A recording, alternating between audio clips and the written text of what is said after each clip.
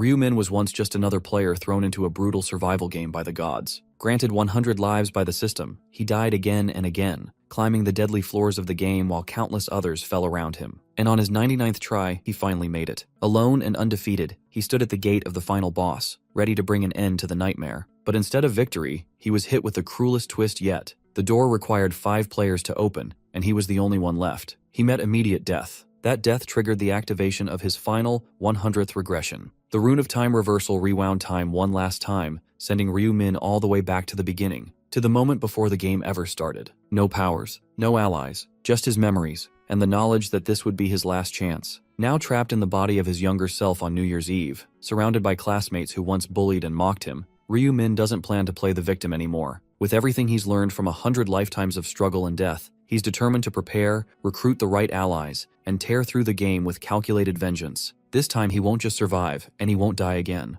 He'll dominate even the gods who organized this damn game.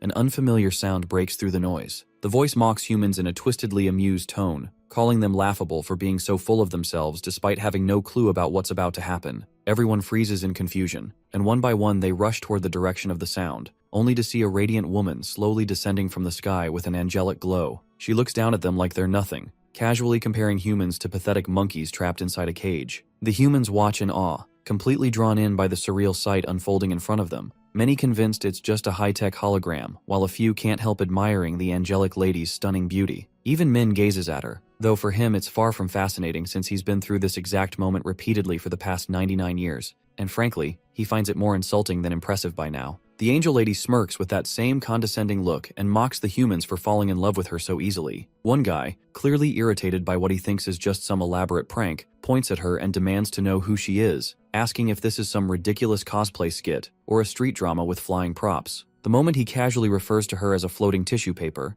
Min instantly knows this man has just sealed his fate. Right then, her eyes glow a deep, furious crimson, and in one swift motion she slices off the man's head in a fit of madness. His blood splashes across the crowd, leaving everyone frozen in terror and soaked in fear. The once graceful lady now stands as a merciless figure, declaring this as rightful punishment for a lowly human who dared speak against someone above his kind. With a sharp voice and a chilling gaze, she warns the rest that if anyone else chooses to question her, they too will meet the same end without mercy. Once silence settles, she tells everyone to listen closely, as she begins explaining the situation they are in. Min feels nothing but irritation listening to the same speech once again, and compares it to those boring school announcements from the principal that seem to drag on forever. She tells them they're going to play a game, a total of 20 rounds, one taking place each month. Then she explains that their souls will be transported to another dimension for this. All they need to do in that dimension is complete a quest assigned to them. She adds that once they finish their quests, they'll return to reality, rewarded for their efforts. Everyone is left confused by the vague and incomplete explanation,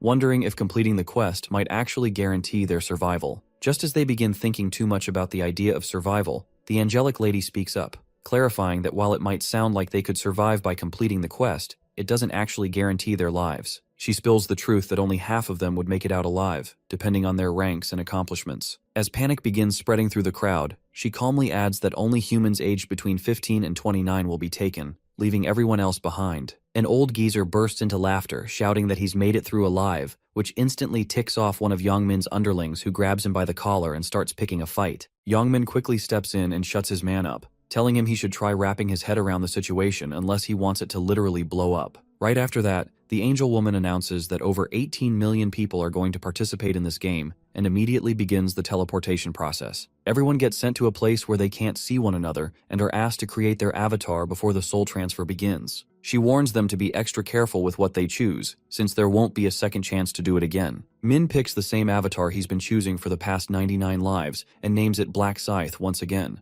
After confirming his choice, he finds himself standing in a grassy area. He's kept this exact body for as long as he can remember, and at this point, it feels more like his real one than anything else ever has. Right then, the rest of the participants get teleported in as well. None of them seem particularly scared, and one guy even tries acting like some hotshot, asking his friend if he looks like him. Min already knows what's going on. They've all tried to make themselves look as handsome or as cute as possible, but if anyone had half a brain, they wouldn't have done that because flashy appearances are just going to make them easier targets, and once they're dead, they're gone for good. Just as Min starts wondering where the bully is, Yongmin shows up flaunting a shiny, overly muscular body. The guy has once again gone all in, creating the most jacked build he possibly could. While everyone's still enjoying the novelty of their new bodies and the brief shift in mood, the angelic woman appears out of nowhere, commenting that everyone seems to be having a good time with their avatars. Her presence alone immediately kills the mood, tension flooding back into the air as panic sets in over what might come next. One of the humans speaks up, pointing out that the group doesn't exactly look like a million people, which makes the angelic lady frown as she sternly explains that this isn't the only location,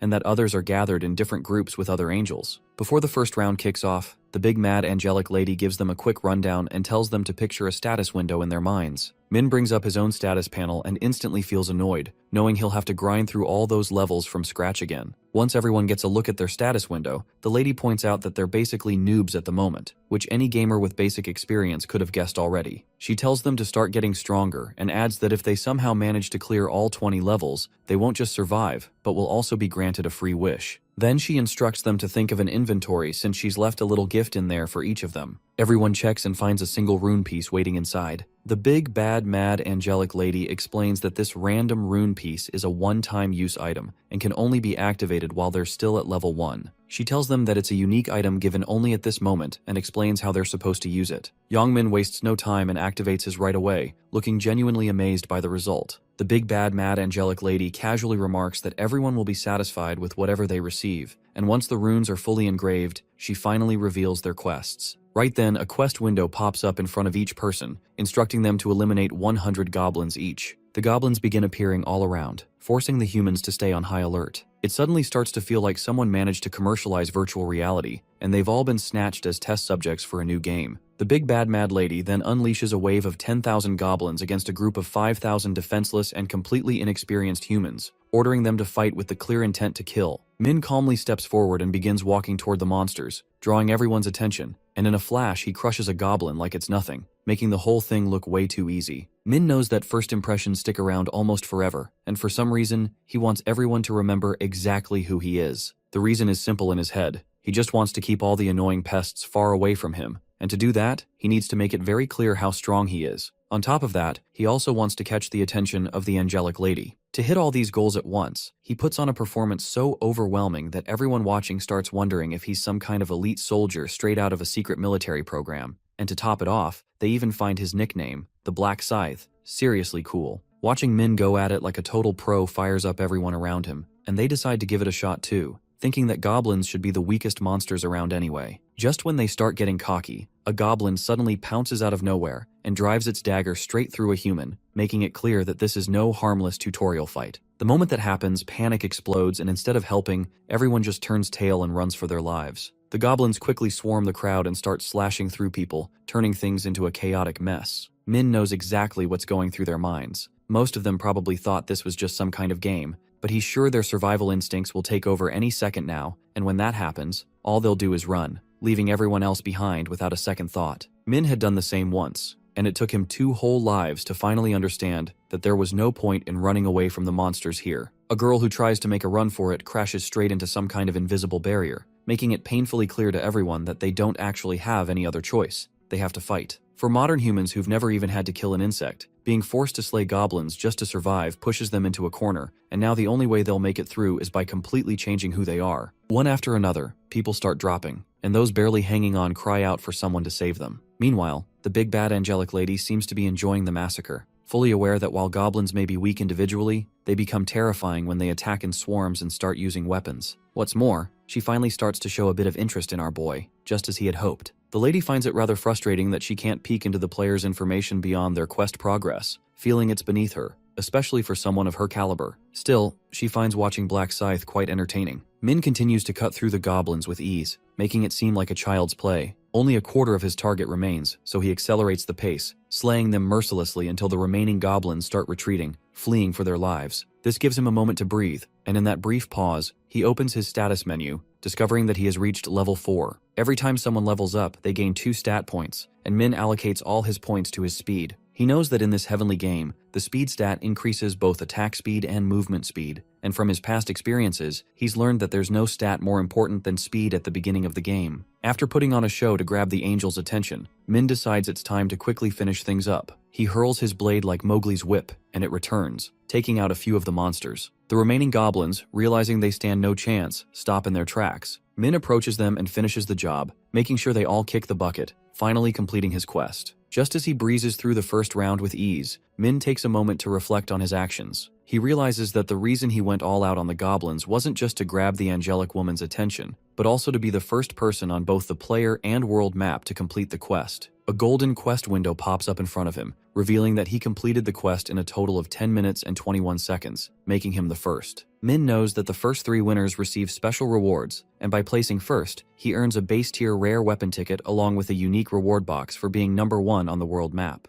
Min opens up the rewards from his first-place finish on the player map and is met with a variety of weapons. Out of the options, Min selects the stiletto, a beginner-level dagger, tossing aside the useless one he had used to finish the round. He decides to save the world map reward for later and checks his status menu, noticing that everyone around him is still struggling to deal with the pitiful goblins. Min then looks at the title he earned, the Last Time Traveler, one he's never received in his past 99 lives. Curious, he uses the rune he acquired and receives the Rune of Time Reversal. Just as it begins to engrave itself onto his body, the system notifies him that there are remnants of the rune's effect on him, causing the engraving to fail. This is not surprising to Min. If the rune had successfully engraved, it could have created an endless time reversal glitch, which would have been far too powerful. The system further informs Min that due to his 100 regressions, he has unlocked a new title. Min understands that titles are an upgraded form of runes in the game. Looking at the details of his new title, he discovers that it grants him the ability to fully revive once after death. Min recalls that the revival skill is usually reserved for priests, and even they can only revive someone with 30% health. His title, however, is far more powerful, offering a full recovery. Min is amazed by the power of his title and quickly uses the system's hide feature to keep it a secret. Once he's done checking everything, he wonders if anyone else has finished the quest, and how young Min, the bully, is faring. He spots young Min fighting alongside his friends and knows he will survive the round as well. As the number of humans approaches that of the goblins, the angel, growing bored, decides to summon more goblins to continue the chaos. Meanwhile, the bodies of the fallen humans start to vanish, leaving their loved ones crying in despair. The massive wave of 50,000 goblins overwhelms the humans, who struggle to defeat them. The target count for those who need to qualify gets closer and closer to the mark, until it finally surpasses 5,000,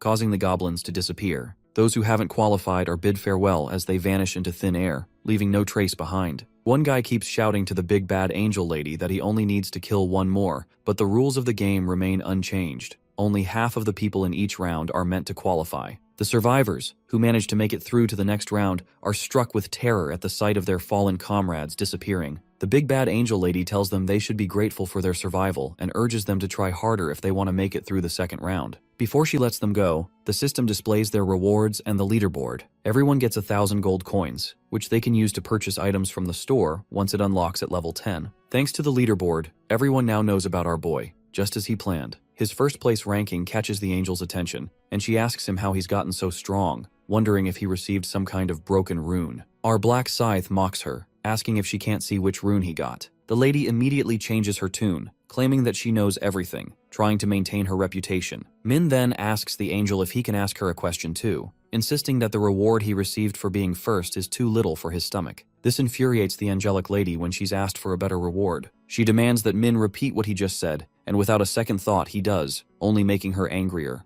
The lady scowls in rage, wondering how a lowly human could be dissatisfied after taking down a bunch of goblins. In her fury, she thinks about blowing Min's head off, but then remembers she's already used that trump card, and that the right to kill was only a one-time thing. She regrets wasting it on another human, but just then, a new idea hits her. She asks Min if he really needs a better reward. The angel explains that normally the rules would prevent her from doing something like that, but she might consider making an exception. She tells the other humans to wait, as she needs to speak with Min in private. A chaos erupts among the crowd as they wonder if bargaining is the norm in this game, and others start thinking about asking for better rewards from her as well. They all grow suspicious about how good of a reward it could be, considering she's taking Min away, and some even feel jealous of his luck. Min then follows the lady deep into the jungle, keeping a cautious distance. She notices and tells him to keep up with her. Enraged, she thinks of humans as nothing more than pests who only obey once they're shouted at, but she lets the anger go. She knows she can't interfere with the game system, which was designed by the higher beings. A smirk spreads across her face as she realizes she has something devious in mind. Once they pass a certain point, she plans to slay our boy. She knows that slaying a human for personal reasons could cause some serious problems. After all, she doesn't have the authority to do so, and she might be punished for disrupting the game. To avoid any consequences, all she needs to do is make sure there are no witnesses. When she finally arrives at a safe spot, she turns around, only to be met with an unexpected surprise. A fist comes crashing through her face, completely catching her off guard. The punch sends the angel crashing to the ground, and a strange golden liquid begins to bleed from her, making her more furious than ever. Furious and determined to crush our boy, she tries to approach him, but to her shock, he vanishes without a trace. Min quietly sneaks up behind her, catching her completely off guard. With one hand gripping her wings, he uses the other to choke her, holding her in place. She screams at him to stop, but Min doesn't budge. One by one, he rips off her wings, showing her that escape is no longer an option. As he finishes tearing them apart, he taunts her, asking if it hurts. The angel, clearly confused and enraged, asks him if he's lost his mind. Min, with a smirk, calmly explains that he knew she had a dagger hidden in her wings and was planning to kill him with it. The lady still refuses completely, arguing that none of this was ever her intention, but Min calmly calls her by the name Brielle and tells her that lying to him won't get her anywhere. Brielle instantly panics, wondering how a mere human could possibly know who she is. Right then, Min pulls out her weapon and scares the living daylights out of her. Desperate to survive, Brielle tries bluffing her way out by threatening to use that head-exploding power of hers with just a flick of her finger, but Min shuts it down immediately, saying she's already used her killing move. This sends Brielle into full-blown panic, and she starts scrambling for excuses, trying to strike some kind of deal. She attempts one last threat, claiming her friends won't let him walk away alive, but Min sees right through it. He tells her plain and clear that no one's coming to help because all her so-called angel friends are just self-absorbed narcissists who wouldn't lift a finger even if she dropped dead right there. She argues that making her kick the bucket wouldn't do them any good, and says they just end up without an angel, which would make it impossible for them to return home. Hearing this, Min tells her that the system automatically sends the players back once the rewards are announced, and doesn't need her approval for that to happen. She keeps trying to bargain and come up with some pretty lame excuses, saying she'll give him any information he wants while begging for just one more chance to see another day. But Min doesn't look convinced at all, and tells her he already knows everything about the game, explaining that angels like her are nothing more than chess pieces placed to guide the players and serve no other purpose. Min shows her no mercy and drives his blade straight through her, taking her down for good. After he finishes off the angel, the system notifies him that he's officially the first person to ever eliminate an angel, and rewards him with the title of the first angel slayer. On top of that, our boy receives the angel blood along with the rune of slaughter. Turns out, this isn't his first time pulling something like this off, and just like before, he's once again the very first to take down an angel. The rune gets engraved directly into his body, and his newly earned title now doubles his stats whenever he's up against an enemy from the Holy Order. Back in his previous regressions, he only found out about these rewards during the 13th round while battling the angels,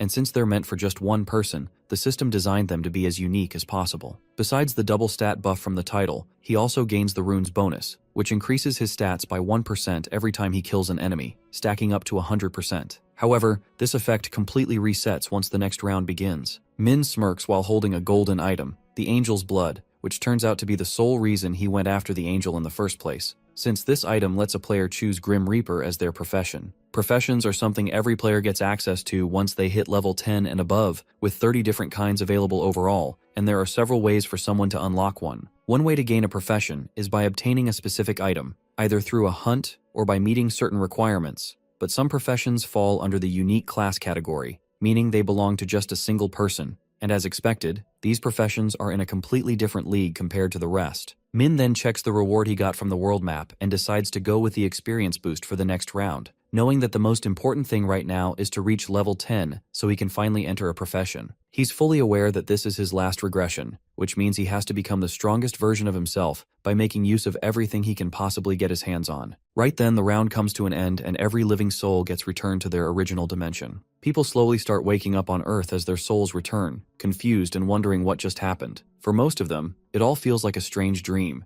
and when they look around, they notice that their bodies had collapsed the moment they were pulled into that other dimension. They check the time and realize that the amount of time that passed in their dream matches exactly with the real world, which only makes things more unsettling. Their heads feel heavy and their limbs ache with soreness. Youngmin and his friends glance around, noticing that some people are still lying motionless, not yet waking up from whatever dream they were trapped in. The humans begin talking among themselves, slowly confirming that it wasn't just a dream after all, and that they'll definitely be pulled back in when the next round begins. They rush to wake up their friends who are still passed out, but the moment they check on them, they realize the bodies are ice cold and not even breathing, confirming that these people have actually kicked the bucket. It's right then that the brutal truth hits everyone. This whole half the people will survive thing wasn't some twisted joke, and those who didn't make it really are gone for good. Panic spreads like wildfire, and even the bully Youngmin starts trembling, shaken to his core. The sick piece of trash genuinely feels glad that, rich or poor, Everyone now stands on an even playing field in this new world, so he casually tells the guy having a panic attack to chill out and just live a little. He adds that the world has always been unfair anyway, and brings the freaked out kid back to reality with his casual vibe check. Baldy tells Youngmin that while his life might not be worth much, he still has goals he wants to chase. But the crazy guy ignores him and looks for someone he cannot seem to find. He wonders where Min disappeared to after getting knocked out and quietly chuckles to himself, thinking a weak little wimp like him probably croaked in a ditch somewhere without anyone noticing. Just then, his attention is stolen by a guy decked out in armor who is just minding his own business and staring into the air. The crackhead quickly realizes he can also access the system to check his own stats, and seeing his goons also shocked when they confirm it for themselves. It takes the gang a second to fully process that they can also open their own status screens and even view the items they get in real life, though no player can ever peek at someone else's. Youngmin decides to test it out by casually picking up a rock and crushing it effortlessly with one hand. Watching it crumble into powder from his sheer crushing power, the snake-eyed guy grins like a complete idiot at his newfound strength. The next day, news about the event spreads like wildfire, and it quickly becomes common knowledge that an entire crowd of citizens had fallen unconscious after a mysterious lady descended from the sky like a UFO, with rumors flying around that she has the power to pop heads like balloons or send people straight into a coma. Watching the experts scramble to interpret the situation on his phone, Min figures that full-on chaos will break loose once they find out that half the unconscious players are going to pass away from heart attacks soon, including a few famous celebrities. But he knows the real game begins when the police discover that the survivors have turned into players with special powers. Though their low stats will not be much of a problem in the beginning, at the later stages they will become way too powerful for even the military to handle properly. That is where Min plans to come in and shut them down before they get too drunk on their powers and end up destroying Earth long before the final round even begins. He has already decided that he will achieve it by dominating with his own overwhelming strength. However, this time he knows he will have to play it smart and rally the top 4 players to his side if he wants to survive the final round, though there is something much more important he needs to take care of first. Back at his apartment, Min goes into the kitchen and feels bad that his little brother ate a single cup of ramen for dinner like always. Min quietly opens the door and peeks inside, careful not to wake the little guy up, and he feels relieved that Juan can finally sleep peacefully even without his big brother around. After all, despite his towering height, the walking beanpole is still just a 7th grader living alone with his brother ever since their parents passed away in a car crash. Pressing down on the bandage wrapped around Juan's bruised hand, a wave of regret and pain crashes over Min's heart. Without wasting a second, he flips the lights on and tells his little brother they are leaving right now. One groggily asks why he's making him get up so early, but our big brother rips the blanket off and orders him to get his lazy butt up and get changed, because they have something important to take care of that he will explain on the way out. Little bro grumbles that if it is just another one of Min's random morning walks, he is definitely not interested. But Min suddenly drops his voice into a serious tone and lets him know that some serious stuff is about to go down, so now is not the time to be sleeping in. His little brother frowns and asks if something happened during the New Year's celebration Min went to, and our guy says he will explain everything once they are moving. As the brothers head down a quiet alley, one wonders what could be making his big brother act so tense and serious out of nowhere. That is when our protagonist tells him to check the news since a whole lot happened while he was snoring away, and Juan's jaw drops when he sees the Looney Tunes-style headlines about some angel that kidnapped a bunch of young people into another world, with Min finally revealing that he was one of those poor souls and barely made it back alive after clearing the first mission. His little brother instantly starts panicking and demands to know if he is really alright, especially because after their parents crash, Min is the only family One has left in this world. He remembers how completely broken he felt back then, but somehow his big brother always stood strong and made it feel like their parents were still with them even now. However, there is a limit to how much anyone can take, and even his brother might not be able to handle something as traumatic as suddenly being forced to hunt 100 monsters. Already knowing exactly what his little brother is thinking, Min calmly reassures him that the stat system makes players stronger, so even a guy built like a stick of spaghetti like him is going to be fine. Seeing that Juan is still not buying it, Min tells him all those worries will disappear when he watches him fight, and that he just needs to follow along and trust him for now. But little bro crosses his arms and stands firm, refusing to move an inch until Min spills whatever it is that he has been keeping from him the whole time. Glancing at the nasty bruise on Juan's hand, Min's face hardens again as he finally speaks up and name drops the jerk who has been bullying Juan all this time, causing the poor kid to immediately start sweating bullets. Hearing his bully's name come from Min, Juan feels completely shocked that he already knows about his situation. He turns to his brother and asks if he really knew everything from the beginning. The guilt hits him like a truck because he tries so hard to keep it hidden, not wanting to dump more problems onto Min when he already has enough to deal with. But deep down, Min feels the need to apologize to his little brother since he never truly noticed the pain Juan had been carrying all this time. Back in his first life, Min ended up finding out in the worst way possible. He was lying down for a nap when Won casually mentioned that he was stepping out for a walk. Sometime later, Min picked up a call in a grumpy mood, not expecting anything serious. But the woman on the other end gave him a brutally cruel wake-up call when she told him she needed him to come to the hospital. It turns out that Won got beaten so badly by his bully that night that he ended up losing his vision completely. Min felt like a pathetic weakling in that moment, and the weight of his own helplessness slammed into him like a truck. That's exactly why in this life, he wants to make sure his little brother never has to go through something like that ever again. At the same time, in a rundown alley, Taegyu slams a nerd into the wall with a hard kick and reminds him that he was supposed to show up with 20,000 won. He starts yelling as the nerd just lies there like a lifeless NPC. The fat pig keeps kicking him over and over again, and even his own grunts start looking surprised at how much punishment he's dishing out. As the guys stand there frozen by his ruthless attitude, Fatty starts whining that there's no way he's getting a bike big enough to fit his massive dump truck without the nerd's money. He turns to one of his lackeys and asks who else they can squeeze cash from. They start thinking it over until Forehead Guy pipes up and tells him to call the tall toothpick with the curly hair. Just the thought of Won's punchable face makes Taegyu grin, and he casually shares that his plan for ringing in the new year was to start it off by beating that kid down. While his grunts throw out the genius idea of getting money from Won, Fatty quickly reminds them that the kid is basically a homeless bum, and that every single time he beat him up, the shack dweller never had even a penny to his name. The moment Fatty brings up that Won lives with his brother, his eyes immediately lock onto a pair of visitors, and to his delight, it's none other than his favorite punching bag along with our big brother. That sight alone makes the basketball-shaped menace and his lackeys grin wide, and he jokes that usually the devil shows up when someone says his name, but he got a gift instead. Right after that, Grease Lord goes full psycho and curses at Won, which makes him scared and begins shaking as he quickly apologizes. But Min doesn't flinch and shoots Fatty a cold stare that says his days are officially numbered. Taegyu just smirks, thinking all Won did was hand-deliver him a brand new punching bag, and then asks who exactly he dragged along to come save his sorry self. Before Won can even respond, the big bad brother steps up and introduces himself, which makes Fatty grin wide as he tells Won that he really messed up this time, and now his brother's about to get stitches for his snitch. But then Lardman pauses for a second and decides to send his boys in first to see just how good this guy really is. The first dude almost loses his soul laughing when he sees how short our hero is, but our boy answers that with a solid punch straight to his ugly mug, dropping him to the ground with a loud, satisfying thud. That move stuns budget Justin Bieber so badly that he instantly throws his fist with everything he's got, tearing through the air at full speed, but our protagonist smoothly dodges with a clean sidestep. He hits the guy so hard that the poor dude flies into a distant pile of boxes, crying out for his mom like a baby. At the same time, Baldy and Taegyu's last goon drop to the ground, curled up and shaking in pain from just a single hit each. Watching all this go down, the fat boy starts trembling and barely holds it together as he tries to cope that Won's brother must have just picked up a bit of boxing somewhere. Trying to act unfazed, Fatty scoffs that there is no chance a guy built like a noodle can throw punches strong enough to actually hurt him,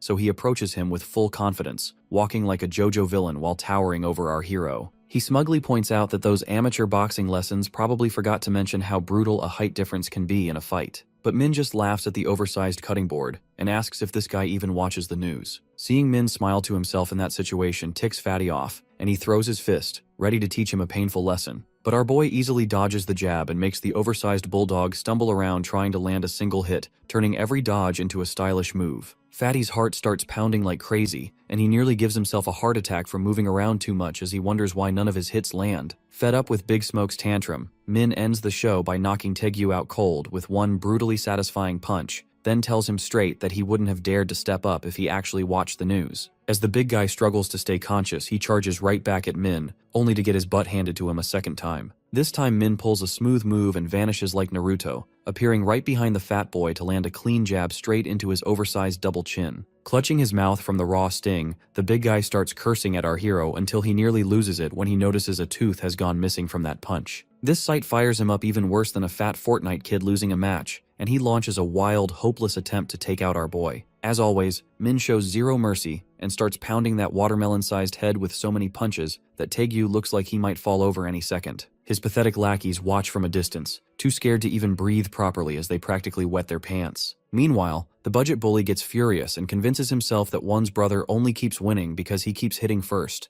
thinking that if he could land just one greasy punch, the guy built like a toothpick would go flying across the room. With that, he tries his best one-punch-man move and throws everything he has into dropping our hero with one strike. But Min calmly uses his own momentum against him and sends the human football flying straight into the goal. As the big guy crawls across the ground like an oversized caterpillar, our big brother stands over him and casually asks how it feels to finally experience the kind of pain he always loved dishing out, while flashes of regret from watching one get beaten and broken in every past life cross his mind. But Taegyu suddenly switches up his act and starts begging for mercy, shaking on the ground just like the same kids he had bullied before. Still, Min calmly steps closer and reaches out to grab his hand while the big guy shuts his eyes and braces himself for the worst. After a few sweet moments of suspense, our hero flashes a wide grin and tells him straight up that the biggest mistake he ever made wasn't even being born, it was daring to bully one. Right after that, Taegyu needs a second to process the loud snap echoing in his ears, only to realize it's the sound of his own hand being twisted into something that looks like broccoli. Min doesn't even slow down as he grabs the other hand too, and the sharp noise of bone cracking grows so brutal that even the gang of goons runs away, terrified of the madness. Being the timid soul he is, one quickly looks away while his brother keeps going,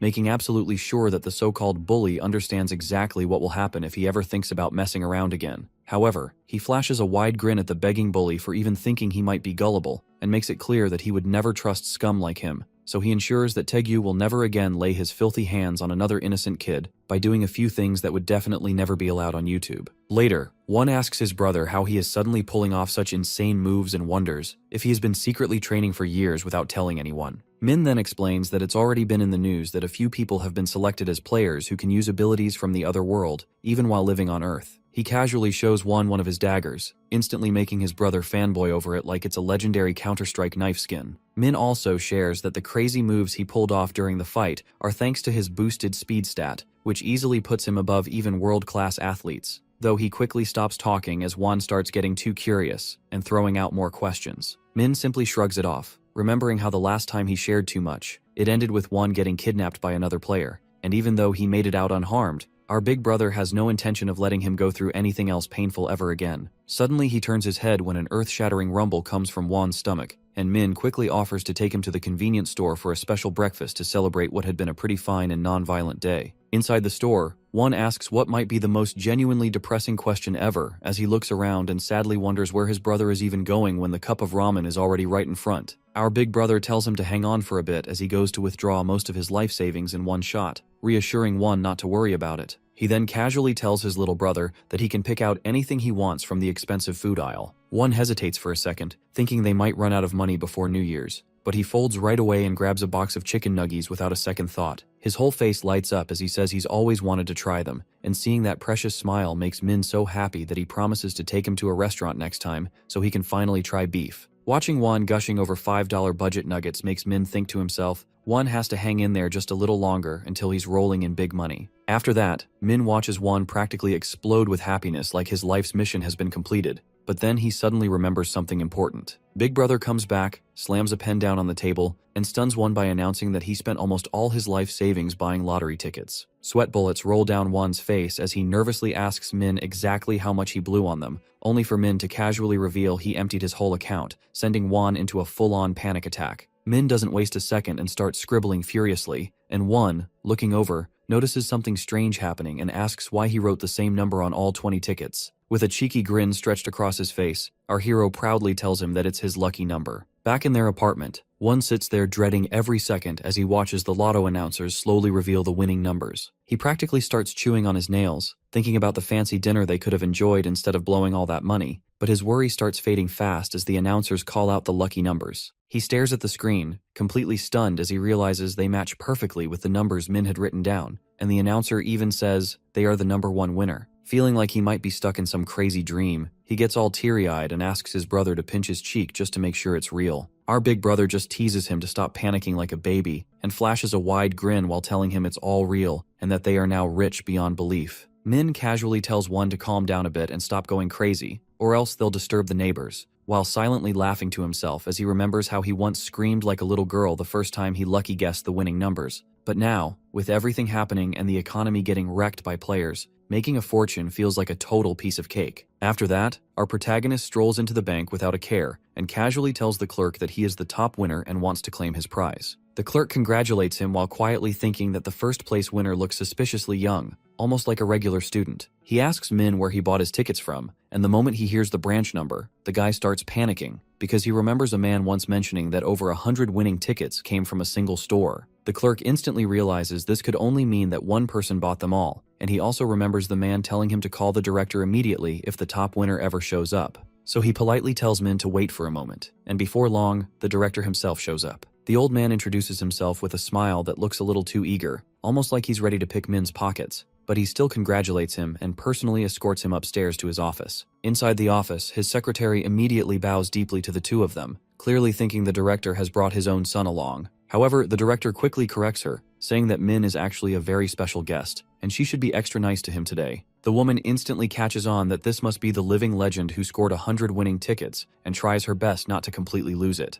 As she shakily tries to suck up to him, Min just waves her off and tells her to stop wasting time and bring him his dough. He casually hands over the stack of tickets, and her brain practically short-circuits when she notices the exact same number printed on every single one. After she finishes checking and confirms that all of them are authentic, Min gets straight to the point and asks her for the total amount. It turns out that after losing about a third of his winnings to taxes, he still pockets a massive 15 billion won, so he decides to buy himself a small studio apartment and starts doing some trading in his spare time, especially since he knows for a fact that Bitcoin is about to shoot straight to the moon. Later back at their apartment, Min surprises his little brother with a place that looks like something straight out of his dreams, but the little bro immediately asks why he doesn't just go ahead and buy it outright instead of renting, especially now that he's practically swimming in cash. Min proudly reveals that they are actually broke again because he dumped all their winnings straight into crypto, causing Juan's brain to pretty much vaporize into dust on the spot. Big Bro casually places a hand on his shoulder and reassures him that he knows exactly what he's doing, telling him to calm down since the old man from his dreams also gave him the lucky numbers for the next 4 rounds of the lotto. Hearing that, Juan starts shaking Min like a soda can and screams at him to never forget the numbers. Not that Min could even if he wanted to after experiencing the same boring nonsense a million times over. Putting that aside,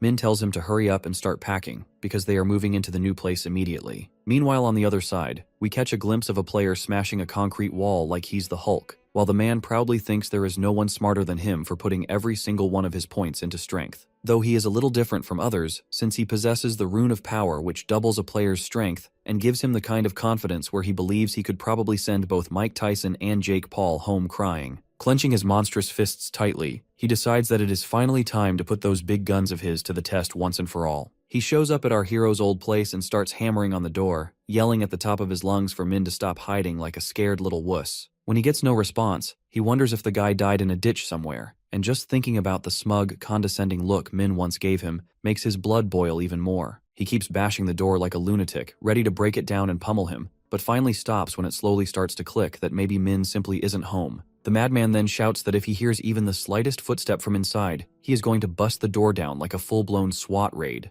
Right at that moment, an old man appears and asks him what in the world he is doing standing outside someone else's home. But the crazy guy gives zero respect and rudely tells the old geezer to shove off since it's not like he owns the palace or anything. The old man, unimpressed, easily mogs him by saying he actually is the landlord, and then politely asks if he happens to be there to meet a friend. After spending a few seconds forcing his last 2 brain cells to cooperate, the madman pretends to be Min's old buddy, and asks the landlord if he can open the door because he's worried sick about his dear friend whom he hasn't seen in forever. However, the old man ends up leaving him standing there completely dumbfounded as he explains that the student who used to live there moved out a few days ago without telling anyone where he went, pissing Youngmin off beyond belief. Meanwhile, back at the new apartment, Juan is completely awed by all the fancy services their luxury place offers, and ends up acting like a total clown who just stumbled out of some backwater village. The moment they step inside their massive new room, he immediately asks his brother how much this giant apartment, clearly too big for just the two of them, actually costs, and Min casually drops that the rent is a measly 22 million won per month. One's soul nearly leaves his body on the spot as he remembers how he lost his mind over a measly 5,000 won box of chicken nuggets. He quickly advises Min not to splurge like a madman and to find somewhere cheaper,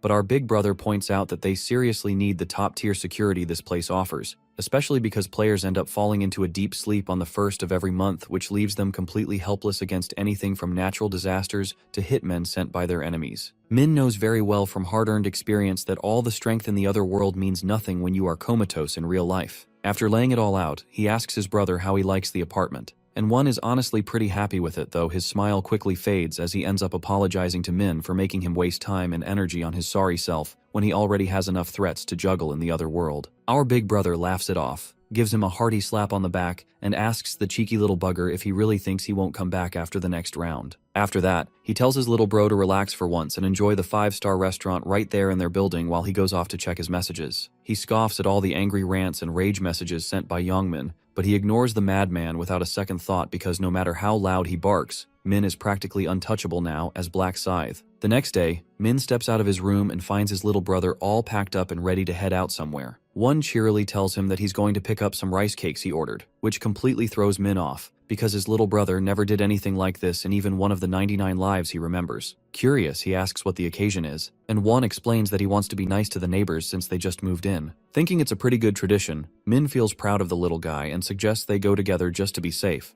though Won tries to convince him to sit back and relax since he deserves it. At the first neighbor's door, they ring the bell, and Won excitedly tells the sweet old lady on the speaker that he's here to drop off some rice cakes. The old woman warmly appreciates the gesture and wishes the brothers a very nice day. After that, they move on to visit the other flats one by one until they finally arrive at the very last one. On the way, Min tells his brother that everyone living in the building has a private penthouse, so they are either ultra-wealthy business owners or celebrities. One rings the last doorbell, but it seems like the owner is out, so they turn around to leave when both brothers are completely stunned to see a gorgeous woman in a golden dress walking right toward them, none other than the famous actress Erin Seo. One finds himself completely enchanted by her radiant beauty, while Min stays completely unfazed, like the Sigma he is. As they attempt to hand her the cakes, her bodyguard suddenly steps in and starts interrogating the brothers to figure out if they happen to be stalkers. Min shuts down his obnoxious attitude with a cold glare and coolly explains that he is no simp from the streets, saying he just moved in recently and came over to drop off a housewarming gift. Hearing this, the bodyguard finally relaxes and promptly shoots their offer down since pretty ladies like Erin are not allowed to mess up their figure with sweets. After swinging the door open to their apartment, he politely asks the lady to head right in,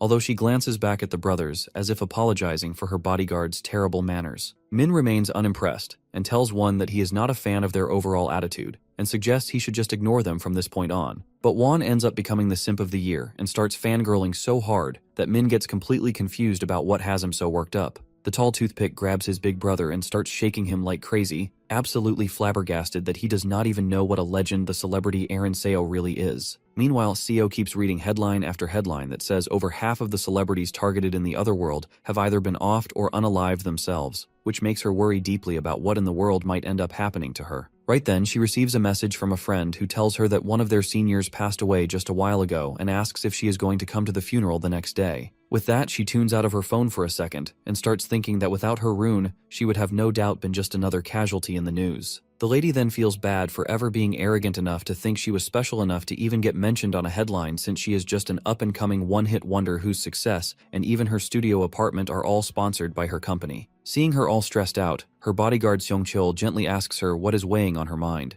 and when she says it is nothing big, the man tells her to freely talk to him about anything at all no matter what it is. Arin finally admits that she is worried sick about how she is supposed to survive the next round in a world where celebrities are dropping like Tesla stock, so he calmly tells her to relax her melons because he will stay by her side every single step of the way. Seong-chul gently points out that she has been overthinking way too much lately and tells her to trust him a little more, so she ends up giving him a precious smile as she remembers how suspicious she had been of him when the company first assigned him as her caretaker. But he had won her trust almost instantly, since he pretty much saved her from getting eliminated right in the very first round. Seong-chul reassures her that he will always be there for her, which lights her up on the inside. So she jokes that the rice cakes their neighbors brought were looking mighty scrumptious, but he tells her she is already getting flabby and really cannot afford to put on more weight. Even so, she says it was not very nice to turn them down so rudely, since it is rare these days to see people still following old traditions. But Seong-chul shrugs and tells her that pleasantries are pointless because everyone nowadays is just nice to get a favor back like parasites. That does not really convince Erin though, since she keeps remembering how cute and innocent they had looked. She even comments that one of them definitely looked older than 15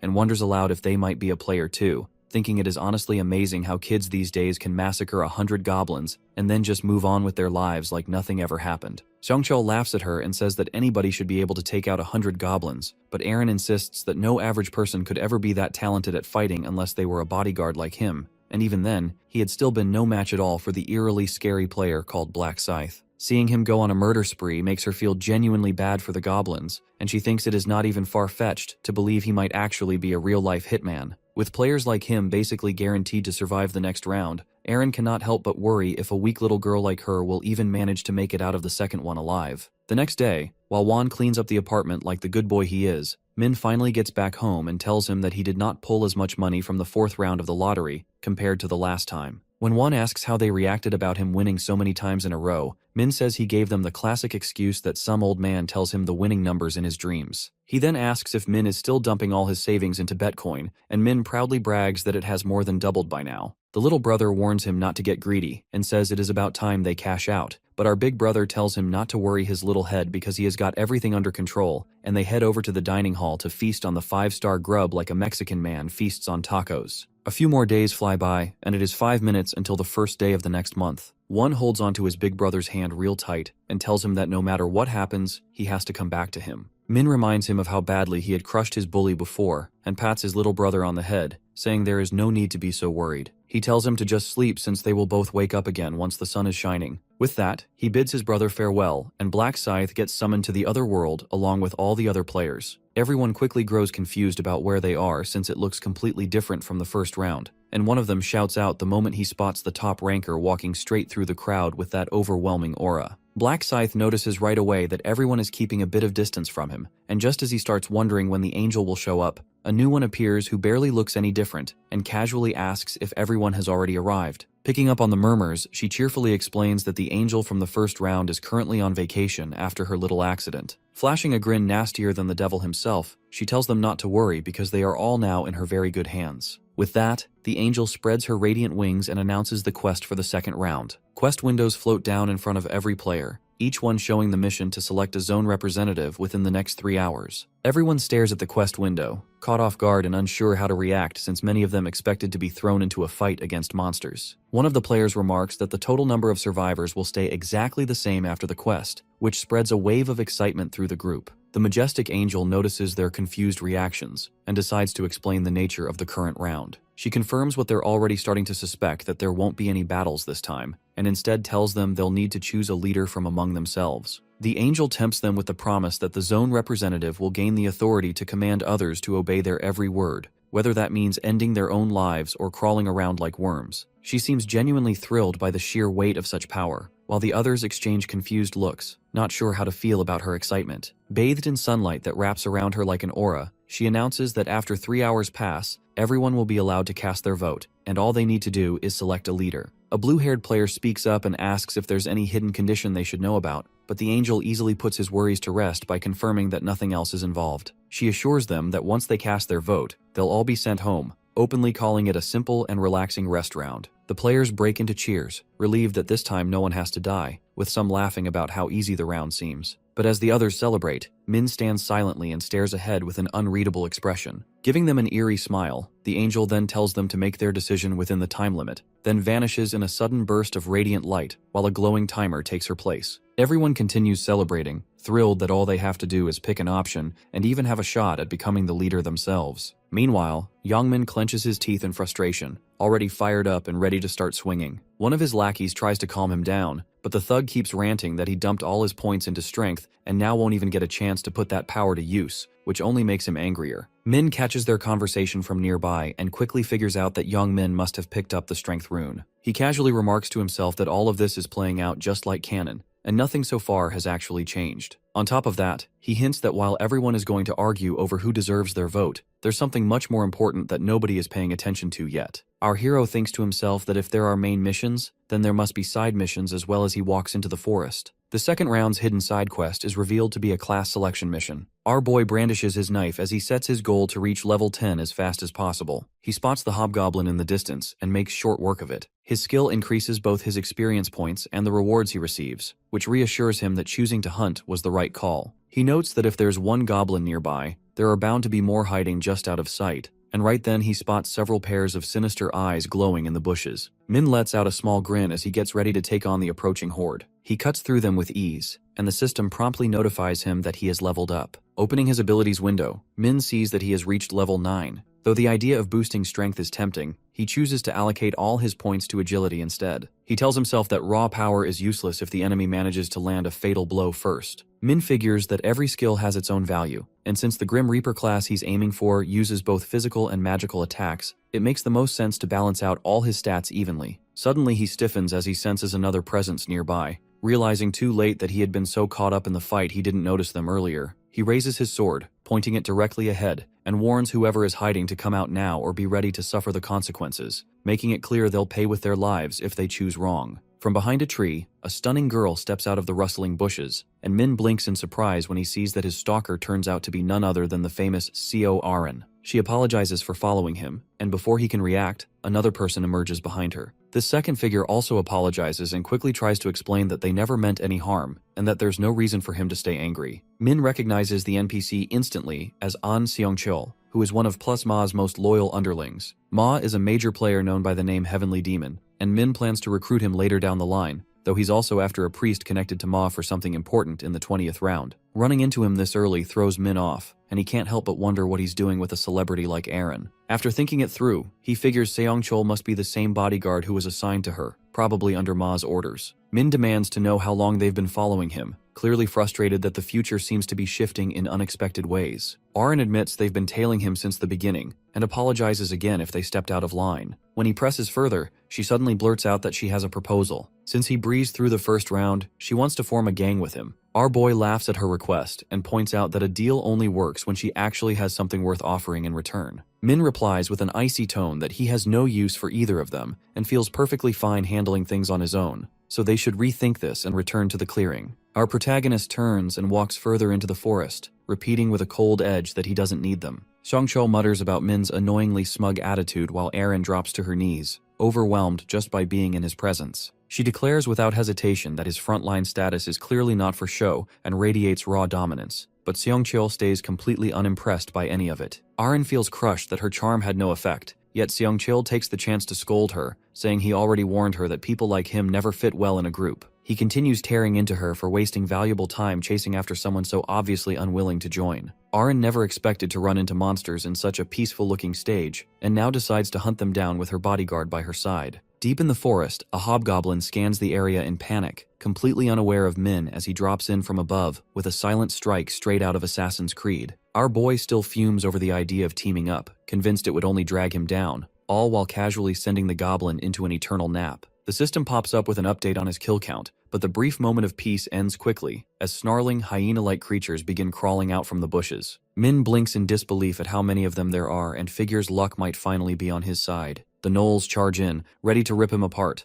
but he doesn't flinch for even a second as he tears through them effortlessly like they're made of paper. Monster corpses fall like confetti around him while the system chimes, announcing that he's just hit the 10th level. Drenched in enemy blood, Min fixes his gaze on the glowing message, grinning as it confirms he has finally unlocked the profession he always wanted. System notifications keep popping up one after another as they update him on his new level and freshly unlocked skills, while Min keeps his focus steady on the quest window. He already remembers the next subquest from his past lives, so when the system instructs him to retrieve the class change item, he's unfazed. Where most players would feel lost and unsure about what comes next, Min stands confident, fully aware of the hidden conditions needed to claim those rare items. Warriors need to raise their strength stat to 10 and wipe out 30 monsters in under 60 minutes, while berserkers must stay in combat for a full hour, all while their wounds remain open. On the other hand, assassins have to land precise backstabs on monsters to earn the item, so the path each player takes directly shapes the class they unlock. In earlier lives, Min used to farm monsters without a plan, which always locked him into the hunter class. But ever since he discovered the broken abilities of the Grim Reaper, he never once looked back. Min uses the Angel's Blood as his class change item, and the system immediately flashes a warning, reminding him to choose wisely since this decision comes with no takebacks. Without a hint of doubt, our boy makes his choice right away, triggering a sudden explosion of bright light as the system confirms his successful class change. As a reward,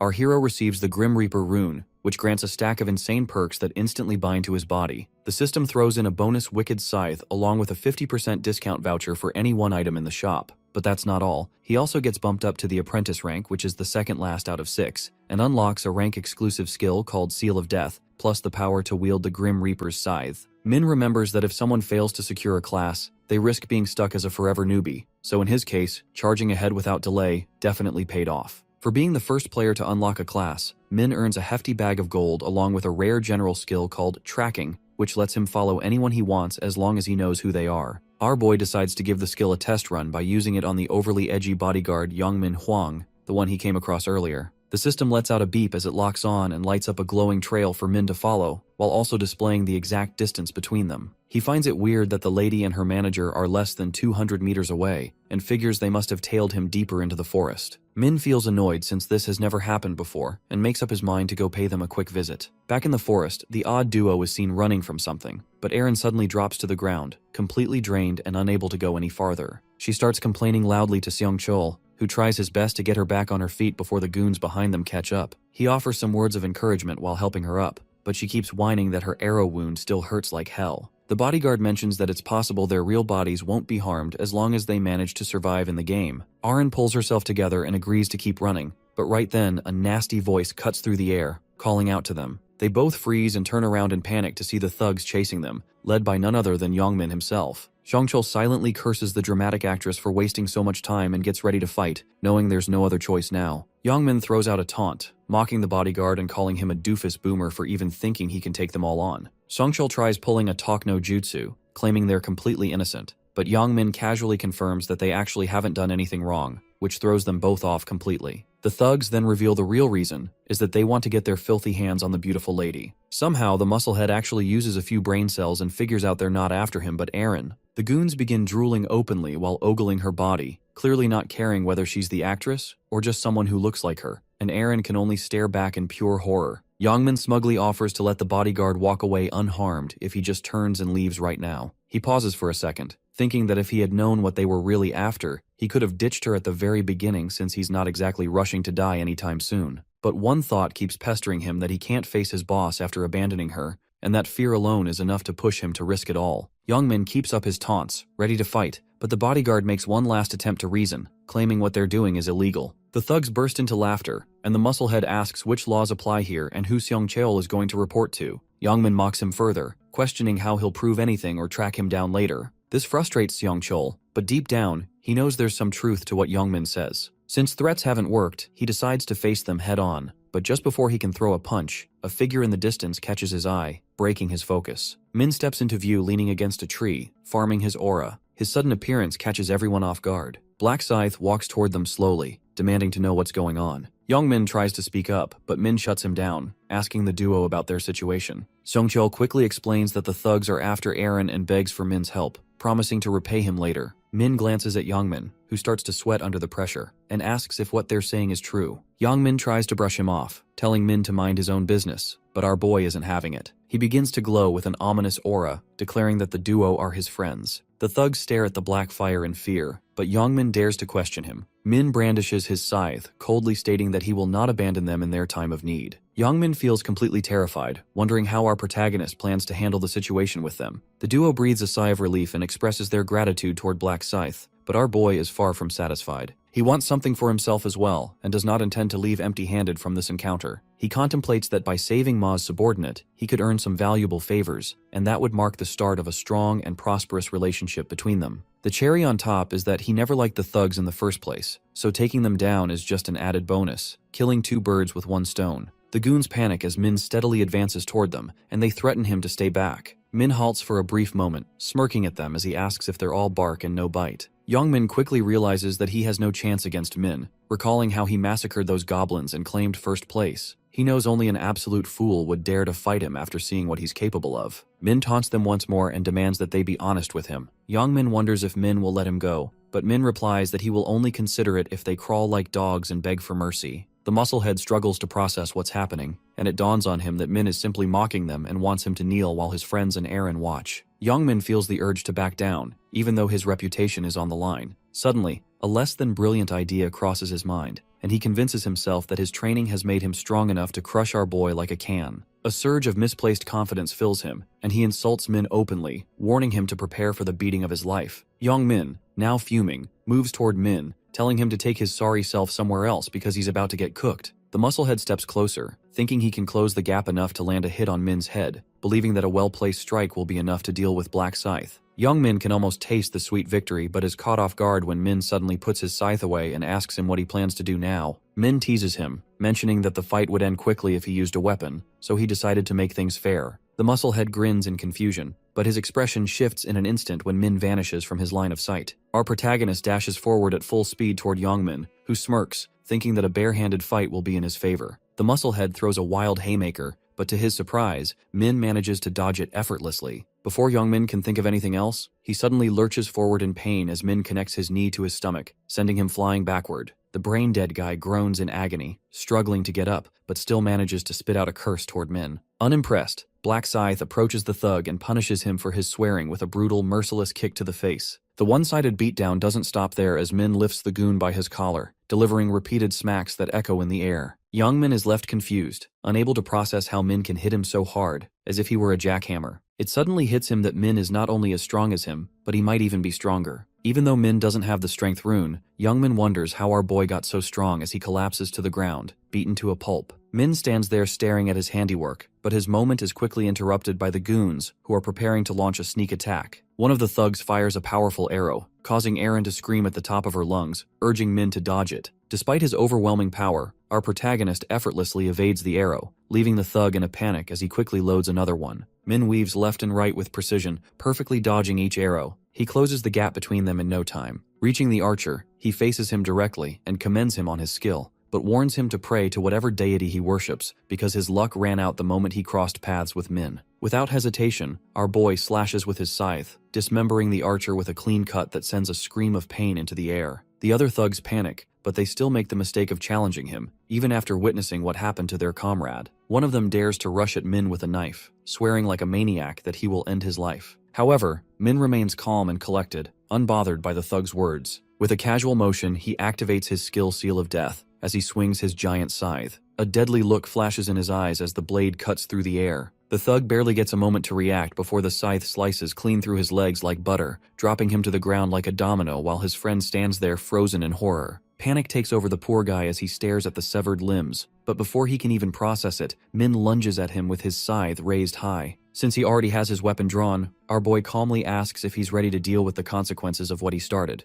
A swift slash follows, tearing the thug's arm clean off and sending him into a screaming mess of suffering. Min takes a quick look at the result and nods to himself, clearly pleased that his strike was strong enough to slice clean through the armor without a hitch. The thugs lie scattered across the ground while our boy stands over them, thinking this sorry excuse for a fight was nothing short of a walk in the park. Even though his enemies are already down, the storm isn't over yet because Min steps forward, fully intending to scare them so badly they won't even think about looking his way again. After being thoroughly wrecked, the thugs start begging Min to stop, terrified they might actually lose their lives. But Min tells them to toughen up while he wipes off his scythe, making one of them flinch just from his presence alone. With that, our hero decides he's done torturing these clowns and turns his attention toward Youngmin, who tries to sneak off unnoticed. Min quickly snaps his head in his direction and says loud and clear that hiding won't save him because no matter where he runs, he can't outrun his fate. Black Scythe brings his blade down again and slices through the thug's arm, forcing a scream of agony out of him. With a look colder than ice, Min calls him a wuss for not being able to handle pain that means nothing compared to the suffering these douchebags caused in the past. He doesn't give the guy a moment to breathe or even grasp what just happened as he cuts off the remaining limb without a second thought. The duo stands there frozen, completely unable to look away from the gruesome sight. In his mind, Seongchul struggles to accept how brutal Min is for tormenting enemies who have already given up.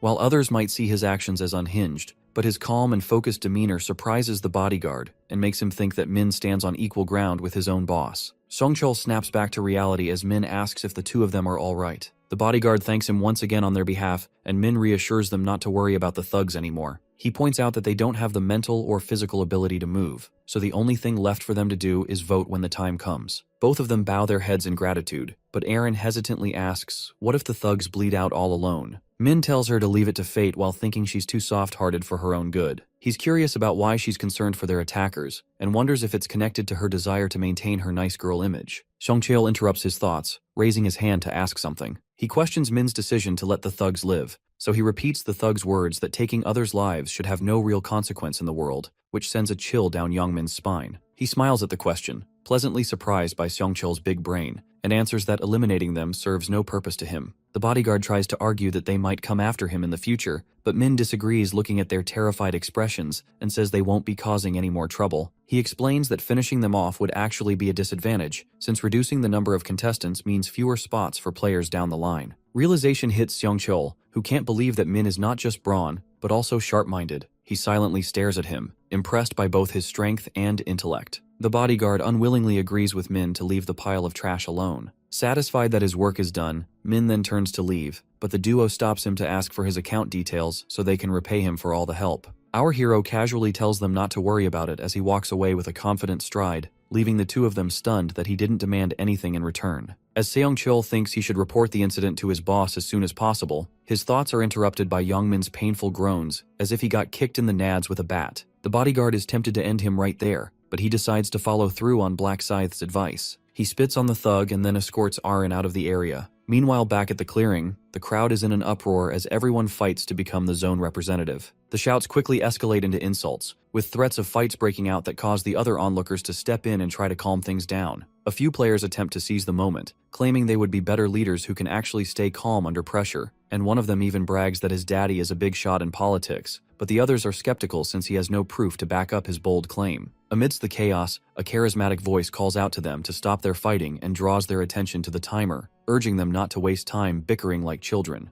Curious, the other players ask this mysterious man with mint ice cream hair if he has a way to fix the situation quickly. His confident reply leaves everyone on edge while he laughs at how gullible they are in his mind. It is clear that his powers are working just like last time, thanks to the rune of persuasion. Choco Man flashes back to when he first got his power and immediately assumes he got scammed. He doesn't see any real use for it at the time, and figures he'll end up as monster food since the skill has no effect on them. Just as that thought settles in, a sharp idea hits him when he sees the other players hold the goblins down on the ground. He points at a random NPC and tells everyone with a confident voice to go rescue the damsel in distress. The group rushes off without a second thought and leaves their kills behind in their rush to be the hero. As the crowd clears out, Choco Man finishes the monsters and secures his 100 kills. A strange smile stretches across his face while he drools at the chance to take over as zone leader. Back in the present, Choco Man tells everyone to first find 5 or 6 candidates before deciding who to vote for. The brainwashed players nod along and accept what sounds like fair terms, so Mint Boy starts picking out names and tells the others to nominate anyone they believe is trustworthy.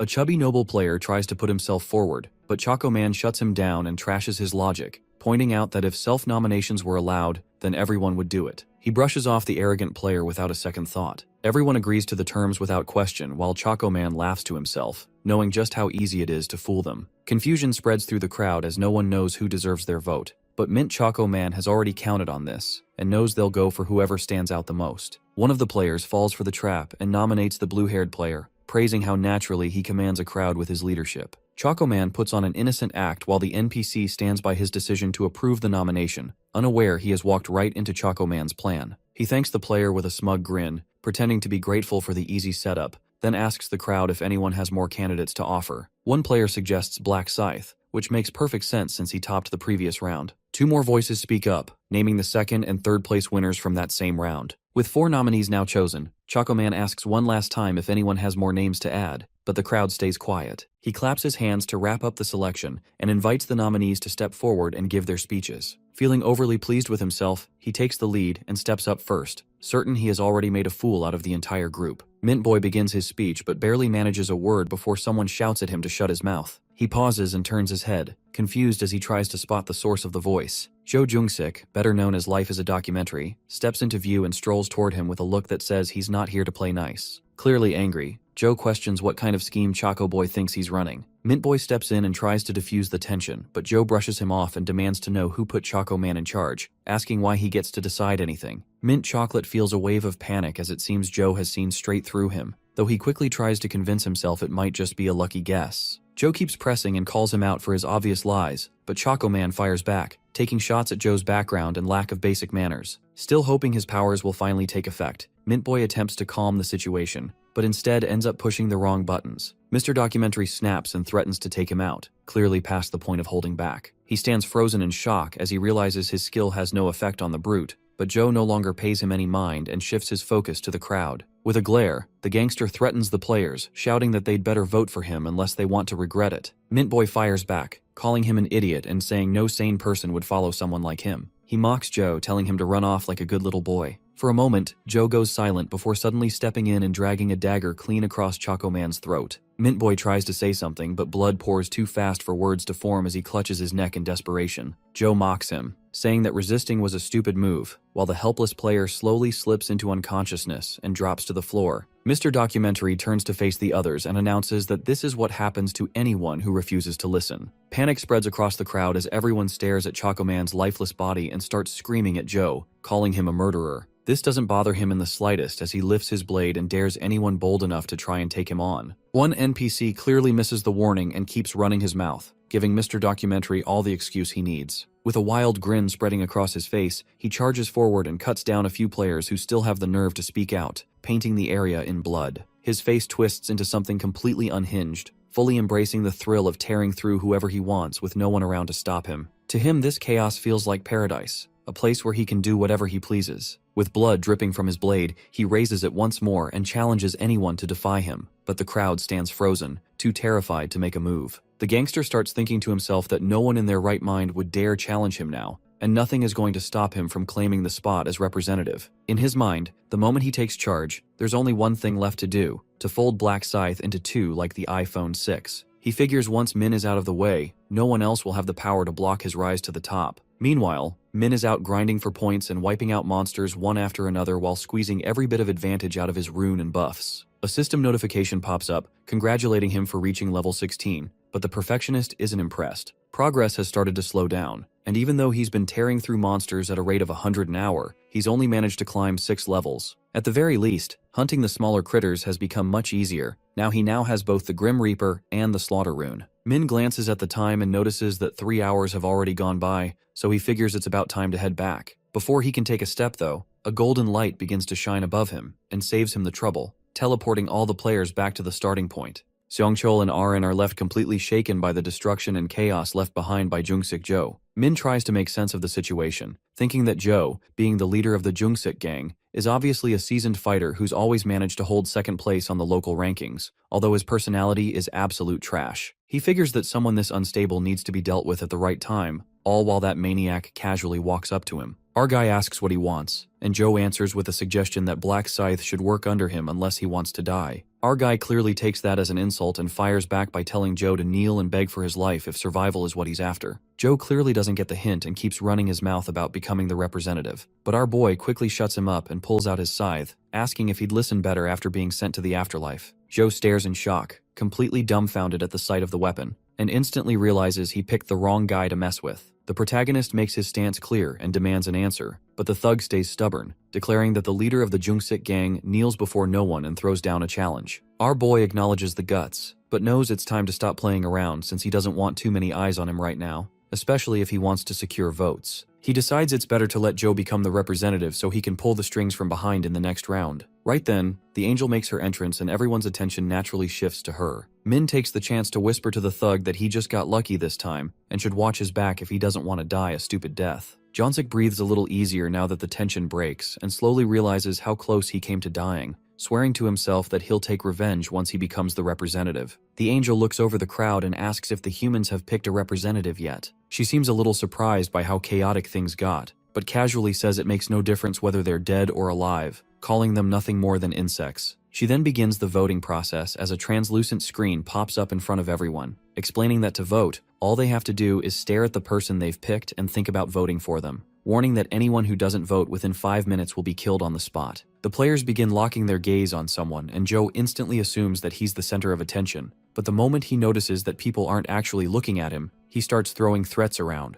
warning everyone that they'll die if they don't vote for him. The countdown finally hits 0 and every player manages to cast their vote, officially wrapping up the round. As soon as the angel brings up the tally board, she reveals that Joe, who goes by the ridiculous nickname Life is a Documentary, has barely scraped a win in the election, with Black Scythe landing just behind in second place. The thug stands frozen in disbelief as he glares at the crowd, already guessing which traitors dared to vote for Black Scythe instead of him. The angel doesn't waste time and concludes the process by naming Joe the official representative of the local map, handing over the command right ability, which allows him to control 10 players. Joe flashes a wicked grin, already picturing himself getting payback using this brand new power, though his dreams crash the moment he reads the fine print and learns that the skill only lasts for 10 turns, lets him issue just one command at a time, and becomes completely useless against anyone who has unlocked a profession. Right after, the angel decides to drop another bomb by revealing that the map had a hidden quest that allowed players to unlock a profession before the voting round even began. Everyone looks confused, and the angel clears it up by saying that the side quest would have appeared once any player reached level 10. The crowd starts whining that they never had a chance to level up because there were barely any monsters around, but the angel just looks disappointed and tells them the forest was crawling with monsters the whole time,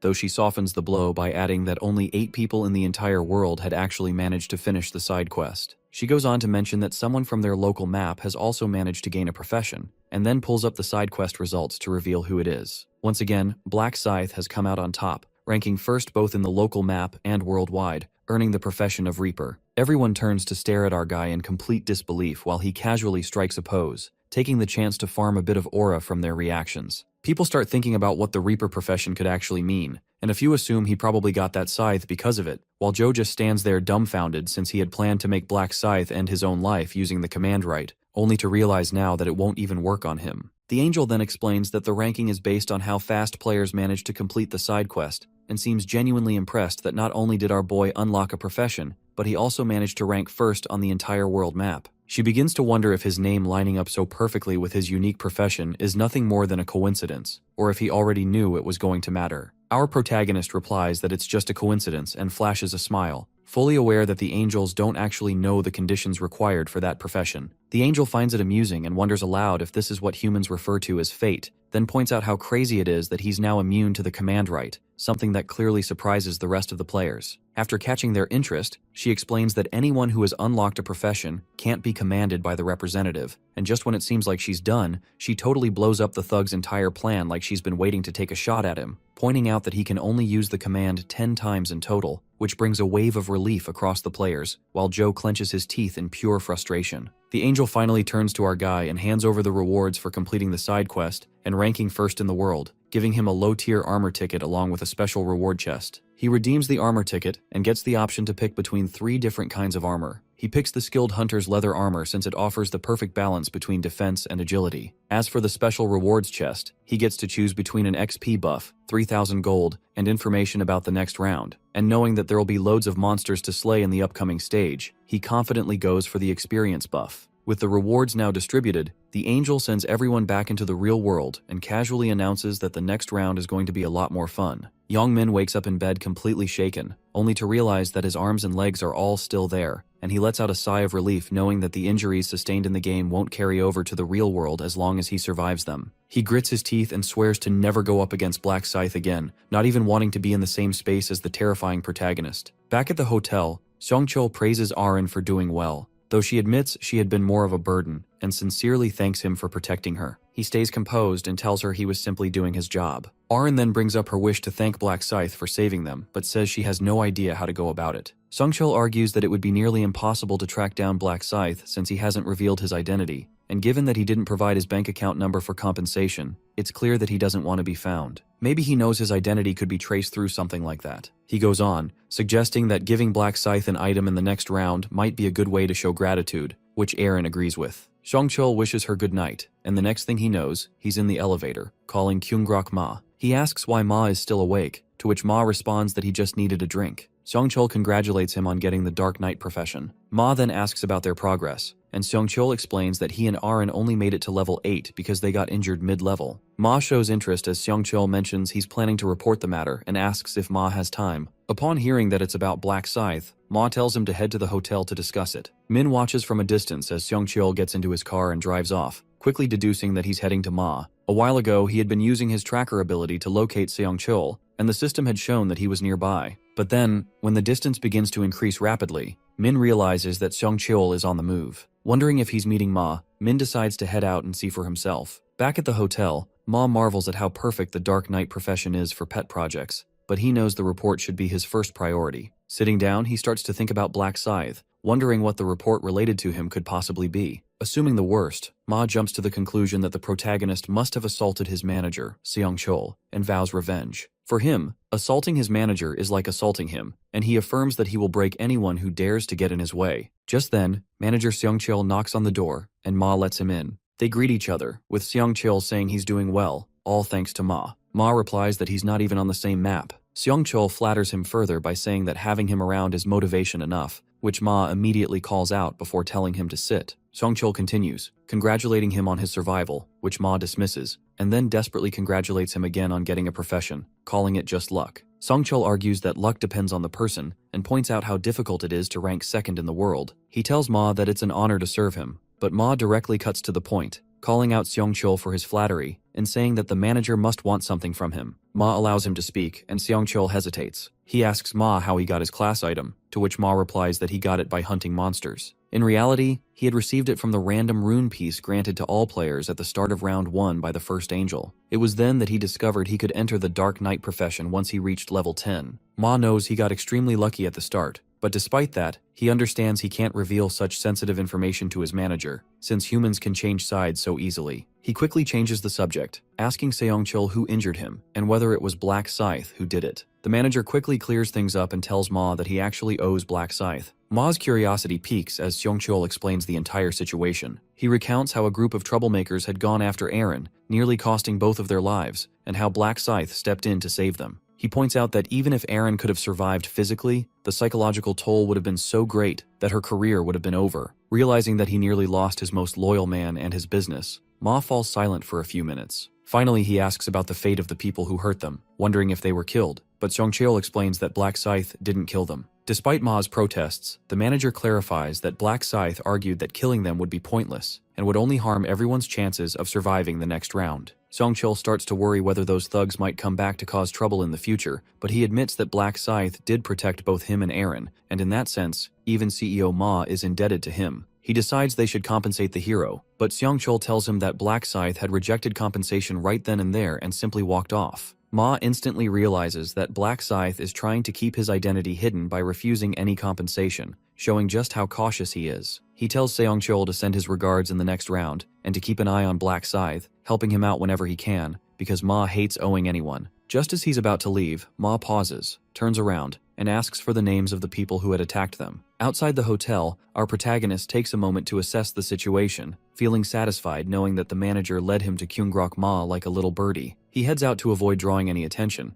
though he finds it odd that Ma is hosting people's lives in the same apartment he calls home. As he walks toward his car, he thinks to himself that he has the upper hand, all thanks to his brother distributing rice cakes and unexpectedly running into Aaron and the manager. He figures that he can win Ma's trust if he plays his cards right by leveraging the fact that he's his manager's neighbor. However, he remains undecided on whether he should bring Ma to round 20 or not. He then reflects on Ma's rune of the Dark Knight, which, in his eyes, gave him an unfair advantage early in the game, almost like a glitch. He knows that no runes typically come with a profession, but this one does, though it also binds the player to that specific role. For Ma, this means he has to charge a special energy called Dark Mana to use an ability known as Dark Aura. He realizes that the way to acquire this Dark Aura isn't conventional and oddly aligns with Ma's psychopathic tendencies. This makes him question whether keeping Ma as a teammate is the best option. Still, he figures Ma could prove useful, so he decides to keep him in mind as a viable candidate. He knows there are other good candidates out there, one of them being a girl, and decides it's time to get to work the next day. The following day, the scene shifts to a local retail store, where the shop owner sighs, clearly worried about his sales dropping. Just then, his daughter Juri appears and asks why her dad seems down. He explains that Nato is pulling sales from their shop because the government is uncertain about the players and how they'll use their powers. He's concerned about how he'll manage financially, but Juri reassures him that she'll help once she graduates, and even considers working a part-time job. Her dad urges her to focus on her studies, insisting she shouldn't worry about their finances. He points out that she has good grades and can get into a good university to become a doctor, but Juri tells him that she gave up on her dream a long time ago, given their current situation. Her father, with tears in his eyes, understands that money is the real issue, and he's deeply worried that Juri will have to survive the upcoming rounds as well. Overcome with emotion, he breaks down, struggling to find an explanation for himself, and starts weeping. But Juri holds his hands gently and tells him not to feel guilty, because everything that's happened was unavoidable. She then reveals that she gained a profession during the second round. Before her dad can fully comprehend what she's saying, she uses an ability that casts a green aura around him, leaving him confused. She explains that she gained the profession of buffer, and with it, she can boost anyone's stats by blessing them. For regular people, it feels like an energy boost. Her dad starts to feel better, and Juri assures him that she'll use this ability on him often. He feels a surge of energy and tells her he'll try his best. Just then, Min enters the shop, leaving the owner in shock. Juri asks if her dad knows the guy, and he whispers that Min is the person who won first place in the Natto lottery and wrote the same number for every ticket he bought. Min asks if the owner remembers him and introduces himself as the guy who bought Natto tickets worth 100,000 won last month. The owner is intrigued by this introduction and asks why Min is there. Min explains that he wants to apologize, mentioning that he saw in the news that Natto withdrew their tickets from the store because of his win. He elaborates that he never intended to cause any inconvenience. The owner reassures him that it's not the customer's fault, and adds that Natto pulling their tickets won't make him bankrupt. Despite this, Min pulls out an envelope containing 10 million won and hands it to the shop owner as compensation for any trouble he might have caused. The shop owner is stunned and insists Min doesn't need to pay him,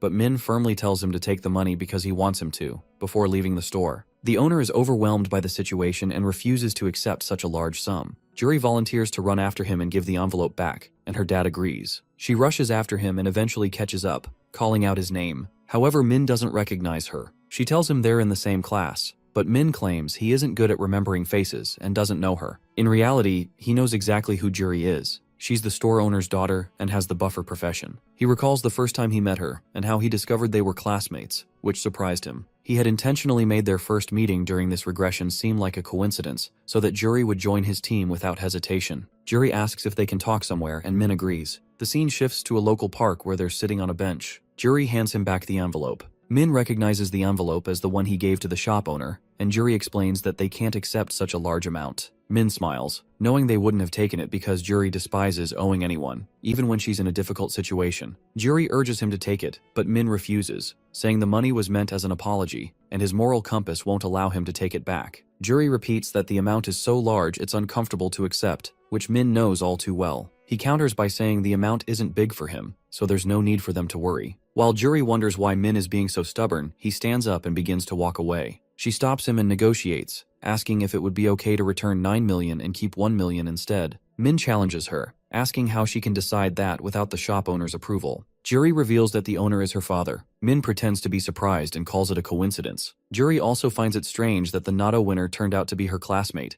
and he doesn't recognize her, while she recognized him the moment he walked into the shop. Min again pretends he's not good at remembering faces, and says it's the first time she's talking to him face to face. Juri understands this means he must have heard her name for the first time that day as well. She stands up, walks toward him, and introduces herself again, asking him to remember her face. Min assures her that he will. The girl is then overtaken by the sadness of having to introduce herself to her classmates even though they're about to graduate. Min consoles her, telling her that he'll stay in touch after graduation. After saying this, he asks for her phone number. Juri hesitates at first, but eventually types it into his phone. Min suggests they should be friends and then begins to walk away. Just then, Juri realizes she didn't return the envelope and calls out to him. Min simply waves and leaves. She stands there for a moment, then becomes overwhelmed by the fact that he asked for her number. Even though he asked as a friend, Juri can't help but feel a flutter because, in her heart, she has a crush on him. She remembers the time she saw him getting bullied and, feeling a sense of responsibility, called the police. She followed him home, only to see him work at his part-time job like nothing had happened. It was then that she realized how strong of a person he truly was. Since then, her interest in him had grown,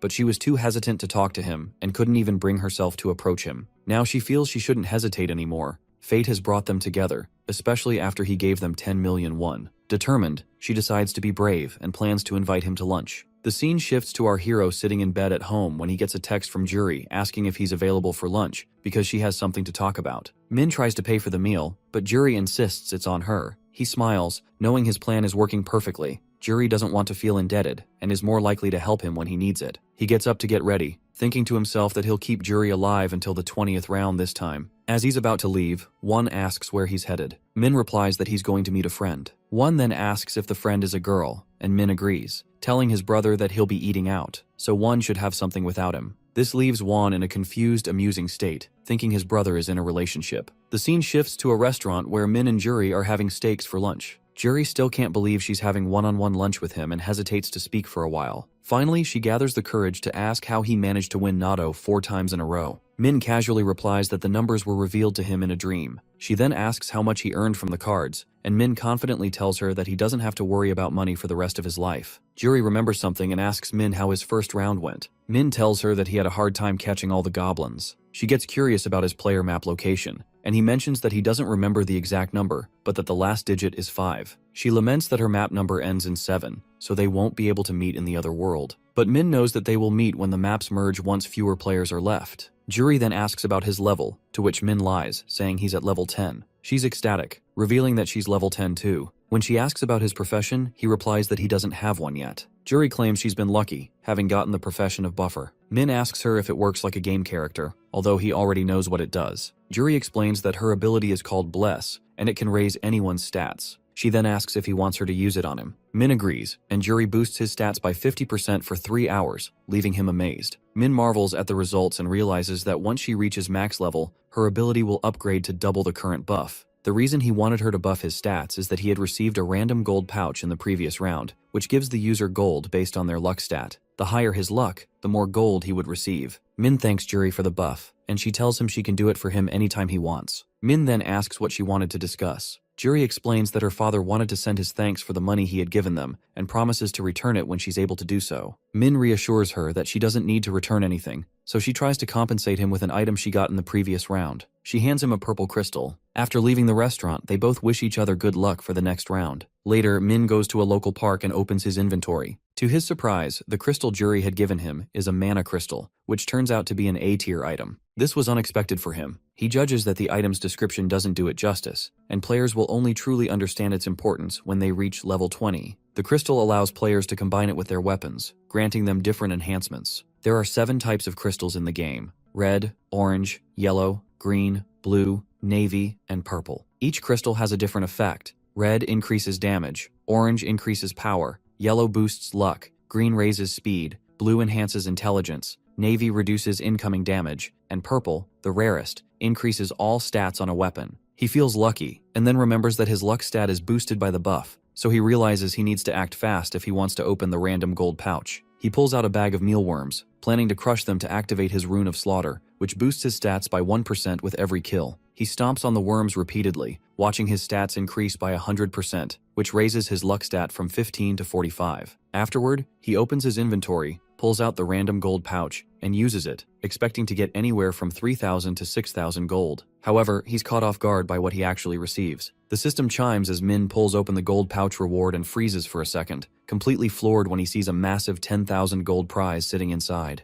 He feels genuinely stunned since not once in any of his past lives has he ever raked in that much. Thanks to this, his total now climbs up to around 16,000 gold, which sounds like just enough to snatch up an epic item. One of the pieces he's been eyeing won't pop up for another 2 weeks though, so he figures he might as well sit on the gold for now and wait. Later back at his apartment, Min strolls inside and spots his brother glued to his phone, Doom scrolling through TikTok like a professional, when one immediately clocks him and jumps straight into grilling him about the so-called date. Min is just as surprised and wastes no time shutting that down, insisting there's absolutely nothing romantic going on with the girl. Hoping to steer the conversation somewhere else, he asks if one's eaten yet, and his brother beams while proudly announcing he demolished some juicy cup ramen. Min tries pushing one to branch out and finally try something different for once, but his brother stays fiercely loyal to his favorite food, unlike his traitorous ex, and says it's something he's actually been craving for a while now. That ends up stirring up memories of the broke days they both had to tough out before luck finally decided to throw them a bone. As Min sits there thinking about it, he realizes it's been a good while since he last checked on his Bitcoins. Remembering the market might crash any minute, he figures he should just cash them out and use the money to finally grab a driving permit. Later, Min sits down for his online driving test, letting out a long, bored sigh as the whole routine feels painfully familiar after taking it countless times across his past lives. He breezes through the questions without breaking a sweat and wraps everything up in record time before standing up like he's ready to dip.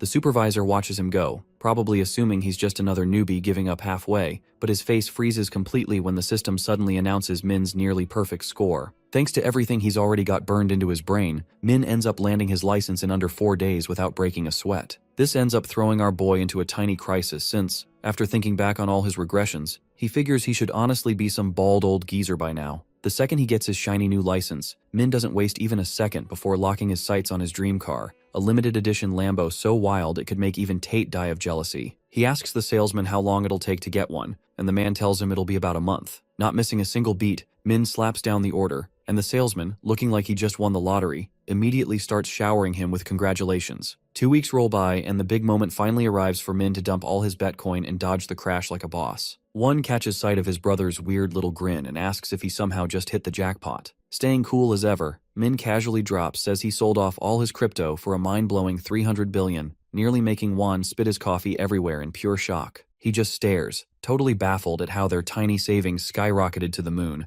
But for Min, it's honestly just another regular Tuesday. Won still remembers warning his brother not to throw all his money into one basket, and honestly can't believe how things actually turned out. Min says he didn't expect it either, and just ended up hitting a personal record by sheer luck. His innocent little brother asks if he's planning to withdraw everything, finally relaxing a bit when Min casually says yes. That tiny bit of peace doesn't last long though, and Won nearly drops his mug when our hero casually mentions he's thinking about dabbling in stocks next. Won immediately starts getting worked up again, clearly doubting whether his brother even knows the first thing about stocks, but Min just tells him to chill and trust the old man and his dream card he's pulling with full confidence again. The gullible younger brother actually falls for it, and asks if there's a specific stock Min has in mind, slowly calming himself down while deciding to place his faith in him this one time. While our protagonist totally gets why Won's freaking out, he also knows those past lives weren't just for show and feels fully confident about the company he's getting ready to bet on. That company happens to be Chunma Consulting Stocks, which already handles a ridiculous total of 900 billion won. Even though it might look like an average company at the moment, Min knows it's going to blow up in a big way once the fourth round starts kicking in, so he doesn't hesitate at all when it comes to throwing everything he's got into it. By pulling this move, he's aiming to grab a big enough chunk of shares to crash those shareholder meetings in the future, and way more importantly, stack up a mountain of money and power while he's at it. Our boy casually yeets his 280 billion straight into those stocks, while his poor brother stands there praying to every god he knows that they don't end up homeless again. With all that sorted out, Min can finally shift his focus back to the item he needs from the quest store. Later that night, waiting in bed for midnight to hit, he decides to hop onto the quest store and browse for some items and skills. Even though most of the stuff available looks painfully ordinary, there are still ways to unlock the real treasures, like keeping an eye on the daily item that pops up in the store. To the average player, the plan might sound dumb, but our boy has lived over a decade and already memorized exactly what the store sells each day, so he slams the confirm button like it owes him money. Out pops today's item, a skullbone necklace that boosts attack speed yet sells for a price way cheaper than its real worth. Min isn't finished just yet though, since he pulls out that dusty discount coupon he got earlier and buys the thing at half price without blinking. Our hero checks his remaining balance and instantly straightens up, not expecting to find nearly 14,000 gold still sitting pretty in his account. He flips into full detective mode, thinking hard about whether to buy armor now or save another 6,000 gold to unlock a completely broken skill later. In the end, he decides the skill is the smarter move. Luck backs him up too, since the next round is nothing but monster farming, so collecting the rest should be easy. Time flies by fast, and when March 1st arrives, every player gets dumped back into the alternate world, still completely clueless about what the divine beings plan to throw at them next. One by one, all the players pop into the dimension and immediately start analyzing the new place they have landed in. The area looks like a village, or rather the ruins of one, since there isn't a single living soul around other than themselves. As they walk around, they notice the village is surrounded by walls like a fort with gates stretching out in all directions. A giant crystal in the center lights up the whole place, leaving the players even more confused about what their mission is supposed to be this round. Leaning against a wall, Min casually observes everything from a distance, not the least bit surprised that the players are already agitated in this weird new environment. On the other H, and Joe actually seems calm at first, but that peace doesn't last once the players start whispering about him. They swap shady rumors about him being a brutal gang boss, and gossip about how he tried to force them to vote for him, even though most of them wanted Black Scythe as their leader, which clearly gets the gangsters' blood boiling. One of the more sensible players tries to calm everyone down by reminding them Joe could just use his power to shut them up, but none of them look scared since they know he can only use it 10 times. Joe finally snaps and starts throwing around insults like confetti, but all it does is add even more fuel to the fire as they pile on and start trash-talking his lousy attitude. Joe shouts at the crowd, trying to sniff out the nosy player who started the smack talk, but nobody steps forward, which just makes him even angrier. A sudden thud snaps him out of his rage as one of the players bows his head and greets the gangster like he's meeting a celebrity. Joe stares at him like he's grown a second head and demands to know who the hell he is. Youngmin happily calls Joe by his full government name and claims he's here to make proper introductions. The thug immediately grills him about whether he's with a gang, but Youngmin denies it and says he's hoping to be part of Joe's crew one day. Spinning the rusty cog in his skull, Joe's brain turns to mush as he struggles to believe the idiotic player standing in front of him actually wants to join a gang. Youngmin blurts out that Joe is his crush and says he would love to join his gang.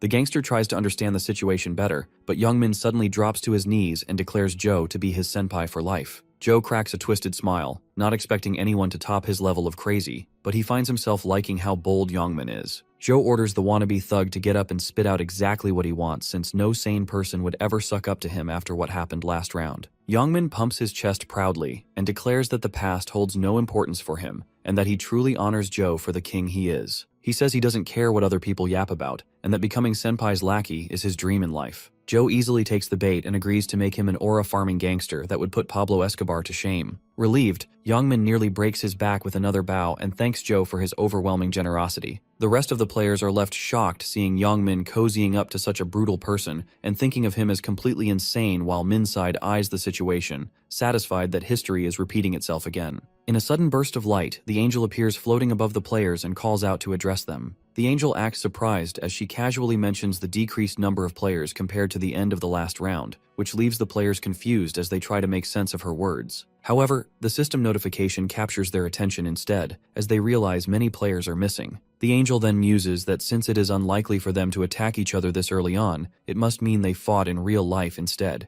One of the players shouts out for everyone to look at the number of winners for this round, causing chaos to erupt as the system states that only a quarter of the players will progress, and one even dares to call this an error. The angel bursts into laughter at the hilarious response and reassures everyone that there is no such mistake made by her. She reminds them of the rules that the number of players will be halved each round, as the players look dumbfounded. Since no one was hurt in the previous round, the angel considers it only fair that 3/4 of the players will be turned to dust. The crowd tries to protest, but the angel casually cuts them off and tells them to just do their best. The angel then explains that in the third round, monsters will spawn at all 4 gates and will target the large shiny stone in the middle of the village in 5 waves of attack. The angel emphasizes that cooperation is a must, as they need to protect the artifact for 3 hours, otherwise the consequences will be severe. However, it does not matter if they fail to save the stone, as their ranking is based on the total number of monsters they slay. She keeps on chatting that even though there will be huge hordes of monsters, they will be nerfed down so the players have a fighting chance, but their drops will be nerfed as well. Joe is practically itching with excitement since he gets to destroy monsters to his heart's content, and to sweeten it further, he also has the command role. Almost like hearing his thoughts, the angel claps her hand and addresses the zone representative that Joe can use his authority in this round.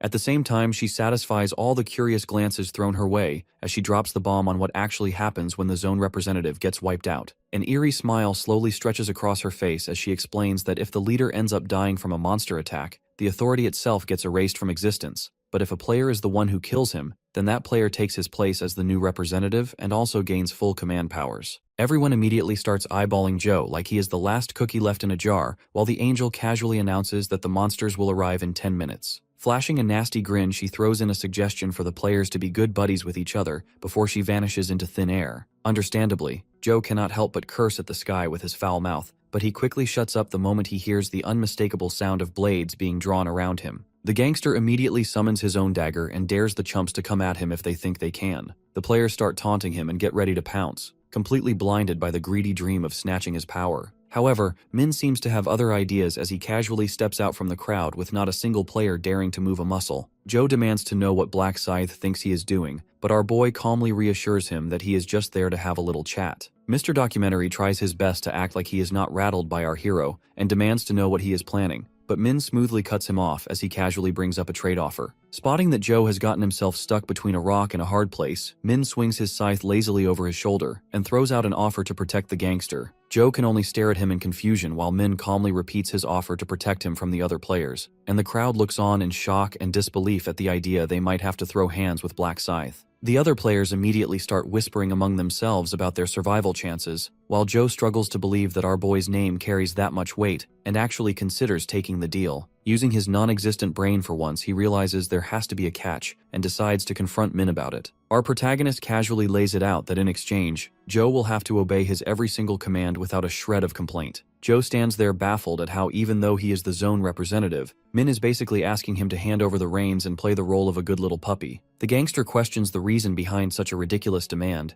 but our boy stays completely silent. Joe tries to dig deeper, but Min refuses to budge even an inch and simply tells him to submit to him already. The gangster's anger starts to boil as he seriously considers rejecting the offer, but the fear of getting folded like laundry by our boy's deadly scythe creeps into his mind. Min snaps him out of it and reminds him to make a decision quickly since the other players are getting tired of waiting. A single bead of sweat rolls down Joe's face as he finally spits out his answer and rejects the generous offer like a complete idiot. But our hero already figured that Joe's gigantic ego would never in a million years let him accept such a deal. All the others waste no time in mocking his terrible decision-making skills and how he is way too proud to fall in second behind someone else. The challengers raise their weapons, eager to teach the gangster a painful lesson, while Min feels pleased that everything stays exactly the same and decides to stir the pot just a little more. Locking eyes with him, Min coolly announces that since Joe clearly does not want his help, the others are free to do whatever they like with him. Our hero turns around and walks away as he coldly declares that the gangster's survival will have absolutely no meaning,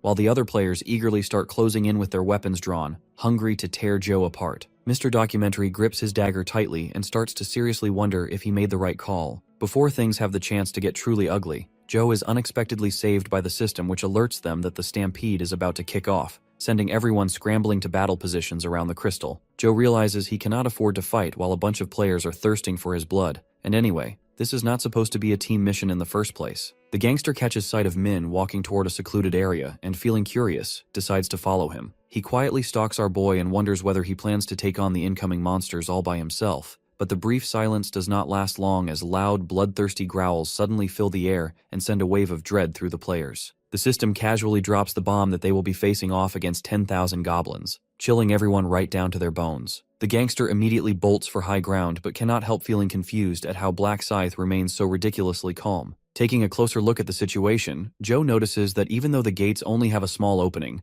a scary number of goblins can still squeeze through together, which would make even an experienced player sweat bullets. Watching from a balcony, Joe smugly convinces himself that Min must be full of hot air and will probably end up running away like a coward. Bloodthirsty goblins soon start pouring through the gates, but our boy stands ready as he slices through them like butter and tears down goblin after goblin without missing a beat. Not giving them a break, Min rushes in, zapping past the goblins as he turns them to mincemeat. Joe watches the scene unfold in disbelief, struggling to wrap his head around how overpowered our boy is. The goblins try to surround him to gain an advantage but fail miserably as they cannot dodge his deadly area-wide attacks, while Joe wonders if this strength can be unlocked after leveling up. Getting frustrated, the gangster decides to stop hiding like a wuss and start killing monsters to level up. Since all the players are occupied with the monsters, Joe decides to take advantage of the chaos and farm some free points. The participants are busy protecting the giant artifact as they take down goblins one after another, while Joe sneaks in and joins the fight. The thug spots some goblins, locks in immediately, and starts destroying the weak monsters. Joe smiles with a nasty expression, able to anticipate the incoming monster attacks with his rune, but his moment of confidence is short-lived as an arrow shoots past his face and nicks his ear. The gangster immediately loses it as he tries to find the source, but he cannot seem to spot any archer goblins. The thug realizes he is being targeted by a player, and his anger grows sky-high as he relishes the thought of squeezing the life out of that coward. But before Joe can take another step, he feels something stab into the side of his body as one of the players slides a weapon into his gut. The NPC starts to celebrate, but the musclehead begins to pull the spear out like a Chad, much to the player's surprise, and starts to shoot out insults. The player panics, but it is too late as Joe returns the favor with his own blade.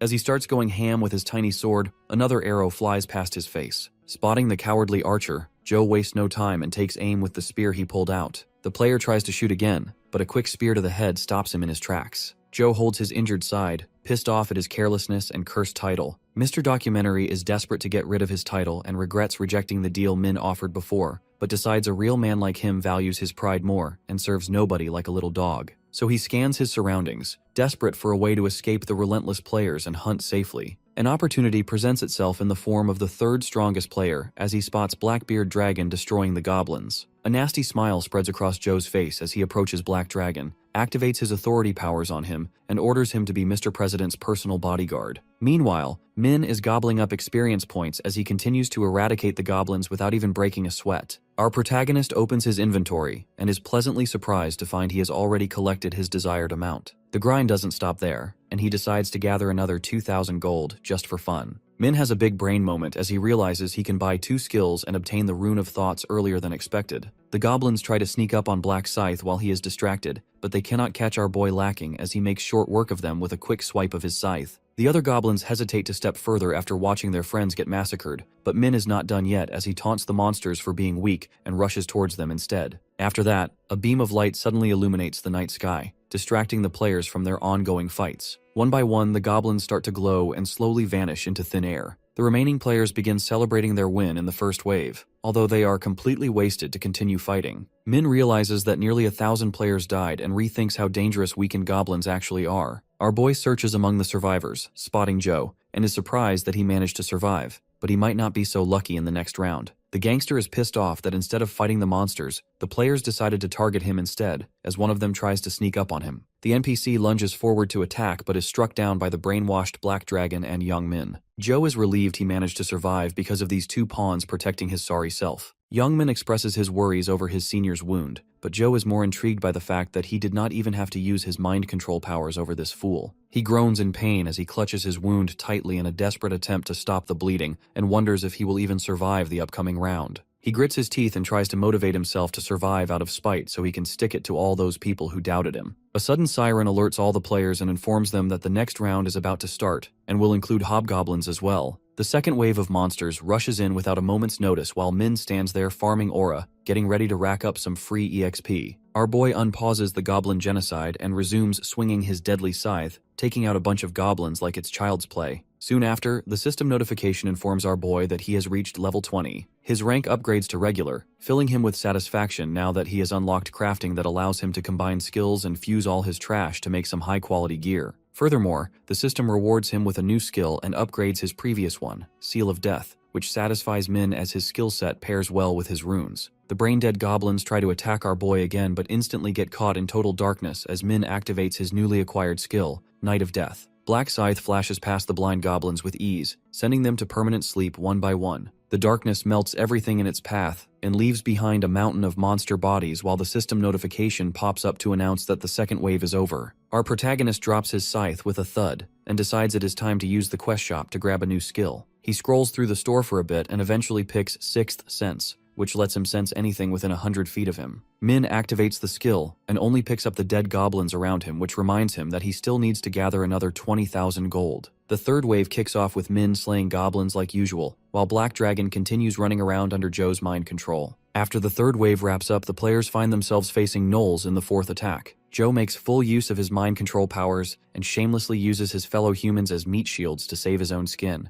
After a long and brutal fight, the system notification dings again to signal the end of the fourth round. Joe barely stays standing with sweat pouring down his face as he wonders just how deep in a hole he has managed to dig himself. The gangster has already burned through all 10 charges of his power and convinces himself that he is safe for now as long as his brainwashed players stay alive. The system announces that the final wave is about to begin, and the players will have to take on almost 11,000 big boys, which makes them freeze up in pure shock. Fast forwarding into the madness, the players and monsters are busy stabbing each other while Joe desperately tries to take advantage of the walking bags of experience and finally snatch the #1 spot. His little delusional fantasy ends when he spins his head around and sees 2 of his henchmen get skewered. A few players who are still hungry for the representative spot charge at Joe, hell-bent on putting him out of commission. He panics and shoves 2 of the brainwashed players in front of him while shouting at them to do their job right and cursing the cowards for coming after him when the round is almost over. A few well-placed arrows take the zombies down, and the players move in with weapons raised, so he panics harder and decides to bail out of there to survive and fight another day. The players chase after him, refusing to let the thug slip away while Joe runs as fast as his legs will carry him. At one of the gates, Mr. Documentary spots our hero who catches his breath from the chaos. The gangster runs to him in a desperate move and begs to serve under him if it means getting protection. Min stays silent, and when Joe repeats himself, Min shoots him a death glare and refuses without a second thought. Joe's face turns pale as Min reminds him that rejecting his offer once means there is no next time, then walks away without hesitation. Joe tries to follow, not understanding the situation, but Min coldly says he has no use for someone who has already used all his commands. Joe curses himself for not accepting the offer when he had the chance, and knows there is no way out now. The players quickly notice he has no protection anymore, and Joe flinches in fear. Mr. Documentary watches with dread as the players roast him by saying his life will be a documentary from now on. Thinking all hope is lost, Joe braces himself as the players close in to end his misery, but a voice suddenly calls out to him. Youngmin shows up offering support for his seniors. Joe feels surprised to see him there and lowers his guard for a moment,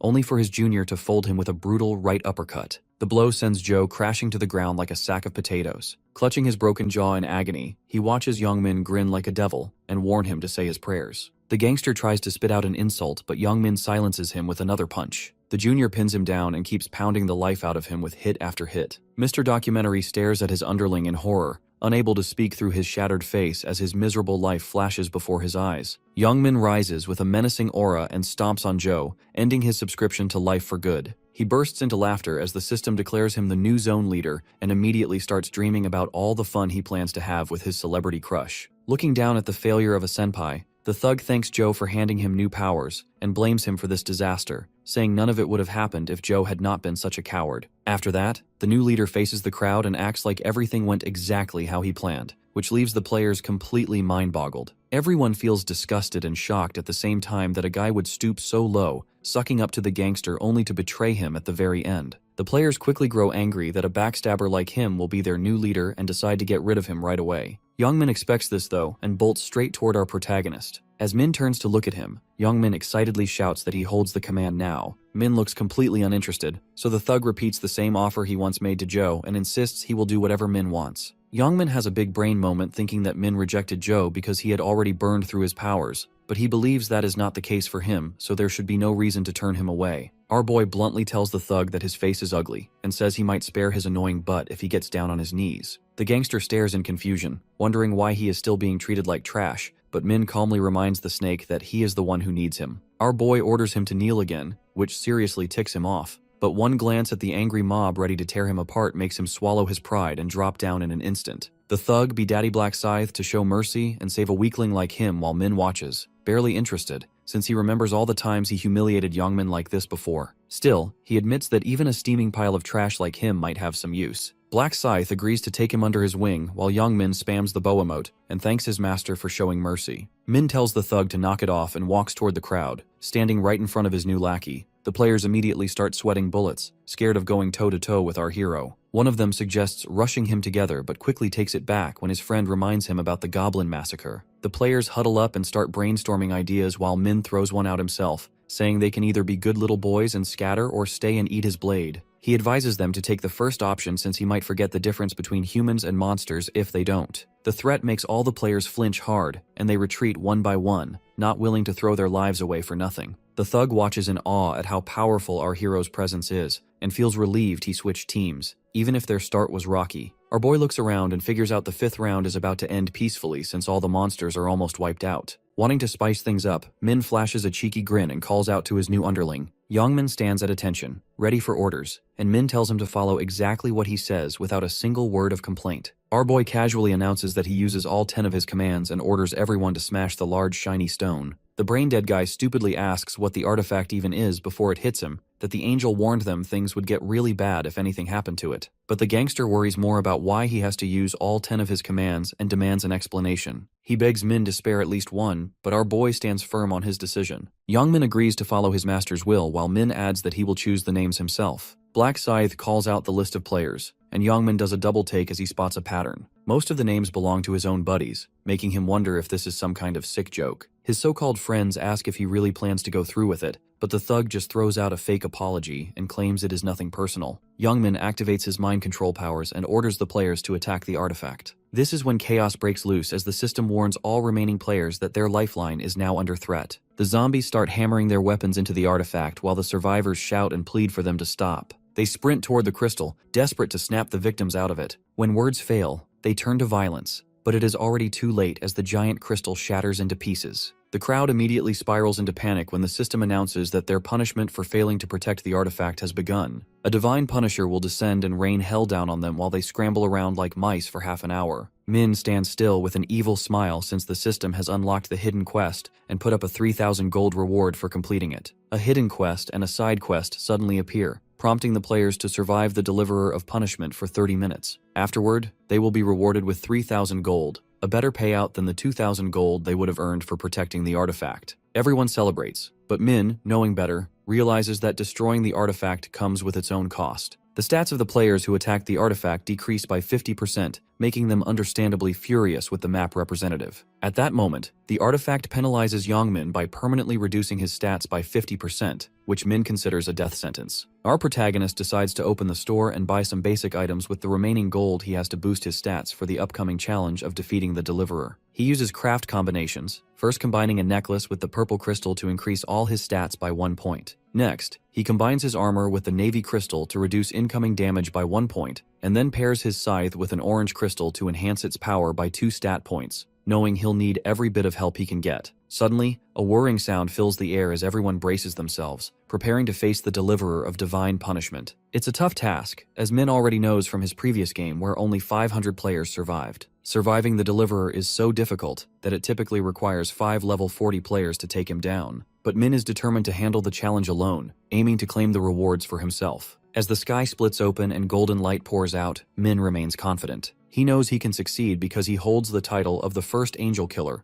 which doubles his stats against any opponent of the Holy Order, including the Divine Punisher who now stands before them. The Deliverer descends to the ground, and people initially underestimate him due to his size, thinking avoiding him will be a simple task. As the bells on his staff softly chime, the Deliverer takes a few steps forward, raises his staff to the sky, and slams it down on the ground, instantly creating an expanding force field around him called the Restriction Field. The dome-like field spreads outward, trapping many players inside, and as soon as they're caught, their stats decrease by 50%. The hero estimates that at least 300 players are now trapped, doomed by their fate, as the Deliverer begins his attack. With a majestic aura of blue light, millions of arrows of light shoot out from the Deliverer's staff in all directions, annihilating everything and everyone in their path. The players try to flee, but they're unable to avoid the arrows while stuck in the restriction field, just as Min had predicted. He sees his opening, dashes behind the Deliverer, and waits for the field to dissipate. Once it does, he charges forward without worrying about being heard, knowing the Deliverer doesn't have ears. He closes the gap, gets within 16 feet of the level boss, and places a seal of death on him. But it's too late. The Deliverer turns around, but Min's scythe pierces his eye and he quickly retreats to safety. The seal of death informs him that the Deliverer is now down to 60% health after just 1 strike. As predicted, the Deliverer activates his restriction field again to trap Black Scythe, but Min is nowhere near. The field lowers, and Min doesn't waste a second. He charges at the Deliverer again, aiming for his other eye. The Deliverer growls in agony and enables his field once more, trapping Min inside. But it doesn't faze him. He knows the boss isn't blind and has the accuracy of a stormtrooper. The Deliverer tries to kill the hero by launching arrows in all directions, but it quickly becomes a futile effort once Min activates his Knight of Death ability, which absorbs all the arrows. Since light can't escape darkness, the arrows are consumed without a trace. Black Scythe then takes a massive leap forward, swinging his scythe with deadly precision to finish the job. With a swift slash of his scythe, Min takes off one of the Deliverer's wings. The Deliverer tries to retaliate, but the protagonist dodges the attack and chops off the other wing, reducing the Deliverer's health to just 10%. However, instead of finishing the job right away, Min backs off when the Deliverer activates his ability, the Last Glorious Storm, which grants temporary invincibility. If Min had gone for the head, the Deliverer would have survived and fled, making it a gamble to finish the fight. During his invincibility, the Deliverer launches a desperate barrage of attacks, hoping to wipe out Black Scythe. Min, however, watches the spectacle with amusement from a distance. Once the invincibility fades, Min wastes no time. With a single clean swing, he sends the Deliverer's head flying. His level spikes, and he earns a substantial amount of gold from the achievement, becoming the first player to kill the Deliverer of Divine Punishment. In addition, he unlocks the title, The One Who Goes Against Divine Punishment, which reduces incoming damage by 80% when facing enemies from the Holy Order. He also gains a condensed ether and the Rune of the Glorious Storm. The ether can be used to craft divine-level items, while the rune enhances divine-level skill effects and boosts intelligence depending on the player's rank. For completing the side quest, every player is rewarded with 3,000 gold, leaving them relieved and happy. As they whisper among themselves, unease lingers over Black Scythe's overwhelming strength. Even the angel seems impressed and is eager to interview him. She asks him why he chose to kill the Deliverer of Divine Punishment when all he had to do was survive to be rewarded. He answers that he doesn't like seeing people die, surprising everyone as they realize the hero actually has a moral compass. The angel, puzzled, wonders how humans can so easily switch between killing and protecting one another, while the hero smirks, knowing the narcissistic angels wouldn't understand compassion. The angel then reminds the players that their lives still depend on their ranks and displays the results. Once again, our hero, Black Scythe, takes first place on both maps, having killed 3,600 monsters alone and reached level 30, all thanks to an experience buff. He receives a unique reward box and a mid-tier rare ring ticket for taking first place. For the ring ticket, he chooses the Ring of Resistance, knowing that, despite its seemingly weak description, it helps resist status effects that could kill a player. For the unique reward, he opts for gold, because he knows the next round won't be about killing monsters. The angel announces that the top 1,225 players will survive the round, sending the lower-ranking players into a panic as they scramble to negotiate their way out, but to no avail. Anyone ranked below the limit disappears forever, and the remaining players are returned to the real world. The scene shifts to Erin, who wakes up in her room, relieved not only that she survived the round, but also that she gained the profession of summoner, allowing her to summon fairies that cast shields for protection. It was the fairies' protection and Seongcheol's distraction of the monsters that helped her not only survive, but also rank third on the local map. She receives a purple crystal for her third-place finish and wonders if Black Scythe would appreciate it as a gift. Meanwhile, at Youngmin's place, he throws a tantrum, breaking the table lamp and cursing the protagonist for permanently decreasing his stats. He regrets giving orders to his friends to break the artifact when suddenly his phone rings, and upon seeing the caller, he realizes he's done for. He picks up the phone, and Seonghwan's voice instantly screams at him from the other side for using his command right and controlling his own friends. Youngmin tries to justify his actions, telling him that Black Scythe would have killed him if he didn't comply, but Seonghwan simply retorts that he should have died instead of dragging his friends into death with him. Youngmin attempts to negotiate, mentioning how his stats were permanently halved, but Seonghwan shouts back that it doesn't justify controlling his friends and that the problem wouldn't have happened if he hadn't gotten greedy and become the representative in the first place. Seonghwan calls him a traitor. Before Youngmin can get another word in, Seonghwan tells him not to ever talk to him again and never try to approach him in the other world, or he might kill him. Almost bursting with anger, Youngmin still calls himself the victim and tries to phone his other friends to help him kill Seonghwan, but no one answers. In a fit of rage, he throws his phone on the bed, muttering that he doesn't need his friends because life is a one-man struggle. He clenches his teeth, seething with anger at Seonghwan's death threat, and vows to kill him and everyone else if he ever gets the chance. The scene shifts to the hotel where manager Seongcheol reports to Ma about the last round. Both of them remark that the round was a little difficult, but Seongcheol points out that the monsters being weakened did make things a bit easier. Ma asks about his level and profession, and Seongcheol replies that he's a level 11 knight, while Erin is at the same level and a summoner by profession. Ma seems surprised by this, and Seongcheol explains that Aaron summoned a fairy, which cast shields on them for protection, and allowed them to hunt monsters safely. Out of nowhere, Ma advises Seongcheol to get close to Aaron and even date her if he wishes, a suggestion that makes him uncomfortable. Ma explains that it will be easier to find out Aaron's weaknesses by becoming close to her, and he finds Seongcheol's dumbfounded expression amusing. He adds that Seongcheol can reject the proposal if he wants to. Seongcheol responds by saying the actress wouldn't be interested in him, since she never speaks to him casually. Ma then cuts to the point and asks what else Seongcheol had to report. The manager apologizes for not being able to extend his thanks to Black Scythe or offer any help in any way. He explains how the hero defeated the deliverer of divine punishment almost instantly,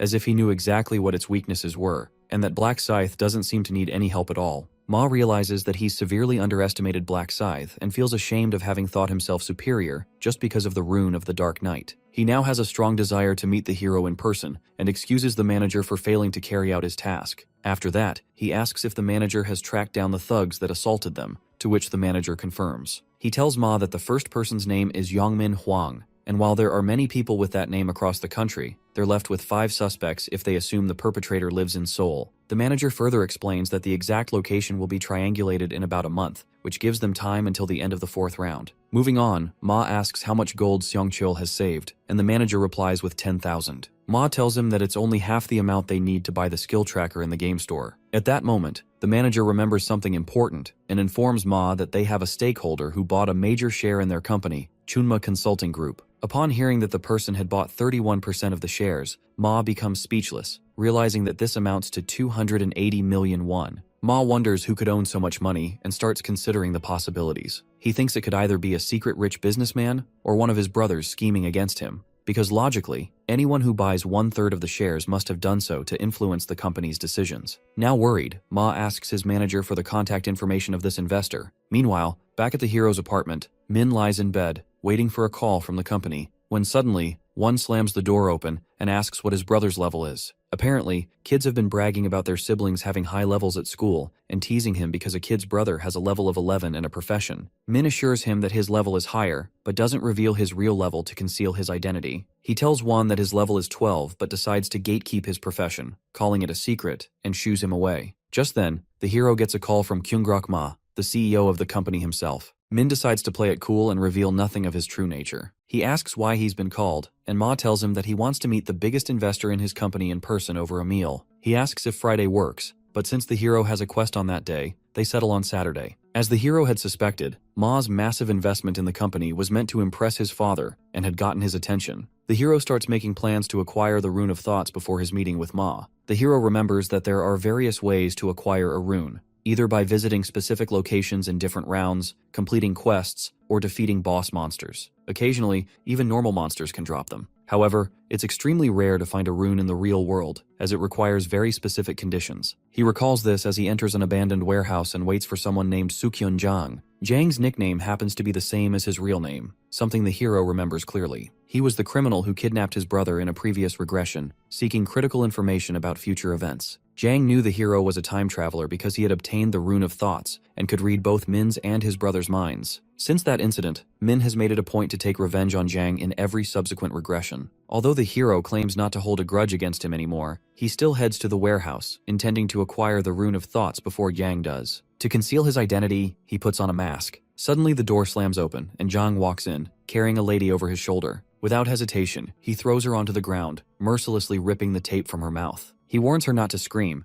but as soon as her mouth is free, she immediately yells for help. The thug is visibly irritated and tells her not to waste her time with typical pleas like asking for mercy, claiming she has a kid, or negotiating money for freedom. However, the woman surprises him by asking for forgiveness, which leaves him momentarily confused. Jang frowns and asks why she's apologizing, and she nervously explains that the previous night she had stared at him, which made him angry. The thug, being the jerk that he is, scoffs and demands to know why she did something she now regrets. He tells her it ruined his mood. The thug then recalls the events from 2 days ago. He had been wandering the streets looking for a victim when he spotted a woman he found attractive. Quietly, he followed her from a distance, waiting for the right moment. When she entered an alleyway and was alone, he seized the opportunity, jumping in front of her and activating an ability that made his body glow like a solar flare, reminiscent of something from Dragon Ball. The woman, temporarily blinded by the intense light, couldn't see anything, leaving her vulnerable. The thug savored the power he had over her, thrilled by the fact that he could do whatever he wanted and get away with it. He couldn't help but reflect on how worthless his life used to be, with nothing interesting to fill his days. But after acquiring the Rune of Radiance, he could temporarily blind others, giving him control to exploit them as he pleased. In another incident, the thug walks into a coffee shop, his eyes immediately locking onto the pretty barista behind the counter. He orders an iced Americano, and she tells him it will be 5,000 won. After paying, he casually asks where the usual part-time worker is, explaining that he's a regular customer. She responds that all the part-timers have quit because of the dangerous nature of the world now, with the constant risk of dying during any game round. Curious, he asks if she's the boss, and she confirms. Then, without missing a beat, he asks her age, commenting that she looks young. She tells him she's 32, which he dismisses as a good thing because she's not a player. However, in reality, he's aware that she's vulnerable due to the lack of abilities. Then, without any hesitation, he asks for her number, bluntly admitting that he likes her. This catches her off guard, and she stands there awkwardly, unsure how to respond. The thug, misreading the situation entirely, interprets her silence as an insult. He accuses her of thinking he's ugly, and uses this as an excuse to demand a refund. He snatches his money back and storms out of the shop, grinding his teeth in frustration. As he leaves, he mutters to himself about how it's always the pretty people who judge others, unaware of how perverted his approach had been. Determined to get his revenge, he decides to ambush her later, planning to catch her off guard in an alleyway. In the warehouse, the woman pleads for forgiveness, vowing never to judge anyone again,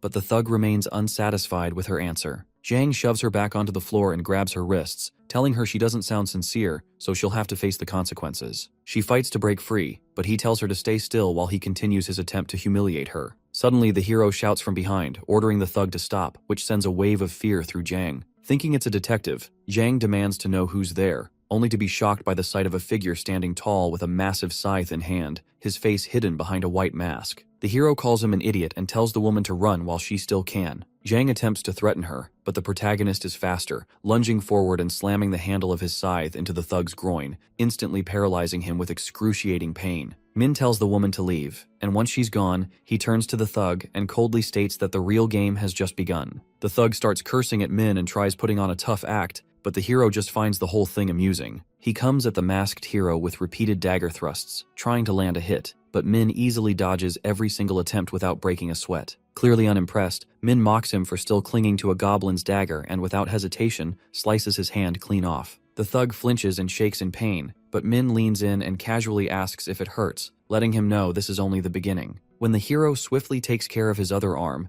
Jang finally understands that death is coming for him. Desperate to survive, he tries to use his radiance ability to blind the masked hero and make a run for it, but to his shock, it doesn't do a thing. Turns out Min had already activated his Night of Death ability in advance, snuffing out every trace of light in the area before the thug even realized what was coming. Without wasting a second, he swoops in through the darkness and takes out both of the thug's ankles with one clean slash, forcing another loud cry of pain as the thug curses and collapses, then demands to know why the masked hero is putting him through all this. Min doesn't bother with a long answer, and instead drives his blade into the side of the thug's thigh, casually throwing back a rhetorical question about why people use pesticides in the first place. Without giving him time to think, Min sinks the blade into his other thigh and calmly explains that pests like him tend to cause problems when they're left alone, then follows it up by hacking at him from both sides in a brutal series of slashes, clearly aiming to break whatever spirit the thug has left. Barely able to speak, the thug starts questioning why he's being treated so cruelly, and wonders aloud if the masked protagonist is holding some kind of grudge against him. The pain keeps building until it's too much for him to take, and in a desperate move, he tries to end it all by biting off his own tongue. Min catches on quickly and shuts that down right away, letting him know there's no chance he's dying easily, then continues stabbing him with even more force, making it clear the punishment is far from over. Jang begs the hero to just end his life, but Min only scoffs at the request and asks if he even understands why he's being tortured like this. And when Jang admits he doesn't, Min tells him they've crossed paths before and even calls him out by name. That's when Jang starts assuming the protagonist must be related to the woman, but Min immediately shuts that down without hesitation. Min then begins to explain that Yang had once kidnapped his younger brother in return for some vital piece of information, though Jang tries to deny any involvement. Before he can even finish, the masked protagonist cuts him off and clarifies that the event hadn't happened yet, that it takes place in the future, and Jang would have successfully gotten the Rune of Thoughts if Min hadn't stepped in when he did. Still lost in confusion, the thug struggles to process what's happening, but Min doesn't stop and tells him that the rune can only be activated by hearing the voice of honesty from another person. So if Jang had gone through with violating the woman, her cries and genuine pleas for mercy would have fulfilled the condition, allowing him to gain the Rune of Thoughts and go on to commit even more vile acts using its power. Min adds that he confirmed everything across his many regressions and says the thug fully deserves to die after racking up 12 offenses, each worse than the last. Hearing this, the thug begs once more to be killed, but the hero refuses and instead jams the handle of his scythe straight into Jang's mouth to shut him up, then calmly explains that he had been stalling on purpose, waiting for him to die naturally while he rambled on. Now gagged and unable to speak, Jang desperately wishes in his mind for Min to kill him, just to put an end to the unbearable pain, and he starts to wonder why the hero is even gagging him when the Rune of Thoughts requires genuine honesty from someone to activate. If that's the case, then what's the point of keeping him silent? But Min casually responds to the thought, revealing that the rune already activated the moment Yang pleaded for death from the bottom of his heart. It's revealed that the Rune of Thoughts only works within a 30-meter range, allowing the user to hear the target's truest inner voice. Min tells Jang he mainly wanted to test if the rune actually worked, and now that it has, he's satisfied. But when Jang pleads for death yet again, the hero denies the request once more, saying it's only fair that someone who's hurt so many people should get a taste of what real suffering feels like. Eventually, the thug breathes his last, and our hero calmly activates an ability known as Trace Erase, wiping out every shred of forensic evidence from the scene, including the corpse itself. Min takes a moment to admire how thorough the cleanup really is and feels pretty satisfied knowing he's finally secured the Rune of Thoughts. So now he sets his sights on meeting Kyungrak Ma the following day. Back at the apartment, our boy gets all suited up while his brother teases him and asks who the lucky girl is. One keeps poking at him, but Min explains he has a serious business meeting to attend. That makes Wan's anxiety spike since he starts thinking about what if the business fails and they end up homeless again. Our hero gives his innocent brother a warm smile once he sees that it all comes from worry. Min flashes a confident grin and promises to spill all the juicy details if things go well. He asks if his brother doubts his skills, which gets Wan a little riled up, but Min cools him down and tells him to be a good boy and stay inside. One gets chills as he remembers the messed up players abusing power in real life, and that some thugs even broke out of prison. Our protagonist confirms his suspicion that the system does not care whether players are criminals or not. He figures it makes no sense for things to stay normal forever, and recalls how in past lives the players tried to enslave regular humans and take over the world. Black Scythe makes up his mind not to let history repeat itself, and decides to lock in. Before heading out, Min tells his sweet brother to stay safe, but one seems more interested in this shady business deal. Our hero tells him to wait for the right time and scolds him to eat a real meal instead of store-bought junk again. Later, our hero stands before a huge hotel, not surprised that the CEO picked this place. The building belongs to Kyungrak Ma, but that remains a well-kept secret only family members would know. Our boy walks up to the front desk, ready to use this hidden info to his advantage, and for that he needs to play dumb and act like a supreme love-struck fool. Right after that, he throws on the whole act of a low IQ rich kid living off daddy's credit card and awkwardly asks about his meeting. The receptionist confirms everything and leads him to the lounge while saying the CEO will join him soon. Min keeps up the clueless act and gazes at the ceiling with his mouth wide open like he's just seen magic. When a voice suddenly speaks up, he stands and gets hit with surprise seeing Seongchul show up instead of the actual boss. Both of them freeze for a second and Seongchul clearly recognizes the familiar face right away. Min coolly plays it off and claims he's just the neighbor from their apartment, which makes the bodyguard bow real quick and apologize for being rude earlier, though the man still struggles to believe someone this young holds that kind of money. Feeling like things might get too real now, Min slides right back into his dumb act, and even calls the bodyguard the CEO to sell it harder. On the other hand, Seongchul clears up the confusion and explains he's just standing in as the manager for now. He points toward a nearby room and tells our guy to hang out there for a bit. The second he walks off, he starts texting the boss like it's urgent, and warns that their new shareholder might be hiding something sketchy. The bodyguard starts to worry that Ryu Min has a huge secret or worse, that he's just a puppet for someone way more dangerous. Meanwhile, our boy flashes a smug little smirk since he already figures Ma would try to pull some cheap trick like this, because there's no way a man as successful as him shows up late to such an important meeting. The door finally swings open and the real CEO steps in to greet him, with his loyal manager trailing close behind like a shadow.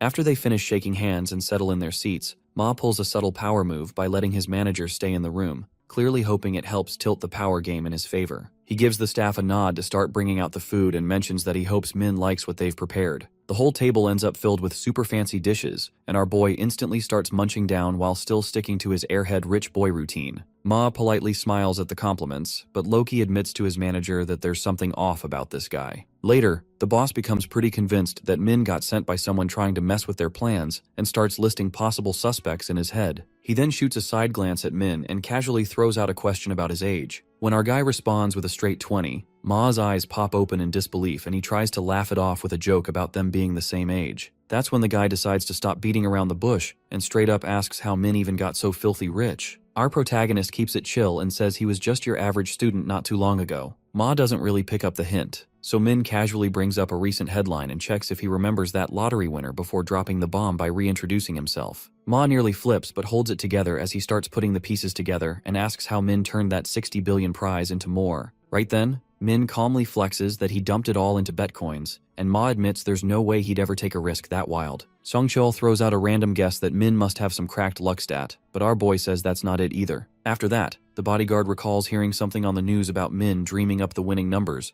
but our boy shoots that down too and finally drops the real tea. Even though it makes him nervous to admit it, he reveals he owns a special rune that lets him peek at future events, which basically makes him a walking prophet. Hearing such a bold claim leaves the two men frozen in disbelief as they seriously start wondering if Min is missing a few screws upstairs. The CEO asks if that's really true, and our boy says that he's got no reason to lie, though Ma remains skeptical and politely asks him to prove it by revealing what's going to happen next. Our boy could easily spill the answer but plays it safe and holds back, then tells them his prophecy power acts on its own and doesn't work when he wants. That actually clicks with Ma, since the ability sounds way too overpowered to be that flexible, but then something suddenly clicks in his head and he questions why Min bought so many shares. That's when Min casually says it's because his business is about to go to the moon real soon. The mention of his company hitting it big gets Ma fired up and breaks his calm for a second, as he thinks this might finally be his chance to make his daddy proud. He quickly regains control and scolds himself for slipping like that, but Min doesn't let up and playfully adds that if they really want to succeed, they'll have to tear the whole company down and rebuild it from scratch. Seongchul flares up at that insane suggestion and slams his hand on the table, but Ma manages to keep him in check. Our protagonist stays firm on his stance and fires back that revealing his rune powers to them is a huge risk that could totally backfire, but he did it because he holds the most shares and actually wants to see the company reach greater heights. He turns the tables by asking why anyone sane would dump $280 billion into a random business, and reminds them that without him, they're going down. Neither of the two men buys into his wild claim, but Min boldly asks Seongchul if he really thinks it's a coincidence they're apartment neighbors. Ma's curiosity kicks in and he asks what they're talking about, so the bodyguard explains that the brothers moved into the same building 2 months back, and Min adds that he did it right after getting the foresight rune. That piece of info ticks the CEO off and he demands to know why it's only coming up now, but Seongchul quickly says that this is news to him too. After thinking it through, Ma realizes that the investments and apartment move only make sense if Min really knows what's coming, though it's hard to believe he also knows about his connection to the actress. But even with all that, it's still not enough to sway a sharp mind like Ma's, so Min starts rambling about his family background and how this hotel is part of his plan to finally earn his daddy's approval. That's when the bodyguard jumps to his feet in frustration and yells, demanding to know who sent him, but the boss stays cool and tells him to zip it. That instantly shuts Seongcheol up, and he takes a breath before telling Min that even if all his info checks out, it still doesn't prove anything since those facts are common knowledge in their family. With that, he also starts to suspect that Min might just be a puppet, but plays along and says that even if he did agree to flip his whole industry, pulling it off would be next to impossible. Sure, like any regular person, he would love to see his company thrive, but our boy's offer just feels way too good to be real. So he politely thanks our protagonist for his generous investment, but suggests they take this topic up again during the upcoming shareholder meeting. Ma stands up and tries to wrap things up, but our boy tells him to slow down and really think about whether what he's about to do is the right move. Taking a gamble, he chooses to spill a bit of info on the next round. Ma immediately perks up and sinks back into his seat, fired up by what he just heard. Min flashes a grin and asks if that piece of knowledge is enough to convince the two of them that his magic powers are the real deal. After the meeting wraps up, Seongcheol apologizes for losing his cool earlier, but Ma waves it off like it's nothing serious. The bodyguard asks for permission to speak openly, and admits that something about Min still feels off since there's no solid reason for him to be helping them out. Ma figures he might be doing it just because he wants even more money. Seongcheol shakes his head, still not buying that it's just about greed, and says placing trust in him is way too risky. Even so, Ma doesn't want to miss out if Min is actually being truthful and figures it might be smarter to have him as an ally, since keeping someone like that close might just be their ticket to surviving the quests. He tells his still worried right-hand man that they'll just have to wait and find out. Later, Min walks off while thinking there's no way they won't believe him once they witness the fourth round, even though he didn't share any of the exciting details and only mentioned that the round will pit players against each other. He's fully confident that when it's over, they'll treat him like some kind of saint and wouldn't even think about making an enemy out of a prophet. With that handled, he figures it's time to take full advantage of his new image and go meet a certain someone. Meanwhile, a girl rushes toward the crosswalk, growing impatient as she waits for the light to change, but her attention shifts to a flashy sports car parked right in front of the store. Juri stops herself mid-insult when the window rolls down and she realizes the driver is none other than Min. As the light turns green, she hurries over and asks if that car actually belongs to him. After their totally not coincidental encounter, our protagonist offers to take her for a spin, and she shamelessly agrees without hesitation. He lets her know that it's his first time behind the wheel and he's just testing it out. Curious, Juri asks about the price, and our boy casually drops that it costs around 900 million, like it was loose change. Her eyes go wide in disbelief since with that kind of money, she could have opened more than a few shops. Our boy reminds her that he hit the lottery, so the price didn't make much of a dent, which hits Juri hard as the difference in their lives becomes painfully clear. She starts to feel flustered because the whole situation now feels way too much like a date, and when Min says he has something to confess, her heart practically jumps out of her chest. Thankfully, our protagonist quickly adds that it's not that kind of confession, or else Juri might have launched herself right out the window. Once she calms down, Juri asks what Min means, and our boy admits that he didn't actually see the lottery numbers in a dream and lied to her about it. He reveals that he got them through his foresight rune, which is also how he ended up with the fake title of the Prophet. Juri is thrilled for him and congratulates our boy on acquiring such an insane skill. She's touched that he trusts her enough to tell her the truth, but Min reminds her that she already told him about her own powers. Juri lights up and starts talking excitedly about her rune, explaining how her defense increases based on the number of nearby players. She feels lighter now that she's finally told someone, but wonders why Min brought this up all of a sudden. He tells her that it's been eating away at him for a while and he wasn't sure anyone would take him seriously. After he fills her in on what's coming in the fourth round, Juri gasps in shock, struggling to process the terrifying news. With a dead serious tone, our protagonist warns her not to trust anyone once the round begins. Juri is touched that her handsome classmate cares this much, and feels special being the first girl he's shared this secret with. As she sneaks a glance at him, her mind starts racing with thoughts, and she wonders if he might actually have feelings for her too. Back at his apartment, Min scrolls through his phone and is stunned to learn that Juri has a crush on him. He figures he can use this newfound knowledge to his benefit, since it'll now be easier to recruit her to his side. With everything finally in order, Min calls it a day, satisfied that all of this month's problems are off his chest. Before he knows it, March 31st arrives, and our boy quickly thinks ahead and makes sure to visit the store before the next transfer. He grabs a pair of dark shadow gloves that come with a useful invisibility perk, and also go well with his other skills. A knock on the door pulls his attention as his brother shows up to remind him it's almost time for the quest. One feels worried for his brother, but Min tells him to wait and see. He brings up Min's prophecy powers and insists that he come back alive. Min jokingly tells his brother to mind his words as he falls asleep. All players get transported into the alternate world, and Youngmin clutches his head in frustration. He opens up his quest window and sees the penalty still active. He curses himself for betraying Joe and wonders how he'll manage in the fourth round when greedy players might target him again. He scans the area with unease and starts questioning what kind of strange place this is, since it gives him the feeling of being a lab rat. In the crowd, he catches sight of Black Scythe and instantly curses him for his current situation, feeling sure the guy saw this coming. He finds it weird how easily he killed the divine being, and stays angry for being too weak to smash Min's face in. Still, what matters more right now is figuring out how he'll survive, so he calls out to our protagonist for help. The thug checks with our guy to see if their deal is still good, asking if he still gets protection, but Min casually brushes him off and says he doesn't need a henchman like that anymore. Black Scythe fires back that he doesn't have command rights anymore, and besides, everyone has a class now anyway. Youngmin begins sweating as our hero tells him he's just a ticking time bomb and not useful anymore. Youngmin keeps turning his head in fear while our hero tells him to relax. The thug looks confused, but our boy reminds him that the role isn't all that special anymore. These days, almost everyone has a profession, and there's no bonus for targeting the representative. It finally clicks for the gangster, and Min's words start to make sense, but his train of thought gets cut off as his face turns red upon spotting a certain duo walking toward them. Aaron walks up to Min and greets him, while the bodyguard checks if our hero remembers them,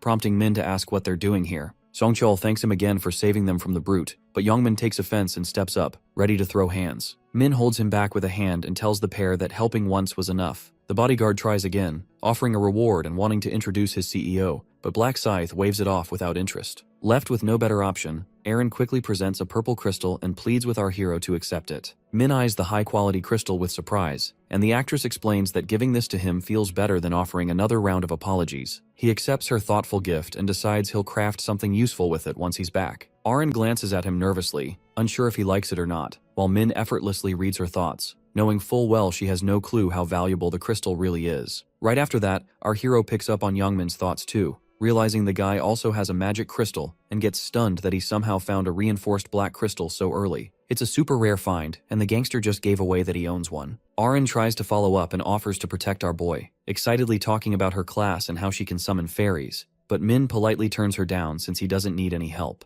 Although this makes Aaron a little sad, both sides say their goodbyes, but our hero stops the gangster just as he tries to leave. He gaslights Youngmin into rethinking his decision, pointing out that even if his role is now useless, he can still end up being a target. He convinces the thug that although most people have a class, the power still works on a few select players. Youngmin doesn't sound convinced, but our hero simply throws out the question that there really isn't a single person who'd come after him right now. The scumbag takes the bait and gets nervous, but Min assures him that he'll help out, which makes him feel slightly better, though the favor won't come free. Our boy then tells him to hand over whatever stones he has, and the thug gladly complies. He tries pushing for more, but the gangster only has his dignity left, which Min kindly spares as he agrees to protect him moving forward. A golden light cuts across the sky as the angel returns, and casually remarks that the number of players has dropped once again. The crowd starts speculating whether fights are breaking out in real life too, though Min thinks it would actually be strange if they weren't. The angel then reveals the quest for the 4th round. The players will have to kill each other during the next 3 hours. The golden woman lets out a loud, ugly cackle and tells everyone to follow the simple instructions and start stabbing one another. Everyone looks horrified by her words, but she stands firm, explaining that the goal is to lower the player count themselves since there are no monsters this time. All the players are thrown off, and one of them finally dares to ask if they only need to unalive one person each. She casually tells them it'll be more fun if they figure it out on their own, but Min already knows the real reason. She's been told to keep quiet since the angels only act as guides,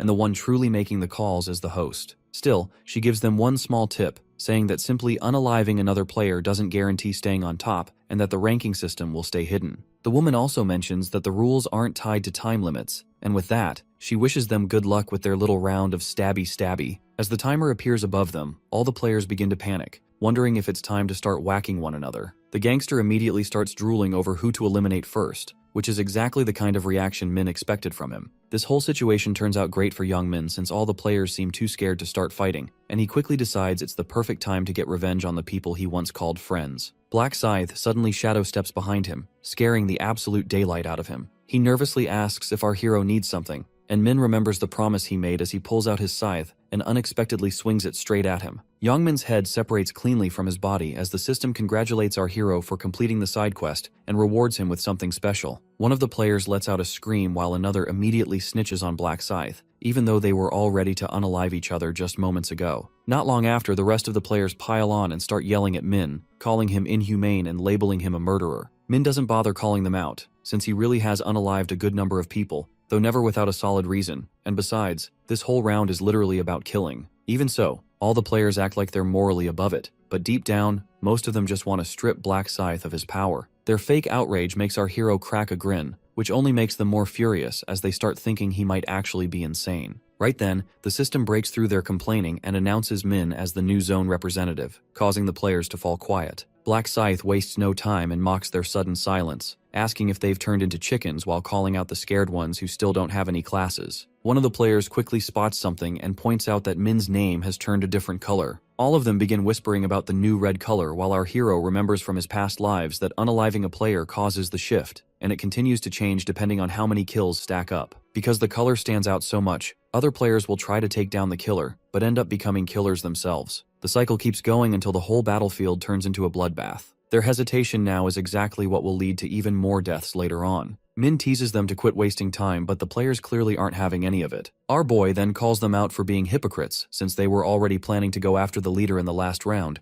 and he reminds them that they can either throw hands or get folded. He questions the crowd on what they'll do when the time comes to unalive someone just to survive, and tells them to make up their minds quickly and start moving. Our hero suggests they go ahead and hold another discussion like before as he walks away, thinking to himself that people will end up fighting anyway, though by then it'll already be too late. He worries that they'll keep whining and wasting time, which would mean fewer players will manage to finish the quest, leading to even more eliminations. One girl decides to bring the matter up for debate, but another player gets rude with her and that only ends with her getting pissed off. One NPC proposes they organize competitions between the players, but another quickly shoots it down, saying there isn't enough time to make that work. As the crowd gets more riled up, Aaron grows worried about what they should do next, and starts wondering whether they should go along with Black Scythe's plan. Sungchul agrees completely with our hero, and advises the actress that her own life matters far more than a stranger's. With that in mind, he tells Aaron to brace herself for the worst, which makes her suspicious that the bodyguard might have gone through something like this before. Songchul instantly changes the topic, and the actress asks him who they should target, though in the end, the two of them decide to wait it out until the very end. The tension in the crowd keeps building as nobody can agree on who to unalive, and some players begin to seriously consider rushing Black Scythe. The other players try to talk some sense into each other, not realizing that our hero can hear them anyway, and they quickly look away when our boy turns to glance in their direction. Arguments keep building as the frustration grows among the group. Some players insist they need to kill to survive, while others argue that only the murderers should be targeted. One bratty NPC mocks a player's idea, which sparks a heated confrontation. The two of them start shouting at each other until another NPC joins in just to taunt them, telling them to quit flirting and start fighting already. That backfires fast as the arguing pair turn their focus to the instigator, and suddenly, all three of them pull out their weapons. Min just shakes his head in disappointment, thinking everyone here is just full of bark with no real bite. Amid the chaos, one player finally notices something weird when Youngmin suddenly sits up, looking strangely unaffected by the whole missing head situation. The players all stop arguing and stare at the gangster like he's just come back from the dead, but Black Scythe already knows the system is designed to bring back the dead 10 minutes after they're taken out. Youngmin looks around in confusion, wondering why everyone's staring at him like he's some kind of science experiment, and how he even ended up in that spot. The revelation throws the crowd into even more chaos as they realize the system actually revives players after death. Now that the truth is out, the players start grabbing their weapons and slowly warming up to the idea of unaliving each other. One player with a bit of sense tries to calm them down and explains that nobody knows exactly how this revival system works yet, but it's already too late. As another player silently walks up behind her and strikes her down without hesitation, the attacker shouts for her to die as he drives his Wolverine claws into her from behind, then demands that she revive. The crowd watches in stunned silence, horrified by what they've just witnessed. Anxiety begins to spread when the woman doesn't revive right away, but someone in the crowd recalls how Youngmin had revived after 10 minutes, so they decide to wait and see what happens next. After 10 minutes, the woman's injuries begin to heal, and she wakes up as if from a nap. But as soon as she realizes what's happened, she screams, demanding to know who attacked her. The killer attempts to strike again from behind, but before he can land the blow, someone twice his size swings a battle axe, taking him down with a powerful strike and rejoicing in the fact that revival is possible. The crowd falls into an uneasy silence, unsure of what to make of the situation. Black Scythe understands that while revival is possible, murder is still seen as unforgivable by most, but he also expects that some psychopaths will inevitably reveal their true nature under these circumstances. Chaos erupts when some players begin attacking others, and what started as small skirmishes quickly escalates into a full-fledged battlefield. 1,000 players start unleashing havoc on one another. Black Scythe decides to dive into the war zone, starting by sweeping through 3 unsuspecting players before they even realize what's happening. Some players, seeing him on the move, decide to take him on all at once, but they are quickly dispatched with a single strike. The protagonist glances over his shoulder and notices Blackbeard Dragon, the player who ranked third in the previous rounds, enjoying the carnage. He comments that the rune of absorption is giving him an advantage in this round. Black Scythe looks at his name, now dark red, and estimates he's already killed at least 10 players. Deciding to enjoy himself a little more, he plans to put Blackbeard Dragon down a few times. Blackbeard Dragon summons his stats screen, eagerly watching his gauge increase for the rune of absorption. With each kill, the gauge fills, and he can feel the excitement building as he realizes that once it's full, he'll gain a stat point. He takes down another player, and the gauge bars rise sharply, making him wonder if the player he just killed was at the same level as him. His greed takes hold, and he daydreams about killing Black Scythe to fill his gauge instantly and secure that stat upgrade. But as quickly as the thought forms, he realizes he's no match for the hero, and decides it's better to stick to killing weaker opponents. With sadistic glee, Blackbeard Dragon continues to kill a few more players, savoring the fear in their eyes. He recalls how, in the previous round, he couldn't hunt because the gang leader had used his command right to make him his personal bodyguard. This round, however, feels like it's tailor-made for him, as he can level up by killing others while the majority of players are stuck in the same place, unable to level up as he can. He's thrilled to see his victims revive, only to be killed again, and wonders if he should expand his hunting grounds to cover more area. Just then, though, he finds himself face-to-face with Black Scythe, who immediately activates his Night of Death ability.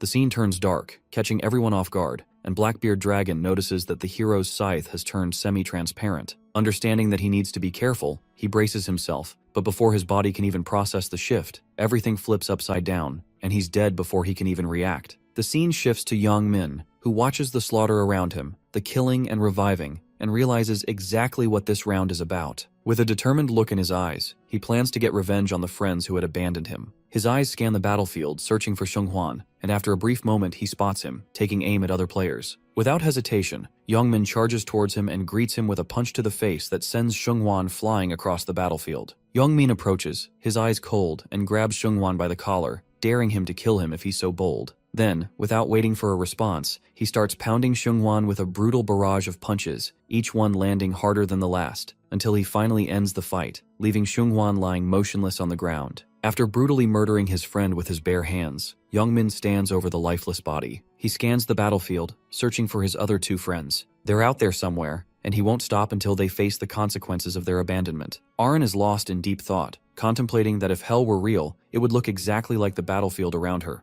a place where all anyone desires is to kill and destroy. Xiongchul notices her distress and calls out her name, asking if she's okay. She responds by sharing the mental turmoil she's feeling. Xiongchul realizes that if Arin loses her grip on her sanity, it could harm her career, and he would fail in his responsibility to CEO Ma of keeping her safe. At that moment, a player sneaks up behind Arin, grabs her hair, and pulls out a dagger to end her. Xiongchul reacts instantly, intercepting the dagger with his sword and sending it flying. He then shifts his grip and plunges the sword into the attacker's shoulder, forcing him to surrender. Xiongchul tells Arin to finish the job, and though she trembles and sobs for a moment, she quickly pulls herself together and kills the player. Afterward, she's clearly disturbed, while Xiongchul remains calm, just relieved that she followed through with his orders. Arin, visibly shaken, asks how much longer they have to endure the round, and Xiongchul replies that they have 1 hour left. She expresses her confusion and distress over why people are so eager to kill each other, which causes Xiongchul to pity her for her soft-hearted nature. He asks if she's killed at least 50 people, and when she affirms it, he's relieved, knowing she'll be registered on the scoring system. He tells her to leave the rest to him. Arin thanks him, but in his mind, Xiongchul thanks her for giving him time to set a record.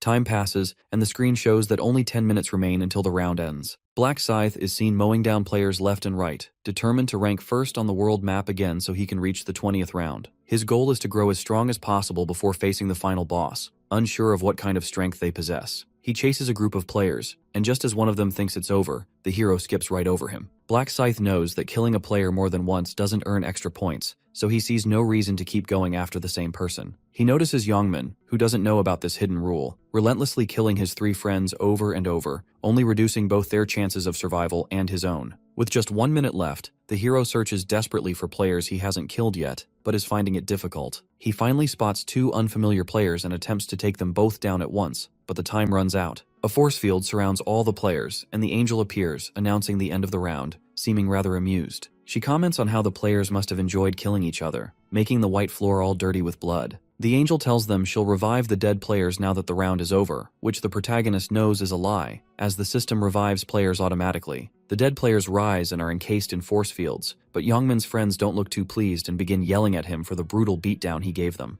The angel overhears the commotion and warns them to stay quiet, or she'll make their heads explode. They quickly go silent as she proceeds to display the results. The angel begins by revealing the side quest, catching the players off guard. The quest was to kill the map representative within the countdown. She informs them that only one player managed to complete the quest, and that player was Black Scythe. The other players murmur among themselves, while Blackbeard Dragon grits his teeth, realizing he missed the opportunity. Youngmin, struggling to recall what had happened, checks his stats for the command ability but finds it's not there. He feels betrayed by the protagonist, who had promised to help him stay alive. Once the side quest is announced, the angel reveals another key detail. Killing the most diverse people earned more points, meaning that repeatedly killing the same individuals was a pointless effort. The rankings are then displayed, and Black Scythe emerges at the top of both the world map and local map once again, with 722 kills, much to the angel's delight. The players are stunned by the sheer number of people Black Scythe has killed, almost as if it were a massacre. The angel proceeds to grant him his rewards, a mid-tier rare armor ticket and a unique reward box. For the armor, he selects the blood-stained assassin's suit, and for the unique reward, he picks the 50% buff on stats for the next round.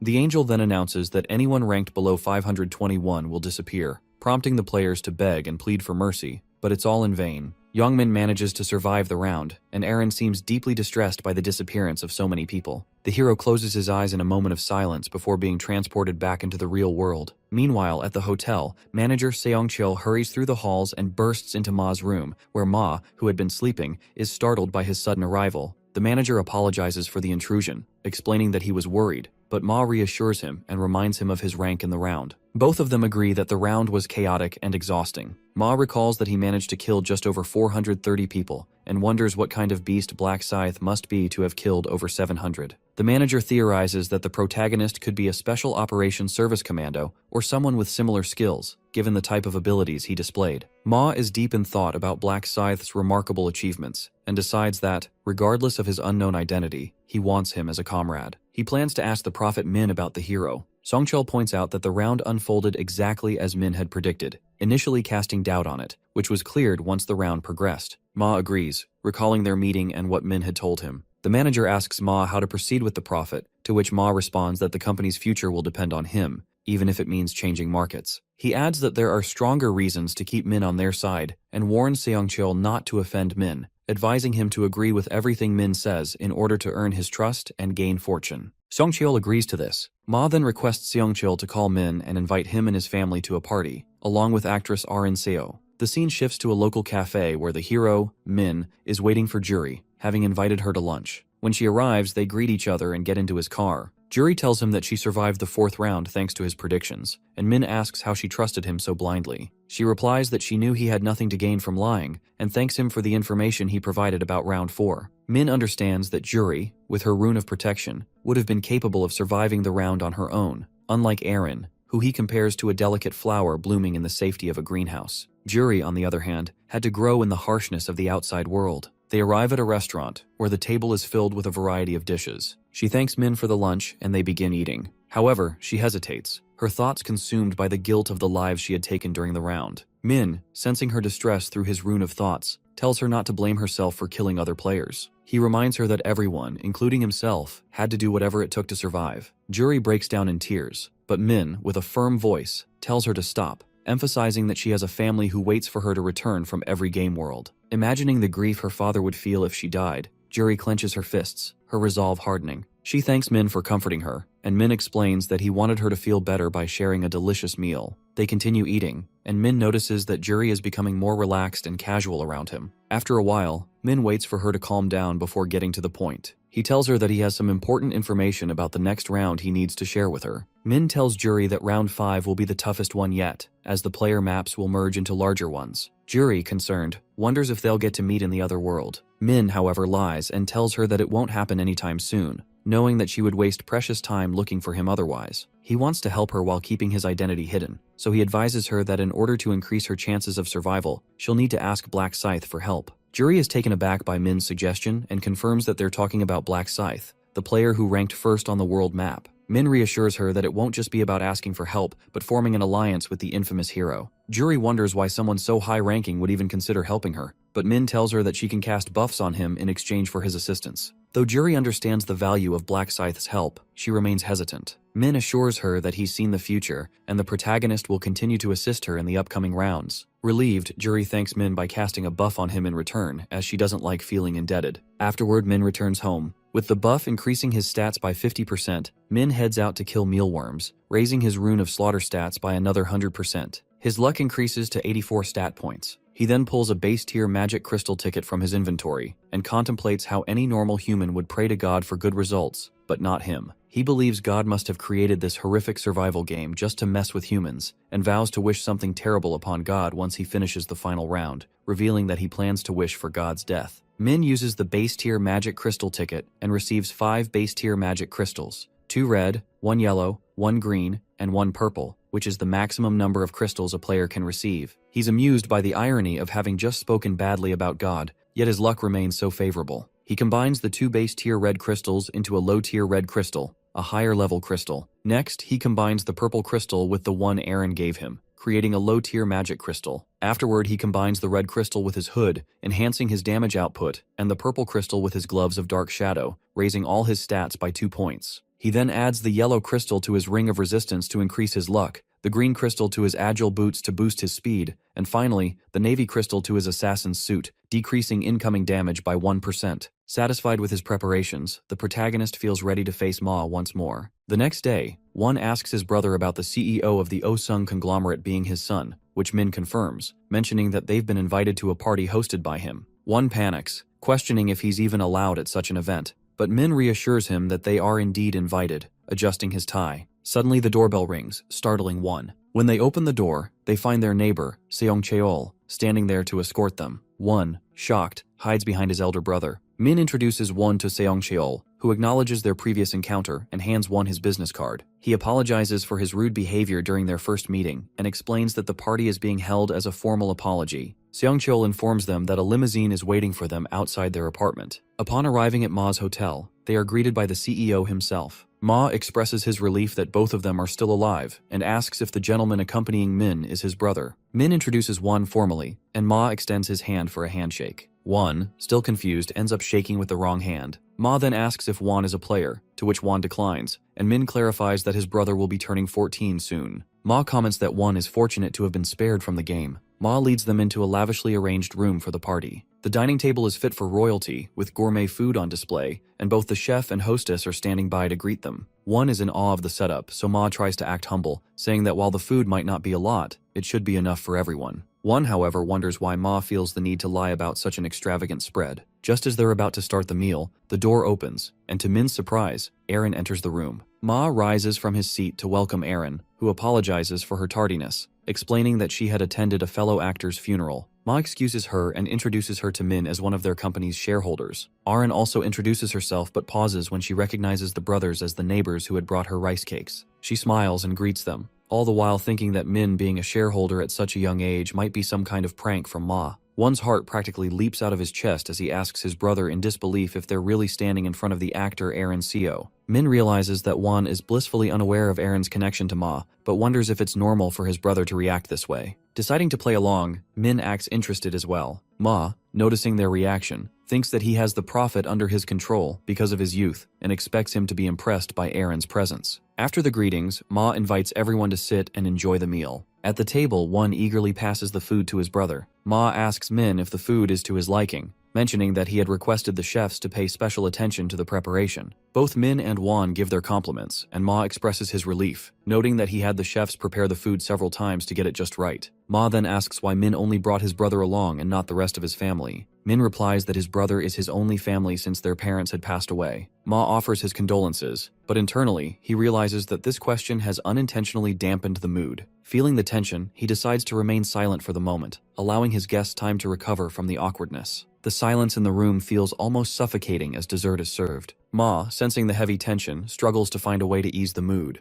Desperately, he looks toward Eren, hoping she'll take the cue and spark some conversation, but she doesn't. Feeling the weight of the moment, Ma abruptly stands from his seat, asking Eren to speak with him privately. He leads her to a hallway and asks if she enjoyed the meal. She responds with delight, but Ma's expression darkens as he stares at her, an unsettling look of disappointment in his eyes. He admits that he had invited her solely to keep the atmosphere cheerful, and she apologizes, explaining that she had thought she was simply invited to a party. Ma, not satisfied, presses her about what made her think she would be invited to such a grand occasion. He asks if Seong-chul had told her anything about the guest, to which she replies that he mentioned Min is the largest shareholder. Ma then reveals the shocking truth that Min is the majority shareholder, and more importantly, a prophet capable of seeing the future. With a cold, calculated tone, Ma emphasizes the importance of setting the right mood for Min, so he'll provide them with information about the next round. He demands that Aaron use her beauty to charm Min and win his favor. Aaron objects, reluctant to be used for such a purpose. But Ma counters by reminding her of how he made her a successful actress, and expects her to pay him back. He insists that she form a relationship with Min by any means necessary, and promises to keep a close watch on her progress. Back in the room, the atmosphere remains tense. Everyone is silent, unsure how to break the awkwardness. Ma opens the door, apologizing for the interruption and explaining that he had business matters to discuss with Aaron. He then suggests that they change locations now that they're done eating. As the group moves out of the room, Aaron attempts to approach Min but hesitates. Just then, Won, still starstruck, blurts out that he's a huge fan of hers, complimenting her beauty. He asks if he can take pictures with her, to which she agrees with a warm smile, momentarily easing the tension in the air. Seeing this, Ma quickly sends a message to Aaron, urging her to get closer to Min's younger brother. This makes her uncomfortable, as she feels like she's being asked to approach a pure-hearted fan with hidden motives. Ma believes that winning the younger brother's affection will automatically grab the older brother's attention, which will give him a chance to gather information about the next round. He leads them to a private room, offering them drinks and music, but Min declines and instead tells Aaron to go outside and take pictures with his brother. Once they're alone, Min looks at Ma and asks him if he really thinks the hero is an idiot. Ma tries to play it off, but Min reminds him that as a prophet, he already knows about his conversation with Aaron. After leaving Ma completely stunned, the protagonist firmly tells him that there's no need to hide anything from a prophet. Our hero turns to Ma and calls him out for trying to sneak something past them, which instantly throws the CEO into a panic. Min calmly repeats the same order he had given to Aaron earlier, but Ma rushes to twist it into sounding like a generous gesture. Things go south when Ma drags Won into his little plan, clearly stepping over the line, and once he realizes it, he immediately apologizes and braces himself for whatever punishment might come next. Since the apology feels genuine, Min decides not to press the issue, and the CEO gratefully thanks him for being forgiving. Right then, Seong-chul bursts in and Ma quickly scrambles to hide everything that just happened. He turns to his manager and tells him to lead the group into the next room so he can have a private chat about something urgent. As the bodyguard quietly leaves, Ma starts mentally beating himself up for upsetting his prophet again. Our hero snaps him out of it and casually drops some info about the next round. Ma is floored that Min already knows the real reason behind the celebration, but with all the shady stuff happening, putting trust in the man doesn't come naturally. He apologizes again, but Min tells him there can't be any more secrets between them and makes it clear Ma needs to keep a tight handle on the other shareholders. Our hero's mood lights up when he sees how well-behaved the CEO suddenly became, and Min promises to take the company to new heights, even sharing details for round 5. He then lets him know this next round is going to be the toughest so far, though he figures Ma should handle it without too much trouble. He reveals that each player will have to take down 300 orcs in the upcoming round, but it won't be simple since the zones will start merging, which immediately puts the CEO on edge. Min continues that the zones are combining because there aren't enough players left, but Ma is already focused on meeting Black Scythe and asks if that's even possible. Min shuts the idea down right away since they won't be on the same map and refuses to share his real identity,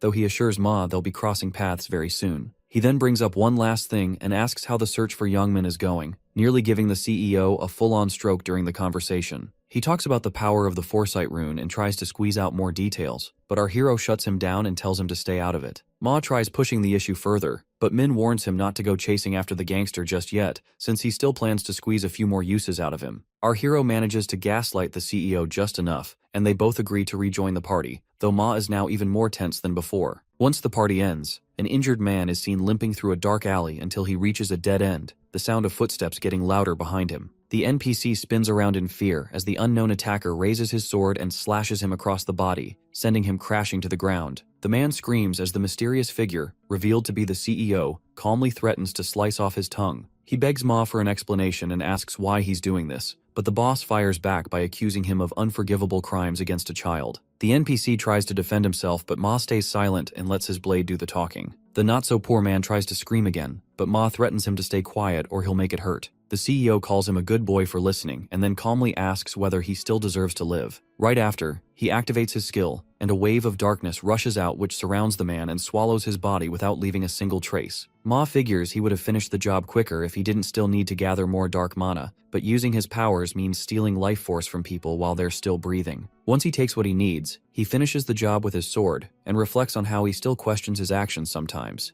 even though humans give him far more mana than monsters. To ease that guilt, he sticks to targeting criminals only, which helps him feel like he's doing one thing right and proves that the class of Dark Knight fits him perfectly, especially since he treats it like a personal and oddly relaxing hobby. He orders his sword to keep feeding, but it refuses, and that's when it hits him it can only devour the living, not the dead. A sudden sound pulls Ma's attention, but it is just a cat casually roaming around. He hadn't expected anyone to show up anyway, since the alley usually stays abandoned during the day. Though he is quite sure our hero already knows what happened here. The fact that Min came to him despite knowing all that makes Ma crack a nasty grin, and he casually tells his little puppy to hurry over and clean up the mess right away. Later, our hero relaxes in his apartment with nothing going on as he quietly reviews his current situation. He decides it's finally time to stop waiting around and start taking action. Min subscribes to a channel he instantly recognizes, already thinking ahead as he sets his sights on one of the 5 legendary runes that can be found in the real world, the rune of cloning. The scene shifts to reports after reports about more players dying, but a greasy fat school kid is unimpressed as he labels them a bunch of noobs. He feels no remorse for the countless crimes committed by the players, and thinks humans would have acted the same way. The ugly Oompa Loompa gets angry about all the restrictions imposed on him, and uses them as an excuse to vent his frustration as he slams his axe into the ground. He realizes that none of this holds any importance anymore since he is a player after all,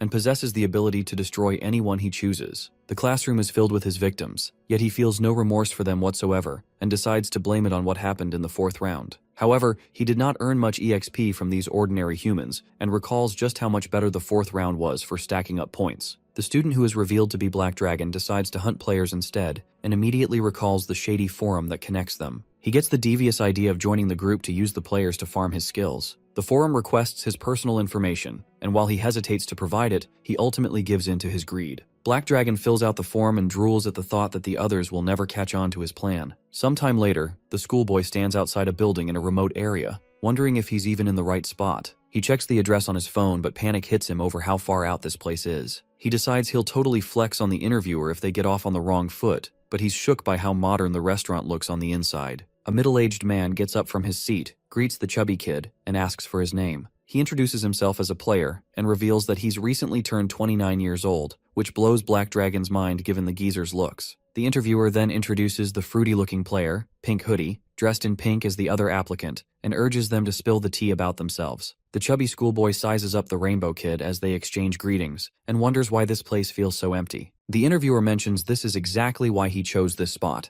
adding that the owner is whipping up some food for them in the kitchen. Black Dragon scans the shop and notices the absence of cameras. He thinks about whether to start his murder spree with these two, but decides against it, believing he can snag more players later, and instead asks why they haven't kicked things off yet. The interviewer explains that another candidate is running late, but just then, the speak of the devil comes true as the last applicant walks into the cafe and introduces himself as Black Scythe, nearly making the interviewer froth on sight. A few days ago, the forum president held a meeting with his members to talk about their new recruits. Nearly 2,000 players joined, even though the player count had taken a hit, as one member admires the article that brought them so much attention. One of the executives, Yami, claims it was her idea, and the president happily sings her praises, then asks how many skilled newbies are on board. He further asks to narrow the list down to useful players, which leads to Black Dragon's name popping up. Despite being ordinary, he always finishes in the top 3. The others find him a little sketchy, but ultimately decide to recruit him anyway. The forum members discuss some more promising players, and the president gets pumped seeing the number of recruits,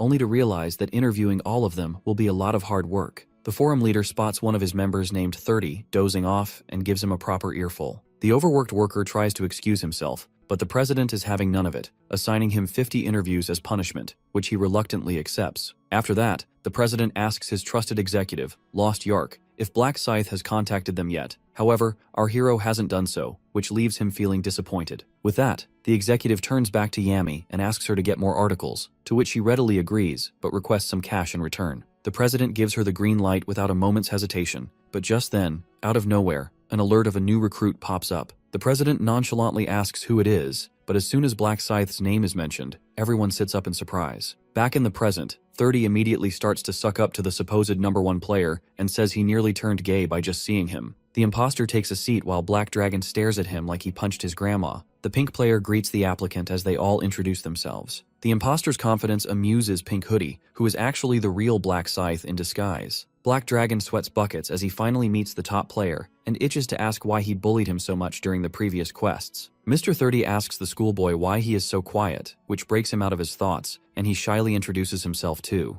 The player doesn't even give him a little bit of attention, which really ticks off Black Dragon, while the real Slim Shady wonders if he truly acts as arrogant as his imposter makes him out to be. You see, the imposter is actually a pro scammer who loves to con others, and if he manages to get his hands on the rune clone, he would cause some serious trouble. Min is relieved that he managed to catch up to him in time so he can snag the rune instead. Mr. 30 then starts the interview and asks them to confirm their personal information. Pink Hoodie begins with his details and lays it on thick as he claims to be a top-level assassin, even though it's all a lie. His username is the only real part since he copied it from an NPC. However, this fake identity is crucial for obtaining the rune as he must murder someone with it. After that, Black Dragon introduces himself as Sim Hyung Taek and is the youngest player among them, which pleasantly surprises the interviewer. But Min wonders if he would still be impressed if he knew what horrible things the schoolboy did to his classmates. Mr. 30 then asks if the achievements he listed are actually true, which slightly annoys Black Dragon. Next, the imposter, Kim In-hong, introduces himself as a 28-year-old fund manager and swipes all of our hero's achievements. The interviewer doesn't dare question his credibility, while Black Dragon knows his true scheme is to force other players to give him money. With that, their identities are confirmed, and Mr. 30 moves on with the actual interview, asking them their reasons for joining. Pink Hoodie pretends to be scared that others will target him and expresses a desire to feel safe. Black Dragon hides his true motives and simply agrees with what Min says, stating that he can't even go to school anymore without panicking. Meanwhile, the imposter tries to act like a Sigma, insisting that he is doing this because he wants to darn it, which the interviewer accepts without a doubt. Finally, the interviewer tells them there is one last thing they need to do to gain acceptance into the group. That is to commit some good old Assassin's Creed in real life. Min acts horrified at the suggestion, which leads Mr. 30 to begin a monologue about how the government has recently started targeting players because they fear them. He insists that players like them need to unite and fight back against the filthy commie government since they're not little peasants who need to follow their laws, and they should show their resistance by not adhering to the regulations. Min delivers an Oscar-worthy performance while the interviewer insists that they absolutely must commit murder to prove they cannot be controlled. Our hero in disguise pretends to buy into the psycho's yapping as he continues explaining, and gives them a choice that they can leave now but they shouldn't expect to join again later. But Min knows this is just fake propaganda meant to keep the recruits from attempting to leave the organization. Everyone falls silent, which the interviewer takes as a sign of agreement and instructs them to get started.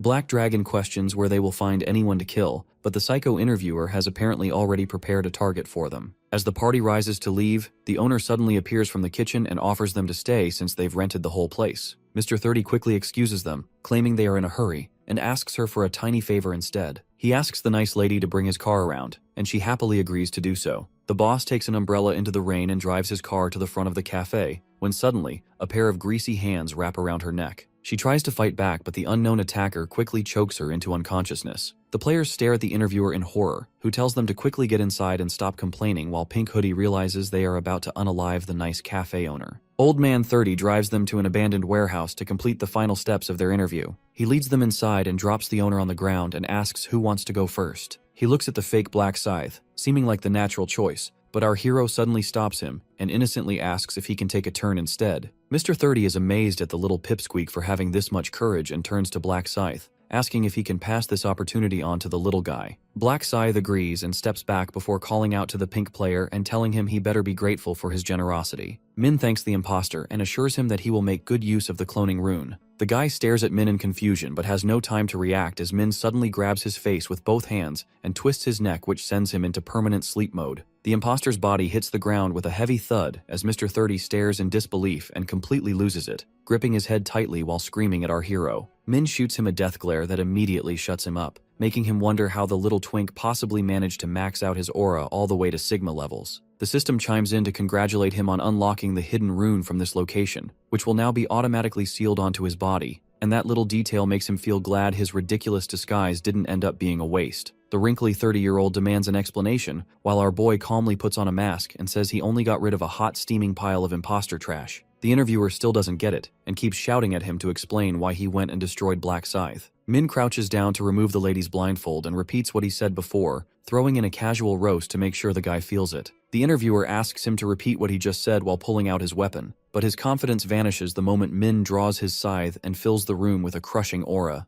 Our hero casually throws another insult his way while Mr. 30 tries to make sense of the moment, noticing that the weapon seems oddly familiar. It finally clicks for Captain Obvious that only one type of player wields a blade like that, and he suddenly recalls Pink Hoodie's warning from earlier. With that, our hero turns to the confused interviewer and asks if his last 2 brain cells have finally caught on to what's really happening, and then offers a half-hearted apology for lying to him before. Mr. 30 immediately drops his weapon in fear, falls to his knees, and starts begging Daddy Min for mercy. Min rejects the apology and swings his scythe, cutting off his subscription to having a head. The severed football rolls to Black Dragon's feet, who lets out a scream as he realizes our hero is way out of his league. Our hero turns and points his scythe at the last man still standing, then asks Hyung-taek if he has any final wishes. The schoolboy refuses to beg for his life like a coward, and instead brings up something that's been bothering him for a while. Black Scythe instantly guesses it's about the last round, specifically why he completely wiped the floor with him, and explains that he did it because he sees Black Dragon as his rival. Min admits that the player is indeed strong, and he wants to get rid of him while he is still weak. After that, Black Scythe asks if he has anything else to say, but Black Dragon is too scared to speak. Hyung-taek barely manages to ask one more question. Why does he have to die too? To which Min says it's pretty obvious he stinks worse than poo and wastes oxygen with every breath. The schoolboy reasons with our hero that he is innocent, so Min decides to let Tubby go. Black Dragon lights up with joy, but Min tells the oversized Snorlax to hand over everything he owns if he wants to keep breathing. After a quick inventory swipe,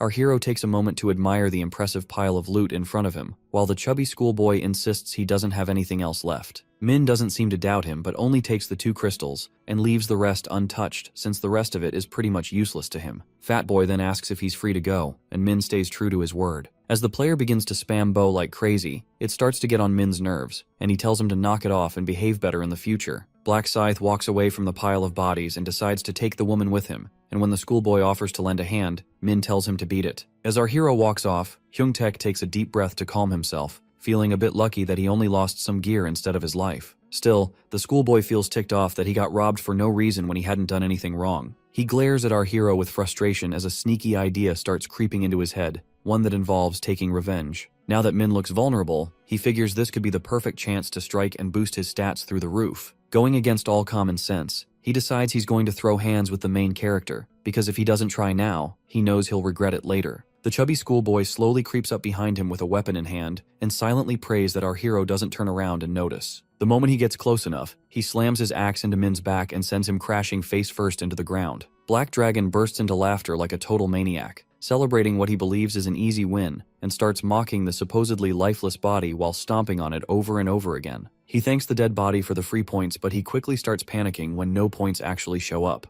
The chubby player starts sweating bullets, realizing he hasn't leveled up and has no clue what's going wrong. Out of nowhere, Black Scythe materializes right behind him and asks the school kid what exactly he thinks is happening here. His sheer voice nearly causes Bacon Boy to have an accident in his pants. After that, Black Dragon turns his head with his face locked in fear while our hero tips his hoodie and mocks him by asking if he's seen a ghost. The poor schoolboy's body begins to shake uncontrollably as he starts wondering whether Min actually has a revival skill. He steps back and glances behind him, only to see that the body he struck earlier has vanished into thin air. So Black Scythe casually explains that what he really did was just erase a clone he created using the rune of cloning. Our hero enjoys the fact that even if it's a sitting duck, the decoy still proves useful, and he decides it made for a fun little prank. Then the schoolboy gets furious that he was fooled so easily, but Min reminds him that he's not the only one who got played here. Black Dragon tries to argue his case, but Min doesn't care as he calls out his own weapon and swings faster than Hyung-taek's mind can even catch up and becomes yet another victim of sudden head loss syndrome. With that, our hero uses Levi's special cleaning skill to wipe away all traces of evidence before heading over to the woman who's still peacefully napping on the floor. He tells the cafe owner to stop pretending and get up since he can already read her thoughts anyway. The poor woman apologizes, gets up, and asks if she can finally take the bag off her head,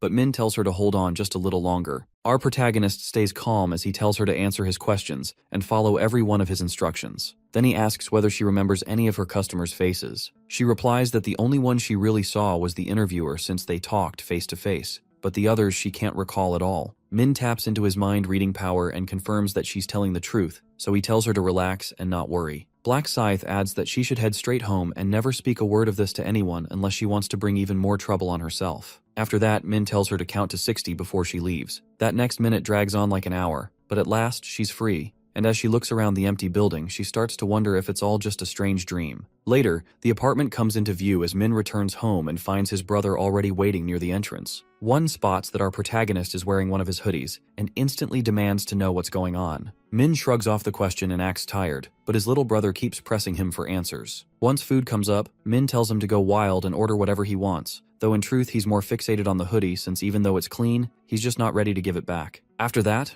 our hero dumps the murder evidence while Wan instantly makes a move to recover his beloved possession. Min promises to get him something way better than that old worn-out piece of cloth, but his little brother still feels betrayed and throws on the saddest puppy face he can manage. The little brother says it's fine anyway since schools are shut for now, which makes Min realize it must be incredibly dull being stuck indoors all the time. So he offers to take Wan to an amusement park the next day, which instantly brightens his mood. Wan jumps with excitement, and Min agrees to take him along if he promises to go to bed early like a well-behaved kid. Moving on to the next day, Wan's face beams with happiness as he sees all the rides again after such a long time and gets hit with a wave of nostalgia, though Min regrets not bringing him here earlier. Our hero feels surprised that the place is still up and running and understands that hope is just as vital as survival. The little brother spots a family in bunny ears and suddenly gets a mischievous idea while Min is still lost in deep thought. One grabs his brother and drags him into the store where our fruity hero ends up wearing a pair of animal ears and asks what he looks like. The little brother instantly begins fangirling over Min and then excitedly runs off to explore the rest of the store while Min proudly flashes his Platinum Express premium card. Once their shopping spree wraps up, Min asks what he wants to do next. One takes full advantage and declares that they're going to try everything. A bunch of rides later, they stop at a petting zoo where Wan nearly gushes at how cute the baby pandas are, while Min is happy his brother is not depressed anymore. However, being the worrying little guy he is, he asks him if it is alright to be out here when the quest is tomorrow. Min reassures his brother and tells him not to worry, and that he will be knocked out for 10 hours this time. One tries to argue, but Min pats his head while silently promising to never leave him alone and asks him if he wants to go on the safari next. Sometime later, the duo gets back to their apartment, and out of nowhere, Min's phone starts ringing. He checks it and sees that it's Jury wishing him good luck,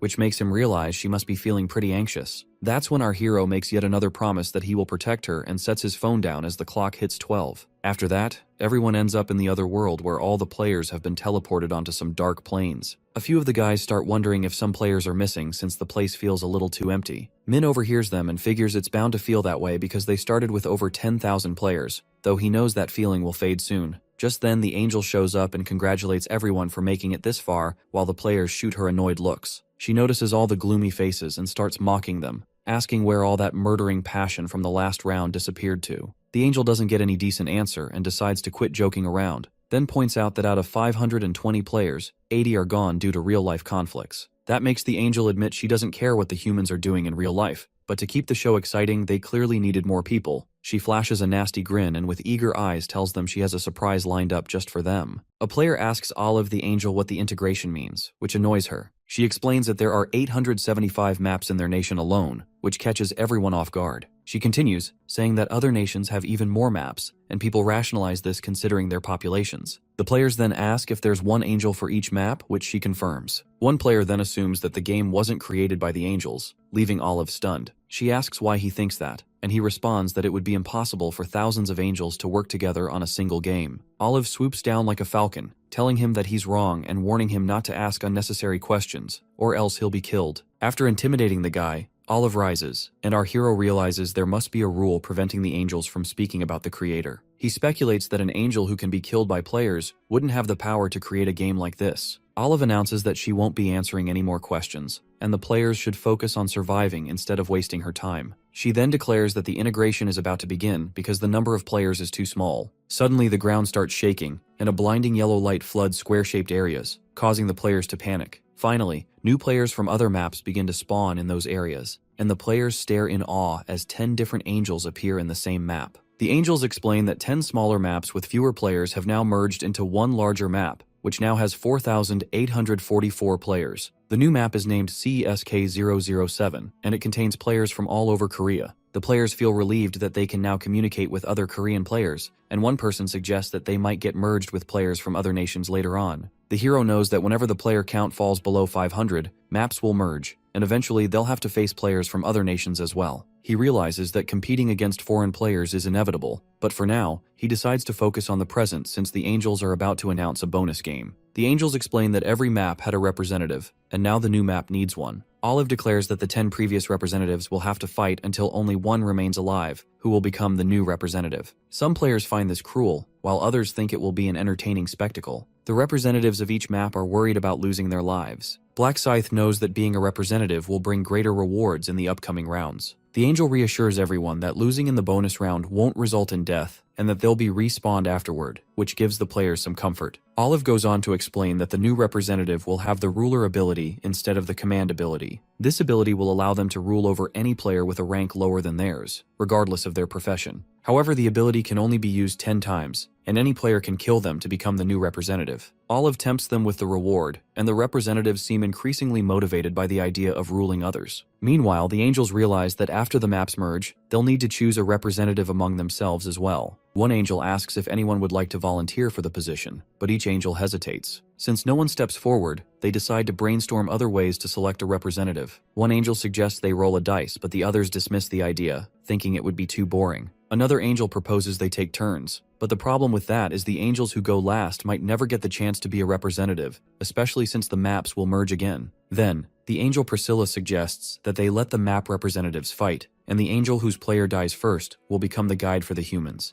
The other Angels agree to this, but Olive has a different idea. She proposes that the Angel whose player wins the bonus round will become Queen of all the Angels. Olive explains that the Queen will have the power to decide which Angel will guide the humans, and the other Angels will have to follow her orders. The other Angels are intrigued by this proposal, while Priscilla points out that Olive has made a bold statement and seems quite confident in her player. She brags that her player has never lost his first rank in the local map since the first round. Olive smiles back, thinking that if Priscilla knew her player was Black Scythe, she wouldn't be so sure of herself. Priscilla and the other Angels agree to the terms, and Olive descends to announce the start of the game. She calls all the map representatives under her. After the players gather, Olive summons an arena from beneath them and explains that the game will continue until only one player remains standing. The survivors will be revived, except for those who die outside the arena. The game begins, and everyone summons their weapons. One player notices that no one is making the first move and wonders why they're all being so cautious. He thinks that since all of them are map representatives, they must be extremely talented. At the same time, he overestimates himself because of his rune of dissolution, which skins his enemies alive if his sword manages to touch them. He's relying on his sword moving like an aimbot. The Angels begin to grow frustrated as they wonder why the humans aren't fighting. The player, confused, finally decides to make the first move. Confident that he's the strongest in the arena, he believes that if he makes a strong impression, the other players will be too scared to challenge him. So, he draws his sword and searches for someone to make an example of. He takes an offensive stance, waiting for someone to step up,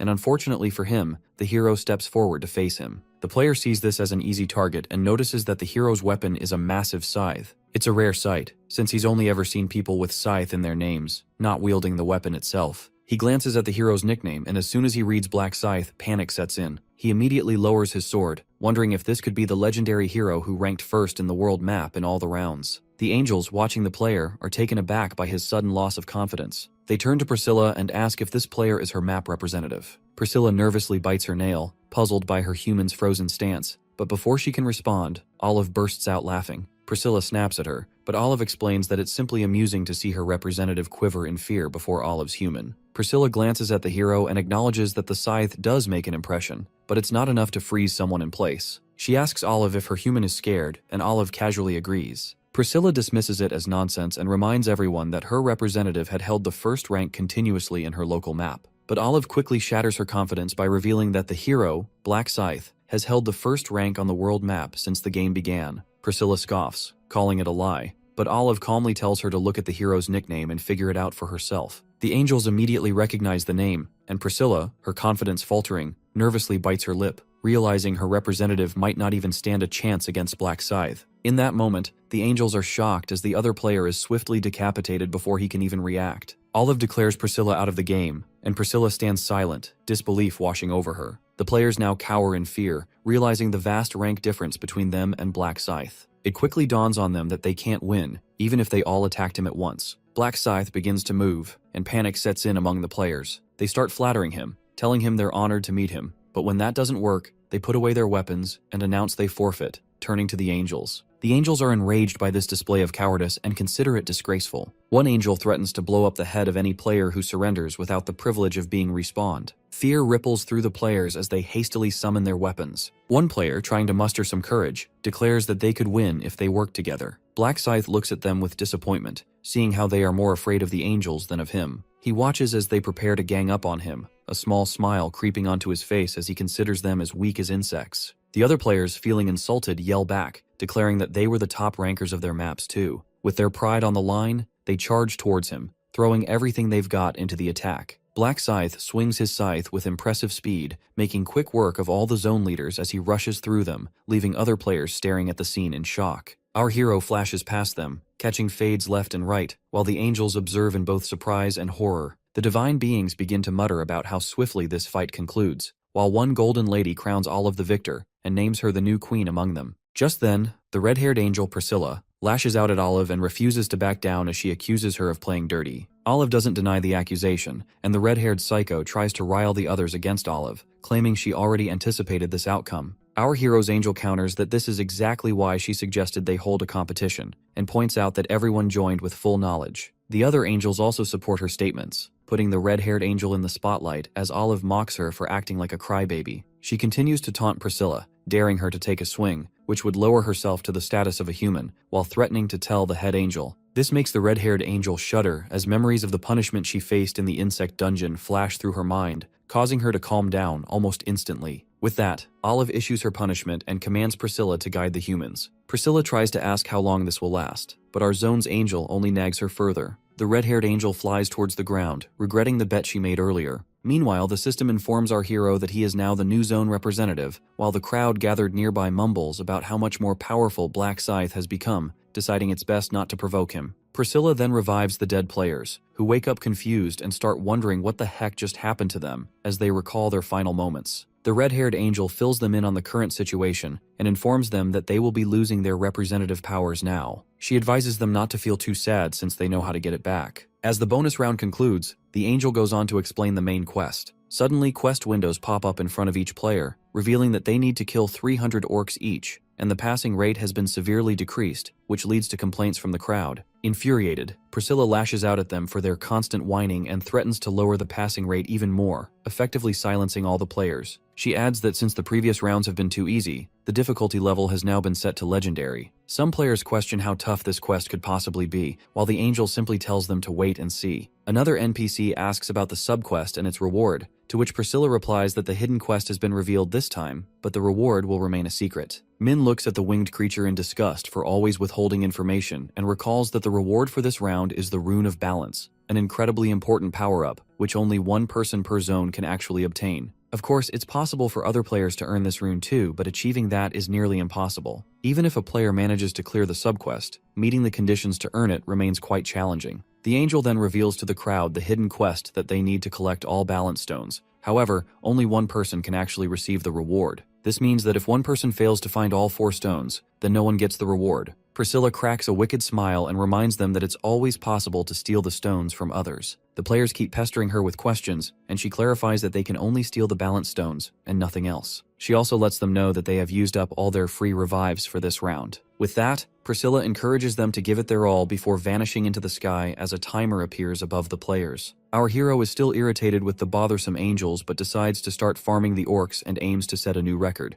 after which he plans to assist Jury with her kills. He then descends from the platform into the crowd and walks through them, almost sending the guys into a full-on panic. The players feel a sense of relief as he passes by peacefully and wonder whether they should follow him or not. Some players hesitate, but others argue that Min consistently stays 10 steps ahead, so there must be a method to his madness. Many of them feel anxious about getting caught, while one NPC suggests keeping a safe distance at all times. One of the previous zone representatives gets pumped up and tells them they can either step up or eat dust as he walks away from the clearing. Meanwhile, the rest of the group seriously questions if this is the best idea, but they push aside their fears and decide to go after Black Scythe anyway, beginning to trust that the pro actually knows what he is doing. After that, our hero makes it to what looks like a small orc village tucked deep in the woods, and the gang of losers chasing after him act like they're impressed by this scrappy little backwater place, while they watch Black Scythe take on the first orc and wipe it out like it's nothing more than small fry. The giant pig of a thing collapses like a sack of potatoes, and he heads straight into the center of the village, where it seriously looks like they're all getting ready to grill up some juicy barbecued meat. The moment they spot him, every orc around goes absolutely crazy and pulls out their weapons. The ground starts shaking hard as 3 massive monsters charge straight at our hero, but he stands his ground without a hint of fear and slices off the first one's head like he's already collected 3 heads on his scythe. Then, the other 2 try smashing him into a pancake for dessert, but Min swings his scythe again and clears out every house in the village until not a single orc remains. Seeing this, the others think that orcs are not that threatening, even though the homeless guy suggests that Black Scythe isn't an average scrub like them, and says they should look for another village and follow in Black Scythe's footsteps. As expected, the useless scum are already scheming to use the close combat classes as cannon fodder while they hang back and steal the last hits for themselves. Either way, they stumble across another village that's way bigger this time and even has a proper lookout. The orc standing up on the tower doesn't waste a second before blowing his battle horn, which echoes loudly across the massive village. That sound throws the whole party into chaos, and the panic only escalates when a crapload of hulking monsters pour out of the houses like a raging swarm of bees. It takes almost no time at all for them to surround the dozen or so players,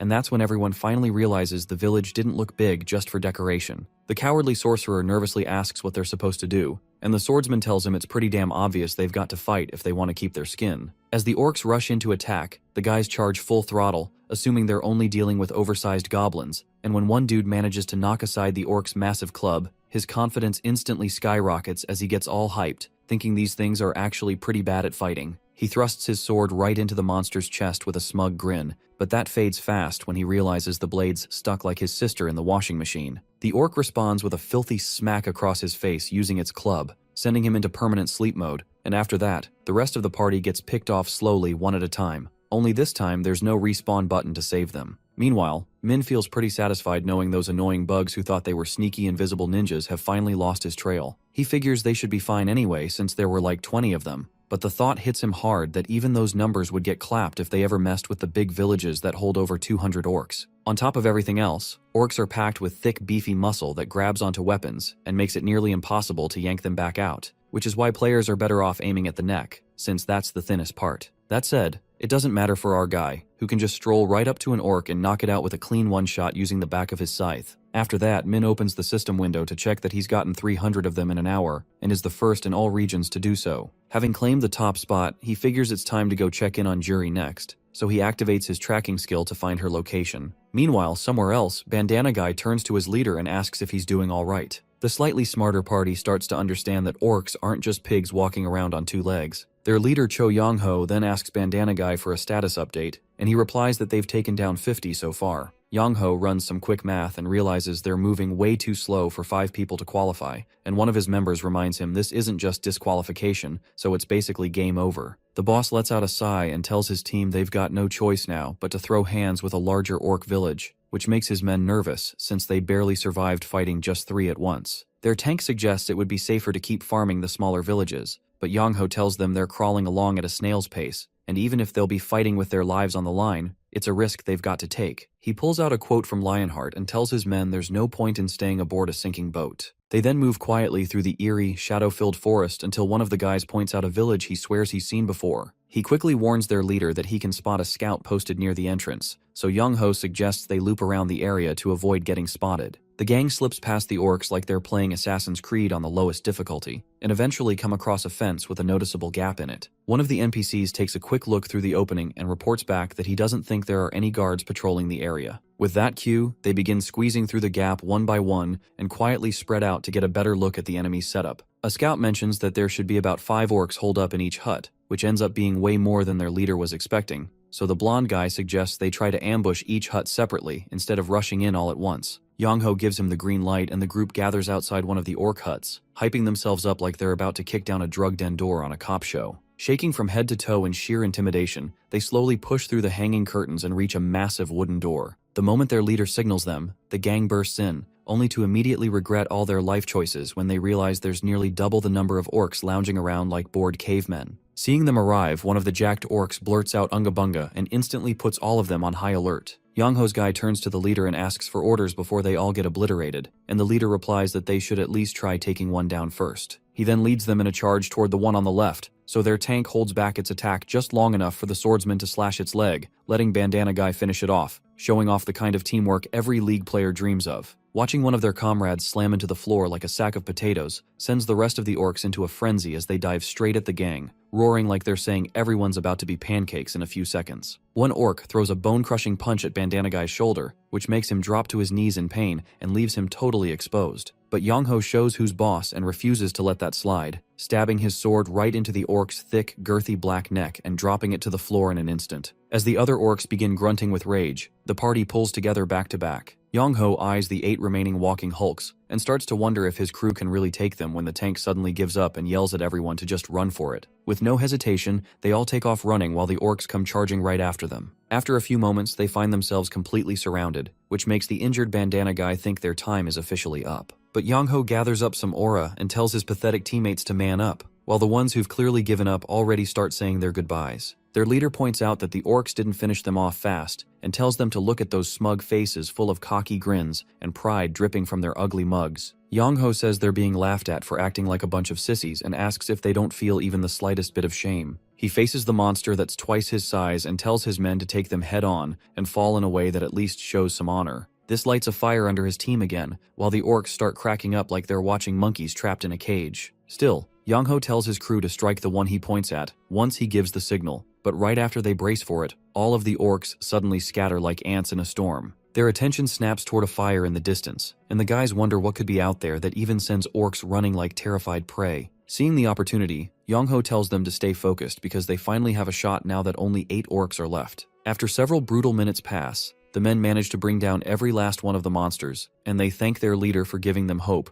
right when they were about to give up. Playing it cool as always, Yongho says he couldn't have done any of it without his homies and checks on his injured guy who honestly looks like a total crack addict. Yongho takes command again and tells the squad to stash their busted up buddy somewhere safe while he goes ahead to check the path. With that, he starts moving toward the place that was burning not long ago. As he rounds the corner, he starts to think it's weird how everything suddenly went quiet and how not a single monster has shown up. The man walks through the village and glances around when something appears that completely stuns him. Scattered around the ground are battered orc corpses that give off a strange aura. As he steps through the scene, he wonders who could have caused all this chaos when his eyes land on a man dressed in all black. It doesn't take long for him to realize it's Black Scythe, who looks a little surprised that anyone else is still in the village. But the real shock hits when he reads the player name and realizes the man is Cho Yongho, better known as the Mercenary King. It gets explained that Mercenary is a close combat class able to wield various weapons like warriors, but their real edge comes from forming contracts with allies or the Mercenary King himself. As the only guy with this class at the time, Yongho holds a unique power where both sides earn bonus rewards through contracts, making it a clean win-win deal. Min can hardly believe he's meeting this guy by pure chance and starts walking over like a shy girl. He catches himself and tries to plan how to talk to the top-ranked player while our boy throws him a harsh glare without meaning to,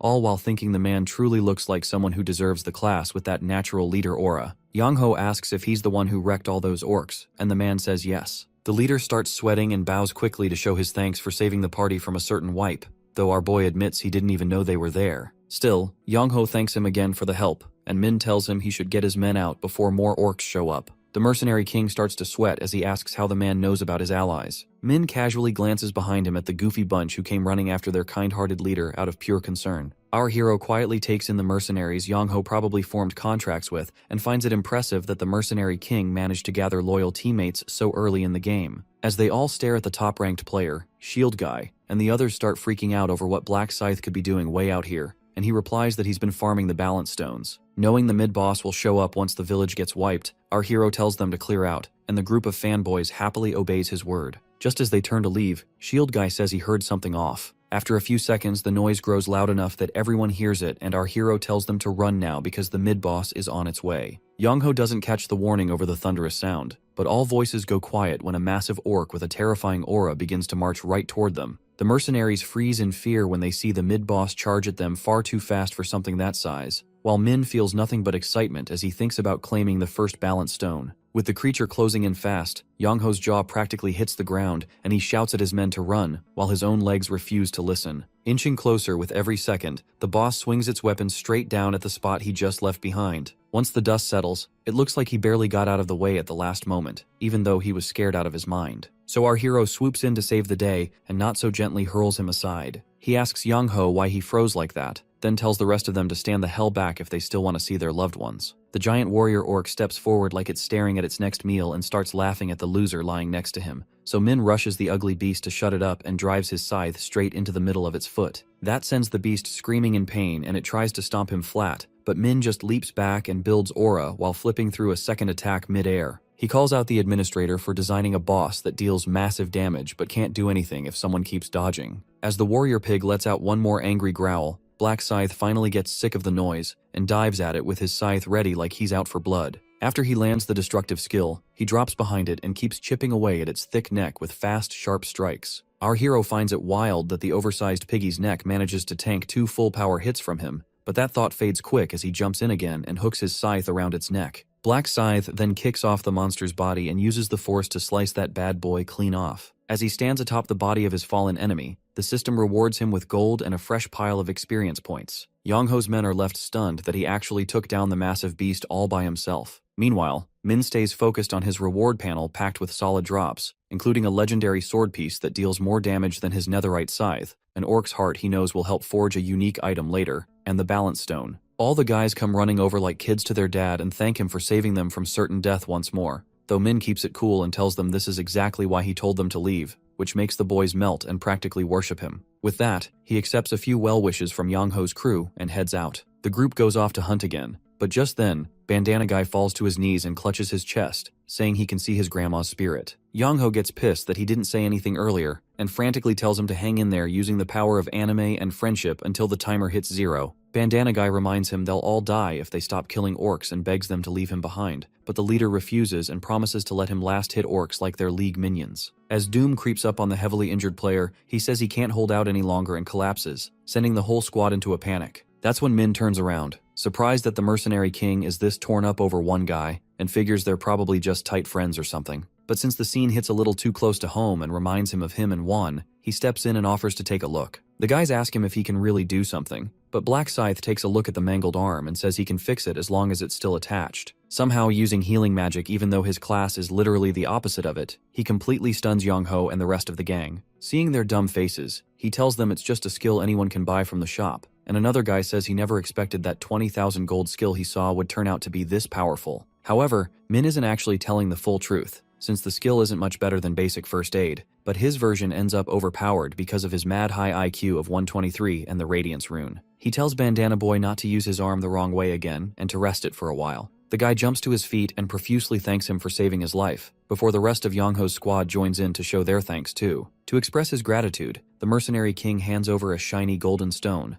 and one of his other party members offers a red one, followed by everyone trying to one-up each other with their own thank you gifts. Our hero tries his best to turn them down politely and says he doesn't need their trash, but they beg him to accept it as a token of gratitude, leaving him stuck in the middle of the village holding a bunch of sweaty second-hand gear. Still, he's far more interested in the real reward here, since he looks at Yang-ho and realizes he's gained favor with a pretty big fish by using a skill he already had. With that, he says goodbye and walks off like a boss while the peasants bow down to their king without question. Meanwhile, deep in the forest, Juri stares at the timer and freaks out that it's been an hour, and she still doesn't have a single orc to her name. She ends up crying at herself for stalking Black Scythe Senpai and getting totally lost on the way. You see, she found him pretty easily during the bonus game with the representatives before the round began, but she was completely stunned watching him slice through the others like they were nothing more than vegetables. After he wrapped things up and she finally managed to catch him alone, her legs gave out under the sheer weight of his riz, and she shut her eyes, telling herself she'd try approaching him when he seemed a little less terrifying. But the moment she opened them, Senpai was already gone, and it hit her fast that she had completely lost track of him like the air-headed fool she always is. Juri recalls how Min warned her back on Earth that taking out 300 orcs isn't a small feat since those monsters move in packs, and that's why she should never try fighting them solo, but instead wait to find Black Scythe once all the servers had synced. He also made her promise to wait at least an hour before reaching out to her senpai during the round, and now thanks to that warning, she ends up stuck in the middle of the forest alone. Realizing that Black Scythe probably won't return to the starting area anytime soon, she knows sitting there won't get her anywhere, so our girl rises to her feet with her mind made up and sets off, determined to find him no matter what. She moves deeper into the Crimson Forest, staying on high alert as she follows the path she assumes he took, and eventually comes across a village in a clearing. She thinks if it's an orc village then Black Scythe should probably be nearby, but she quickly scraps that idea, realizing she'd be toast if the orcs inside decide to pull a Goblin Slayer moment on her.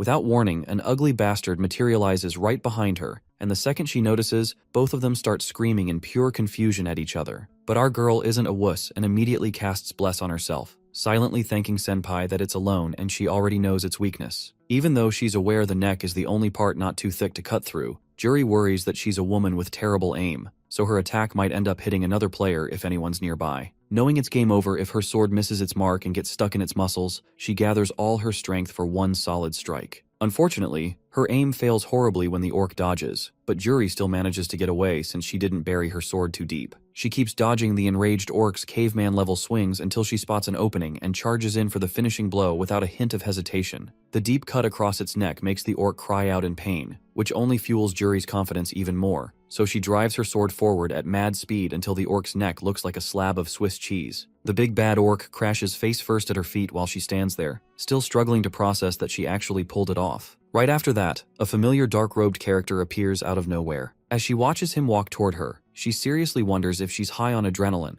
or if the man she's been chasing all this time actually showed up and is heading straight for her like Jotaro. That pipe dream pops the moment he walks right past her like she's nothing more than a fart in the wind. Mustering every ounce of courage she has, Juri calls out to him. Black Scythe Senpai gives her a glance that basically says she has 10 seconds to explain herself before he leaves. Stumbling over her words, she blurts out a request for him to fight her, which makes our guy wonder if she's already lost her mind after dealing with one orc. She quickly corrects herself and asks if he'll team up with her instead. He tells her to give him one good reason why he should even consider it. So she practically shoves her unique skill in his face and explains that her Bless ability is the strongest stat buff in the entire game. Min gives her a pretend glance at his screen and confirms it like a bored pro, so she asks if that's enough to convince him to form a team in exchange for regular buffs while they hunt orcs together. Our boy flatly replies that he could just use his authority to dominate her and make her cast Bless whenever he feels like it. Juri's brain instantly short-circuits, and she starts sweating bullets until Min coolly adds that all he really wants is her promise not to betray him. She nods like a bobblehead and accepts the deal without hesitation. Black Scythe extends his hand to her as a sign of trust and introduces himself, and Juri introduces herself as well, calling herself the level 13 buffer, known as Democracy. He tells her she really doesn't need his help,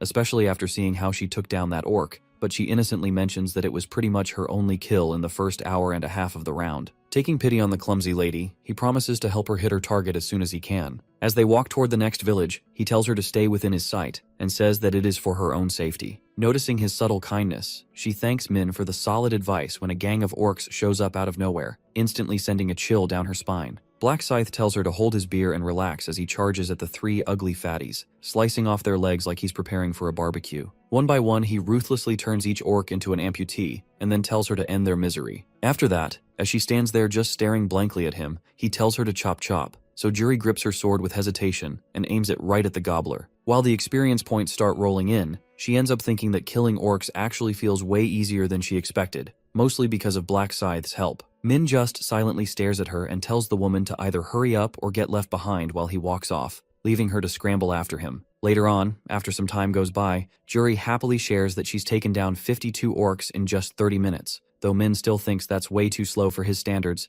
even though he figures it's smarter to stay careful since Juri could get herself hurt if they end up surrounded during a village raid. He figures their best chance lies in an orc shaman, so he tells her that instead of dragging things out for 3 hours at their current speed, they could actually finish it all in just one. Juri looks confused as she asks the guy how something like that could even be possible, so he explains that all they really need to do is find an orc shaman who pretty much spawns orcs endlessly for them to farm. This way, they won't waste any time running around after stragglers, and Min completely stuns her when he casually says he'll just juggle the shaman along with his creeps to help her out. Right after, she tries to press him on how he could possibly know all that, but he tells her he's gone up against one before and adds that she's always safe when Daddy Black Scythe is around. That leaves her completely in awe as she starts thinking he really does seem a lot kinder than what her first impression made her believe. As this happens, when they finally get there, she asks if there's actually a shaman hiding in such a small village, to which Min replies that's exactly the kind of setup that gets most innocent players killed, since the shaman practically draws them in like flies. His mind flashes back to all the times he's seen orc shamans so clever, they end up farming humans instead, though he knows he can twist that arrogance to work in his favor. While they walk through the quiet backwater village, he explains that most of the houses sit completely empty, and there's just one sneaky shaman hiding out in the big building with a pretty simple trap setup. The moment an unsuspecting player steps into that trap zone, the shaman spawns a whole gang of 10 or 20 orcs to gangbang them, which naturally gets Juri wondering how on earth she's supposed to keep herself from getting torn apart. Then Min decides it's the perfect time to mess around a little, so he leans in really close to her until she turns red and whispers a blazing hot plan on how she's going to fool the shaman. Feeling totally confident because it's coming from her crush, she promises she won't let him down, and even shocks the guy by saying she's handling it all on her own. So he pouts and tells her he's totally fine just chilling outside until she finishes up. And with that, Democracy steps into the house and looks down the long, pitch-dark hallway that stretches without an end. She slowly walks deeper and deeper inside until she finds herself in a big open room with a red carpet, and it clicks in her memory that Black Scythe had already told her about this place. Back when he explained it, he told her the red carpet room is where the shaman summons orcs to fully surround any player, so she should step on it and instantly yeet herself out. That'll make the shaman send scouts to check it out, which they can then farm. Thinking it sounds easy as pie, she bravely steps inches from the carpet, but before Juri even lifts her foot, the shaman fires a light spell and stares sheer death at her. Still, she's a strong, independent woman who doesn't hesitate for a second before scooting the hell out of there and slamming the door shut right in that creep's face. With her heart practically jumping out of her chest, she tells Black Scythe she pulled it off just like he told her to, and Min simply says that now all they have to do is wait for the experience to come walking right to them. Right then, the door creaks open ever so slowly, and a small group of orcs steps out to scout around for the enemy, only to get jumped and sliced apart in a clean sweep. He turns to Juri and tells her it's safe now, so after she finishes off the first fresh batch out of the oven, she asks him if the shaman is really dumb enough to fall for the same trick again. Min tells her the thing's dumber than rocks and probably has less IQ than a Logan Paul fan, but all her doubts just melt away the second she catches sight of his golden smile. A short while later, Juri finally hits the 300 orc mark, and Black Scythe brags about how it only took an hour. She keeps thanking him over and over for his help, but Min is clearly more focused on her level, which she reveals is 19, so he casually tells her she'll hit a rank up after just one more. He's honestly pumped about the new skills she'll unlock from the rank up since they'll make her even more useful to him, especially because he needs that extra edge to snag the world record on the boss. That's why he says he'll help her get to level 20, while Juri stays completely stuck in the delusion that he's just a genuinely nice guy, and awkwardly stands there like a maiden in love who doesn't want to cheat on her crush. Meanwhile, a group of 5 loud losers shows up and starts making a scene about how Daddy Black Scythe totally wrecked the orcs. Right then, loser number 1 tries to say hi, but our hero tells him to quit wasting time and just spit it out already. The guy explains that he and his crew only came to farm some monsters, but deep down he's losing his mind over how just 2 people managed to wipe out every single orc lying dead on the ground. Meanwhile, the other 2 start wondering how some random lady ended up teaming with the number 1 player, and immediately begin cooking up all sorts of creepy theories about how she won him over. As the budget ninja guy starts checking her out like she's one hell of a baddie, our boy slams his scythe into the ground and tells them to vanish from his sight. Looking pissed beyond belief, he says dudes with no wife and no life shouldn't be anywhere near him, since all they do is drain his aura, which really ticks off the headband guy. Juri starts panicking hard about what could happen if low-level players like them try picking a fight with Black Scythe, but our boy doesn't give them the chance as he swiftly dents the headband-wearing idiot's massive forehead. His quick little justice speech comes to a halt the moment he sees blood drip down the guy's face, and the loser squad wastes no time yeeting themselves out of there, deciding they'll just secretly spy on the farming method from a safe distance instead. However, Min already knows exactly what they're up to and plans to make kebabs out of them the second they try to steal the boss. As he returns to the real mission of getting Juri to level 20, the loser gang thinks they've put enough distance between themselves and starts debating if spying on Black Scythe is worth it to steal his farming method. They crouch in the bushes like they're in Assassin's Creed and wait, watching as 2 orc scouts come charging out and begin attacking him. As always, our boy doesn't think they're even worth drawing his weapons and decides to flex by hurling one of them straight into the other with a barehanded smack. After that, he mashes them into potatoes so Juri can get the last hits. From the bushes, the loser brigade sits slack-jawed as it hits them just how far out of their league he is, though one of them can't help but wonder why he's not finishing them off himself, and the lady keeps going in instead. Their non-existent brain cells finally scrape together enough juice to realize he's clearly carrying her, and they all start losing it over what kind of deal she made to earn that kind of treatment. Seeing her stroll in and out like it's no big deal while still being way ahead of them drives them insane.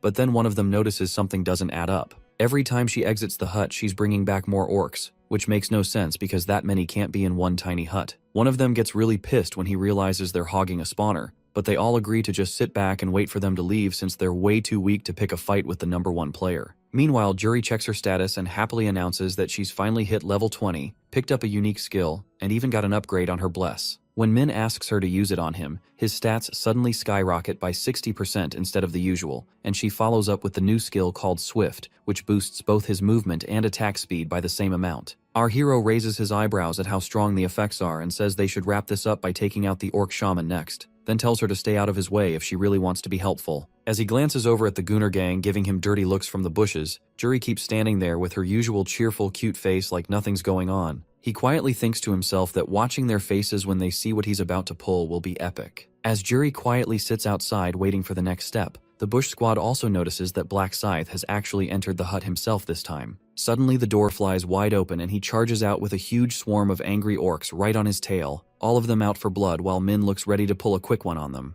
Seeing our boy book it away from the orcs, Juri starts worrying that something might have seriously gone wrong with the plan. From the bushes nearby, one of the guys watches with wide eyes, shocked that even the legendary Black Scythe is running away scared, while his teammate thinks he is overreacting. Meanwhile, the orc shaman's staff pulses with ominous energy as it conjures 3 massive arms that pound the ground hard enough to summon orcs wherever they land. Meanwhile, Juri is at a total loss watching our boy get circled by orcs and briefly wonders if she should switch the plan and jump in to help him out. However, that thought disappears instantly after she sees him slicing and dicing orcs charging from all sides like a boss, showing absolutely no trace of panic on his cool, handsome face. Just then, the orc shaman summons another batch of 10 more orcs to add to the already massive horde. But even when Min finds himself standing right in the middle of monsters ready to lunge at him from every direction at once, he backflips out of there in style, leaving the party of stalkers completely speechless. At that moment, his teammate leans over and tells him to seriously stop fanboying over Black Scythe, because their target is starting to look super vulnerable. Suddenly, their creepy leader turns around with a freaky grin plastered on his evil face, and tells them it is time they should steal the kill while they still have the chance. However, his teammates get nervous and quickly express their worry they might meet the exact same fate as the orcs,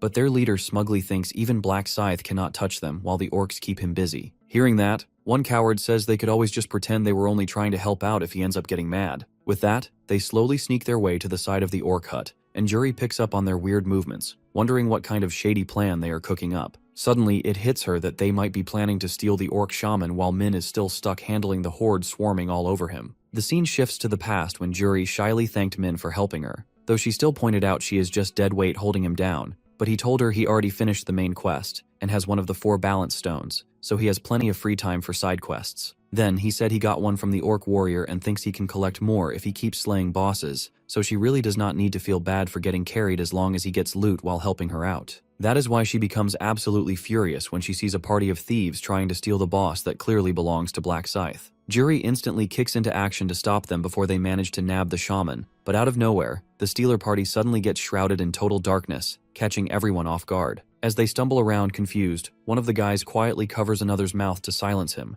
because they are standing right behind a scary monster that just noticed them sneaking around. The monster instantly spins around and starts making horrifying guttural noises that make it super clear they are about to get game overed. So, they run as fast as their rookie legs can physically carry them, but the boss blocks their escape path by trapping them inside a circle of orcs, just like it did with Min earlier. It is at this moment they finally realize they seriously messed up. An orc slices deep into the black-haired guy's shoulder and then lifts him up into the air by his hair before slamming him down like a sack of trash. When he looks up, he realizes he is about to get his head crushed like a watermelon under an orc's foot, except this time he is the watermelon. On the other hand, our boy finishes cleaning up the last of the orcs, then sees the very predictable result of his little test to check if the stalkers would try to steal the kill when he purposely lured the shaman out. Though, he feels zero guilt because these fools would have died anyway, since they wasted too much time hiding and watching him instead of just completing the actual main quest. With that, he walks straight to the orc shaman, who growls and sends his entire army of orcs making menacing noises at Min to scare him off. But our boy makes quick work of them and notices that he feels a lot faster than usual thanks to a buff from Juri,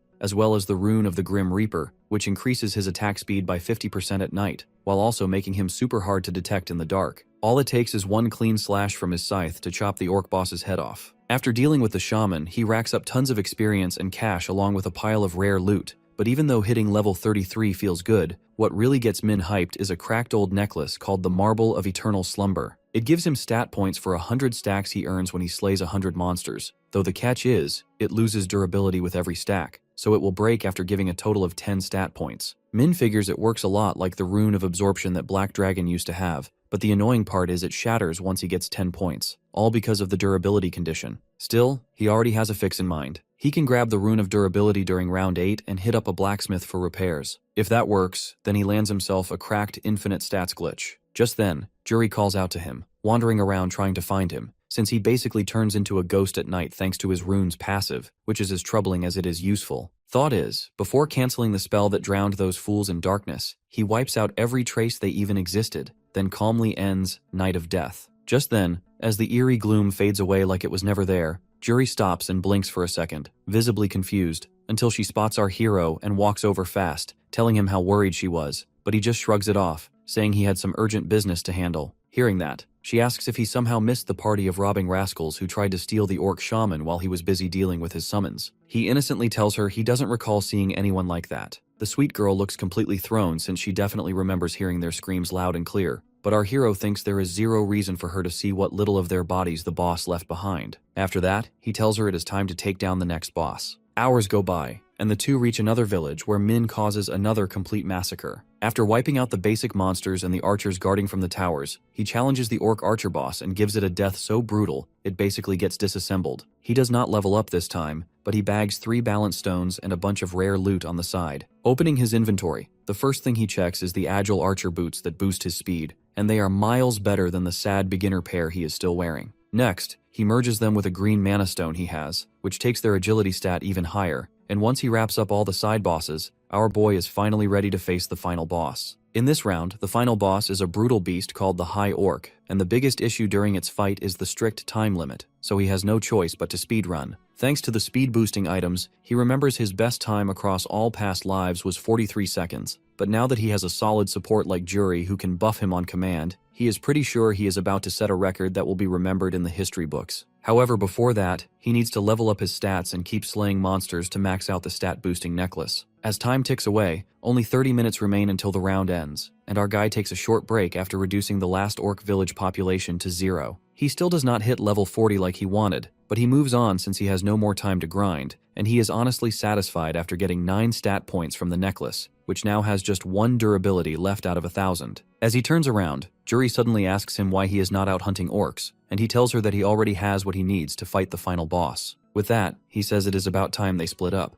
and that she actually did a great job following him all the way here. As she shakes his hand, she feels a little sad, and briefly thinks about selfishly asking if she can stay with him until the final boss, but she realizes she would probably just end up getting in his way. At the same time, our boy finds it kind of strange how quickly she got attached to him, but he knows deep down that the High Orc fight is too dangerous to bring her along to. As a small parting gift, she gives him one last buff, wrapping him in a swirl of glowing green energy, and he thanks her again for helping out with the hunt, since she was honestly kind of a lost cause on her own before. Then, she opens her inventory and says that even though it is not much, she got a glowing blue crystal during the orc hunt, and she is giving it to him in case he needs it later. Hearing that, he tells her it is fine and she can keep it, but she insists and says the experience she got already is more than enough, while thinking to herself that she can only give him one since she is keeping the other one for Min. Knowing that she still does not realize he is actually Min, he figures she must feel like she owes him something, so he accepts the gift from her while saying she helped him too, and they are even now. After that, he turns and walks off with a satisfied little smile on his face. On his way to the boss, he activates his tracking skill to locate the High Orc and notes that no one has managed to defeat it yet, since he can still sense its presence clearly. Though no one in any of his past lives ever succeeded in slaying it either, because the High Orc is one of the 4 bosses of round 5, but it is so ridiculously strong that the other 3 honestly feel like side bosses in comparison. Normally, it would take 100 level 20 players working together in a tight raid to take down the beast, and a solo kill is practically unheard of. As an example, Min himself failed the first 4 tries he made to take it down solo, but with multiple tries, he became powerful enough to speedrun the whole fight in just 43 seconds. Jumping from tree to tree like some kind of forest ninja, he darts toward the boss as fast as he possibly can, fully ready to set another unbeatable time record. At nearly 100 meters left until reaching the boss, he finally catches a glimpse of its massive body looming from behind the trees ahead. But his eyes go wide in surprise when he hears the scream of a blonde player getting crushed in the boss's fists. The High Orc has a nasty look on its face as it holds up the crushed player, and the rest of the group starts panicking hard, wondering how things even ended up like this. Back then, this crew of players began asking around for others to join their party. The sword guy introduces himself as Junsuk and says that he is a level 12 warrior. Then a blonde guy steps in and says he is Braddy the Archer, while the hooded one blurts out a name that sounds like he headbutted his keyboard. They all joined for their own reasons, but somehow they ended up getting along way better than expected. The blonde guy tells the warrior to start taunting the orcs, and he jumps straight into it while the spear girl takes out another one in the back. With the unstoppable power of bromance, they go on an orc hunt that lasts for 6 whole hours. Every single one of them hits the 300 orc count, but Junsok still feels bad about splitting up. He offers to keep hunting, and the gang jumps right back into the grind because they want to push all the way to level 20. They unlock a new skill after that, which makes defeating orcs as easy as taking candies from little kids. The hooded guy suggests that they should aim for something bigger next, but before they can decide, the warrior suddenly points at something in the distance. The blonde guy looks up and sees a towering monster, saying that it kind of looks like an orc while the warrior guesses that it could be a boss. The spear girl asks if they are feeling brave enough to take it on, and another player agrees, figuring that the reward will be worth the risk. He offers to split the loot evenly, and the others all nod without a second thought as they head out to hunt the monster. Suddenly, the two-headed beast lets out a loud roar that freezes everyone in place. It charges toward them and launches into the air while the rest of the party can only stand there like statues. It crashes down with a powerful thud, which sends shockwaves in every direction, but the spear girl barely manages to dodge in time. The high orc wastes no time as it swings his monstrous claw arm and turns the spear girl into ancient history. It turns its head and spots the other girl who tripped and fell just from feeling the monster's presence. The high orc slams his hand down like a hammer and flattens her into a pancake. And that is when the blonde guy figures out that this monster was never the prey in the first place. The high orc grabs the archer next and squeezes tight to crush the life right out of him, while the warrior can only stand there frozen in horror.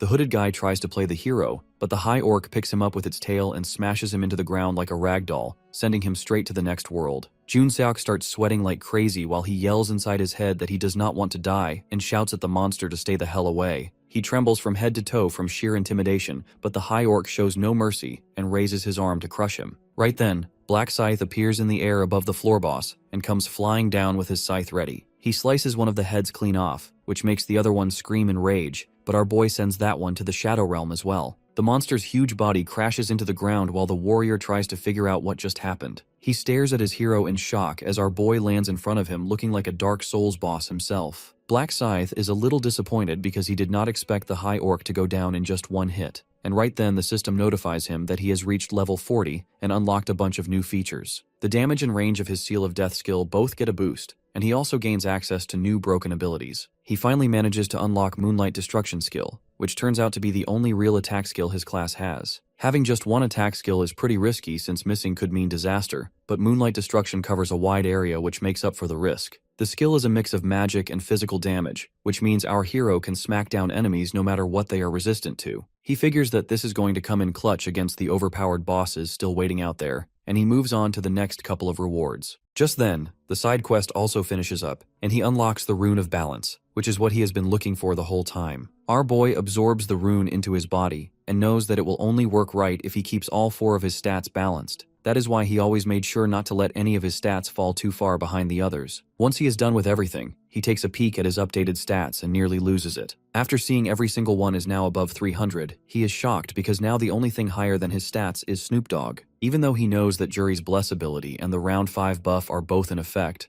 our boy realizes that using the Rune of Balance is still the fastest way to get stronger right now, and then he goes on to claim the time attack reward. For defeating the round 5 boss in literally a single second, his time attack bonus applies to the boss as well, so he ends up getting a whopping 100,000 gold, which is the highest possible reward, and 4 times the amount he earned from his old 43-second record. Just then, the system informs him that he has set a new world record, and as a bonus for having his name registered in the Akashic Records, he gets to pick one unique item of his choosing. Our boy is stunned reading that pop-up because he has never seen it happen before, and he honestly cannot believe the ticket will actually let him choose whatever unique item he wants. After opening his inventory, he taps on the reward, and it lets him pick from one of the 8 categories of equipment. Realizing the choices are pretty much unlimited, Min figures he should not pick a weapon since he is planning to craft one once he goes back, so he decides to go with a helmet instead. Meanwhile, the guy he saved just stands there, staring at him poking around in the menu, still unable to believe a single man walked in and obliterated the behemoth in one clean hit. Realizing that even a team of 5 level 20 players did not stand a chance against that boss, he starts wondering what Black Scythe's real power level even is. Still, he tells himself this is not the time to overthink and that he should thank his savior, but by then, our boy gives him one cold look and silently walks the other way, without a word.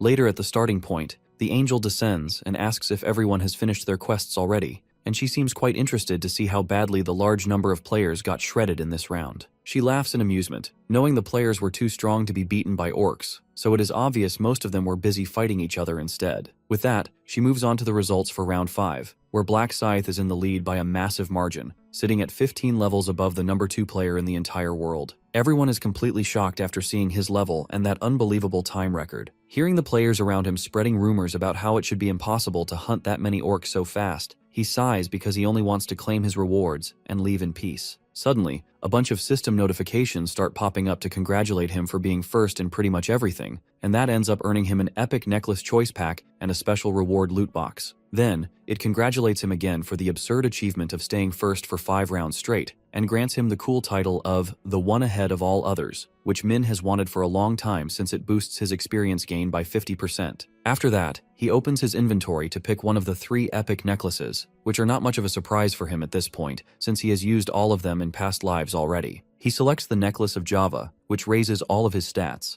but the biggest perk of the artifact is that it gives him 35% resistance to every status effect. Plus, items with resistance on them are insanely rare in this game, so he can always sell the necklace for solid cash later on if he doesn't need it. Next, he opens the special reward loot box and finds a choice between tripling his experience in the 6th round, getting 6,000 gold, or obtaining hidden information on round 6. So while Min makes the obvious choice of triple XP for the next round, the angel suddenly starts clapping, much to the player's confusion, and then asks if anyone has even checked the rankings yet, because 1,600 people passed the quest, and that cannot be right. Out of nowhere, some of the players are engulfed by flames as the angel announces that every player ranked below 1,200 will be eliminated. The burning players beg for their lives, but she just laughs at the pathetic bugs who lack a spine, while our boy also laughs quietly, thinking she would probably be just as pathetic if she were in their place instead. Then, she announces that no one completed the side quests, until she suddenly pauses to correct herself and locks eyes with Black Scythe, who somehow is the only player who managed to complete them. With that, she bids the players farewell and tells them she will see them again in the next round.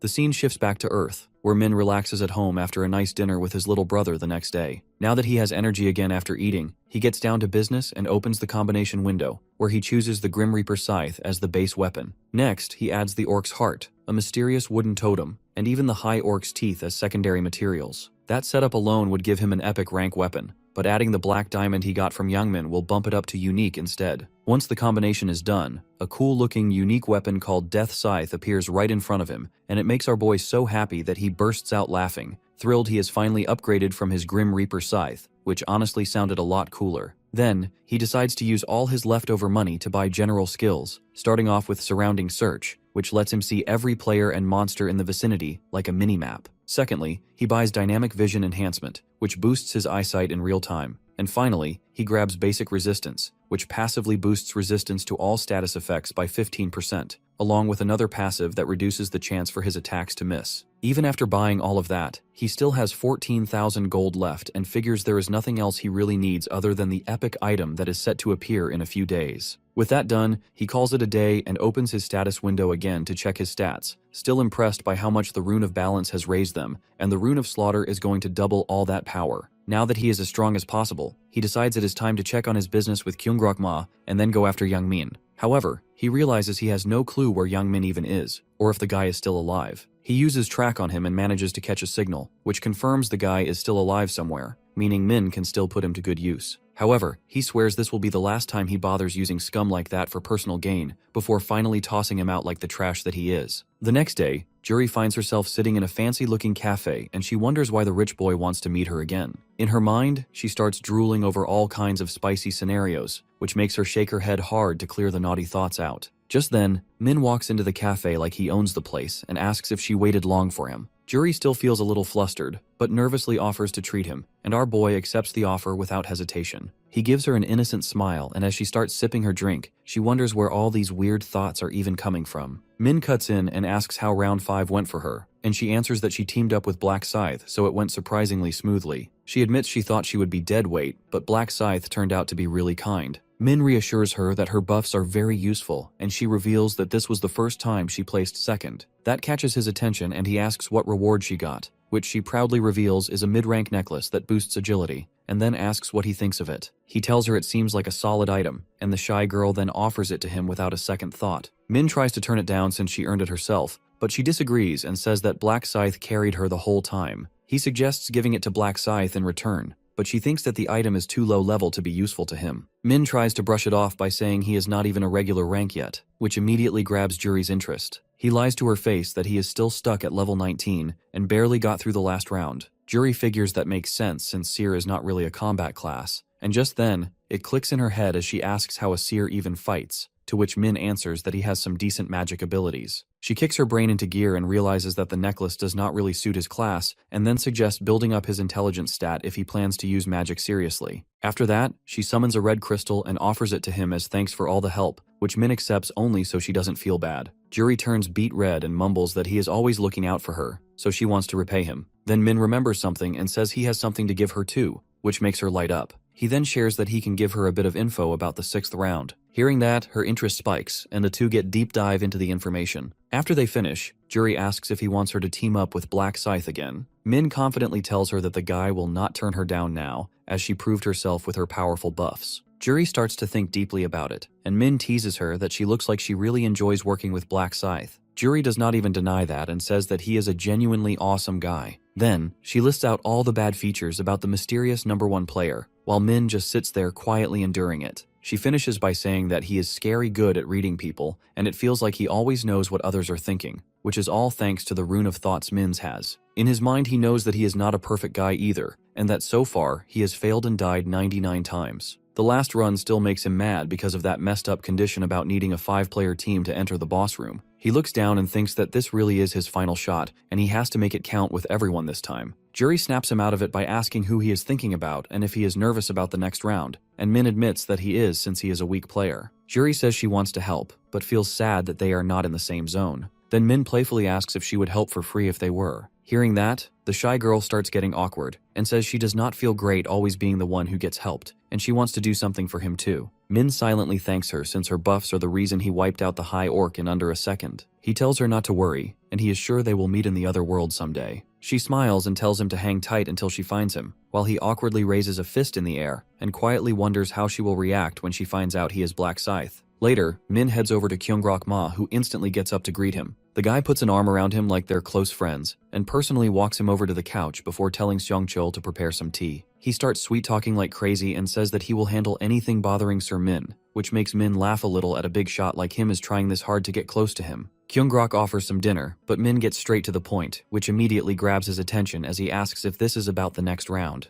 Min says that he will share that too, which makes the CEO smile from ear to ear. But then our boy says that he wants him to hold a shareholders meeting in return, and then explains that they need to change both the business type and the company name, which makes Kyungrok curious as to what he is supposed to do. Our hero tells the man that he just needs to support the proposals he brings up during the meeting and warns that there should be no pushback from the others. After all, Min remembers that the other shareholders were not thrilled about this idea when he saw it in the future. Now that Min has Kyungrok fully focused on what he has to say, when the man asks what kind of proposal he is planning, Min finally reveals the master plan that he wants to create a social open market specifically for players. Hearing that, Kyungrok looks a little thrown off by the unique idea and confirms if Min means they should build a website. Min explains that it would be a platform made only for players and used as a trading shop for items. Ma asks if they plan to add a cash payment option, but Min says that it depends on the seller and they can choose to trade instead. The CEO still looks unsure, but our boy tells him that some players will definitely need quick cash now and then. Right then, Min slips up and mentions there will be future opportunities which Kyungrok picks up on fast. Min reassures him that he has already seen the future where players above level 40 start trading items for gold. At that point, they unlock a negotiation skill that lets them exchange gold directly between players, so all they really need is a proper and safe site for the exchange. Kyungrok sinks into thought and realizes that this might not be such a bad idea after all. If it works, they will have full control over it. He asks if players would even use such a site, and Min tells him they already have tons of unused items from earlier rounds. Since players can't sell monster drops in regular shops, they are probably struggling to figure out how to get rid of all their junk. Most players have hit level 20 by now, which means they have likely unlocked the Combine skill already, but having a site that lets them exchange materials would make things way easier. Kyungrok agrees that people would use it for sure, and starts thinking deeper that if the seer is right, this thing could bring in some massive profit. At that moment, his mind starts racing with ideas like launching an app version, or maybe adding an auction system later. Min sees that the CEO is slowly warming up to the whole thing, which works out perfectly for him too. If he manages to take full control over the synthesis ingredient items before they become popular, he could craft some seriously cracked equipment. Kyungrok finally nods and agrees to the plan while Min asks him if he has any ideas for the name. The CEO starts sucking up to him again, saying that Min is the major shareholder and his idea should lead the way, so Min comes up with the name Player Place. The man agrees it has a nice ring to it, and Min then asks how long development will take. The CEO answers that it should be ready in about a month,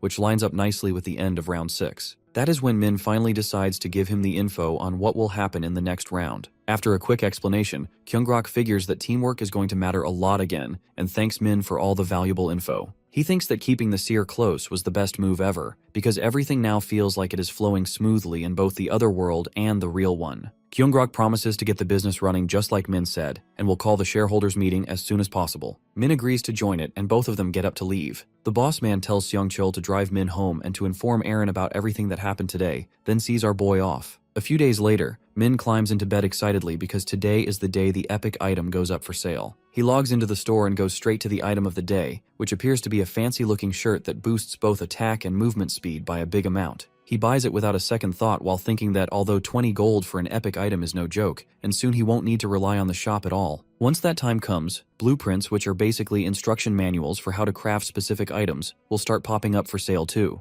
That way, people won't have to combine materials blindly and can even resell the blueprints for easy profit through the social market. Min drops flat on the bed and figures that the meeting has to go well for that dream to become a reality. The next day, the meeting begins, and the room is packed with shareholders as Min takes the stage and delivers an Oscar-worthy speech. Just as expected, there is some backlash at first, but he answers every question smoothly and manages to win everyone over. After the meeting, Kyungrok walks over and says he handled it like a pro, while Min just brushes it off. The CEO reassures him that he will handle the rest of the business stuff and tells Min to focus on staying alive in the next round. That makes our boy smile a little since the guy seems genuinely worried about him. With that done, the two decide to grab lunch since he has wrapped up all his tasks for the day. As Min walks off, he thinks that there is just one last thing to do now, which is to use Yangmin one final time. The scene cuts to the forum meeting, where Yami enters with her usual energy and greets everyone cheerfully, but the atmosphere of the group chat seems a bit off. A member asks if she has not heard the news yet, then tells her that Mr. 30 and the other guy are most likely dead since no one has heard from them at all. Yami finds it kind of dumb that they are acting all sad when they barely even knew each other beyond these video calls, but then it clicks that they are pretending just to look like good people in front of the president. She figures that they are trying to suck up to the emotional boss who feels genuinely sad when someone dies, and decides to play the same game.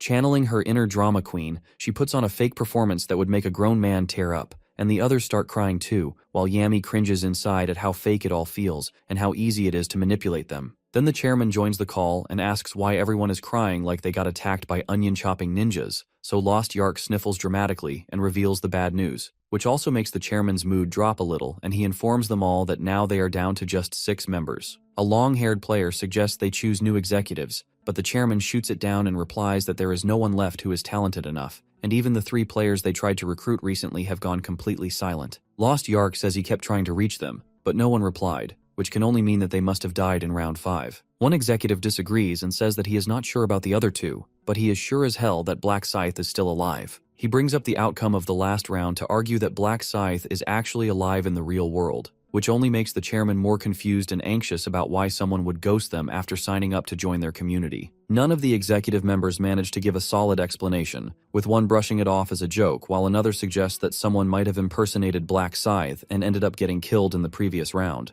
The chairman considers this theory, though before he can think too hard, a member who goes by the name Humble Mukbang throws shade by saying that a top-tier player like Black Scythe would never waste time joining their group. This hits the chairman right in the pride since he sees any insult to his glorious community as pure blasphemy. He built this group from scratch to guide and unite all players like a noble overlord. So, before Humble Mukbang even gets the chance to backtrack or apologize, the chairman kicks him out of the community for good and lets him know that he's on his own from this point forward. Once the poor guy is booted out, the rest of them carry on with the meeting, though it barely picks up when Lost Yark suddenly freezes after noticing someone else has just registered using the name Black Scythe. Everyone on the board turns to stone for a second, and Lost Yark quickly adds that this time the full name written is Yangmin Huang. The chairman tells them to go ahead and let him in, at least so they can check if he's the real thing. But just in case it's another stunt, he says they'll make Youngmin regret it if he tries to play them. Meanwhile, our boy leans back after putting in Youngmin's name and address, and wonders what the executive's next move will be, though he figures that the executives will definitely show up at the house soon for a little face-to-face. Though he mentions how he's not exactly a fan of a group that's out here murdering people and plotting to turn all civilians into their personal slaves. He steps out of the building while thinking that this kind of shady behavior will drag society into ruin,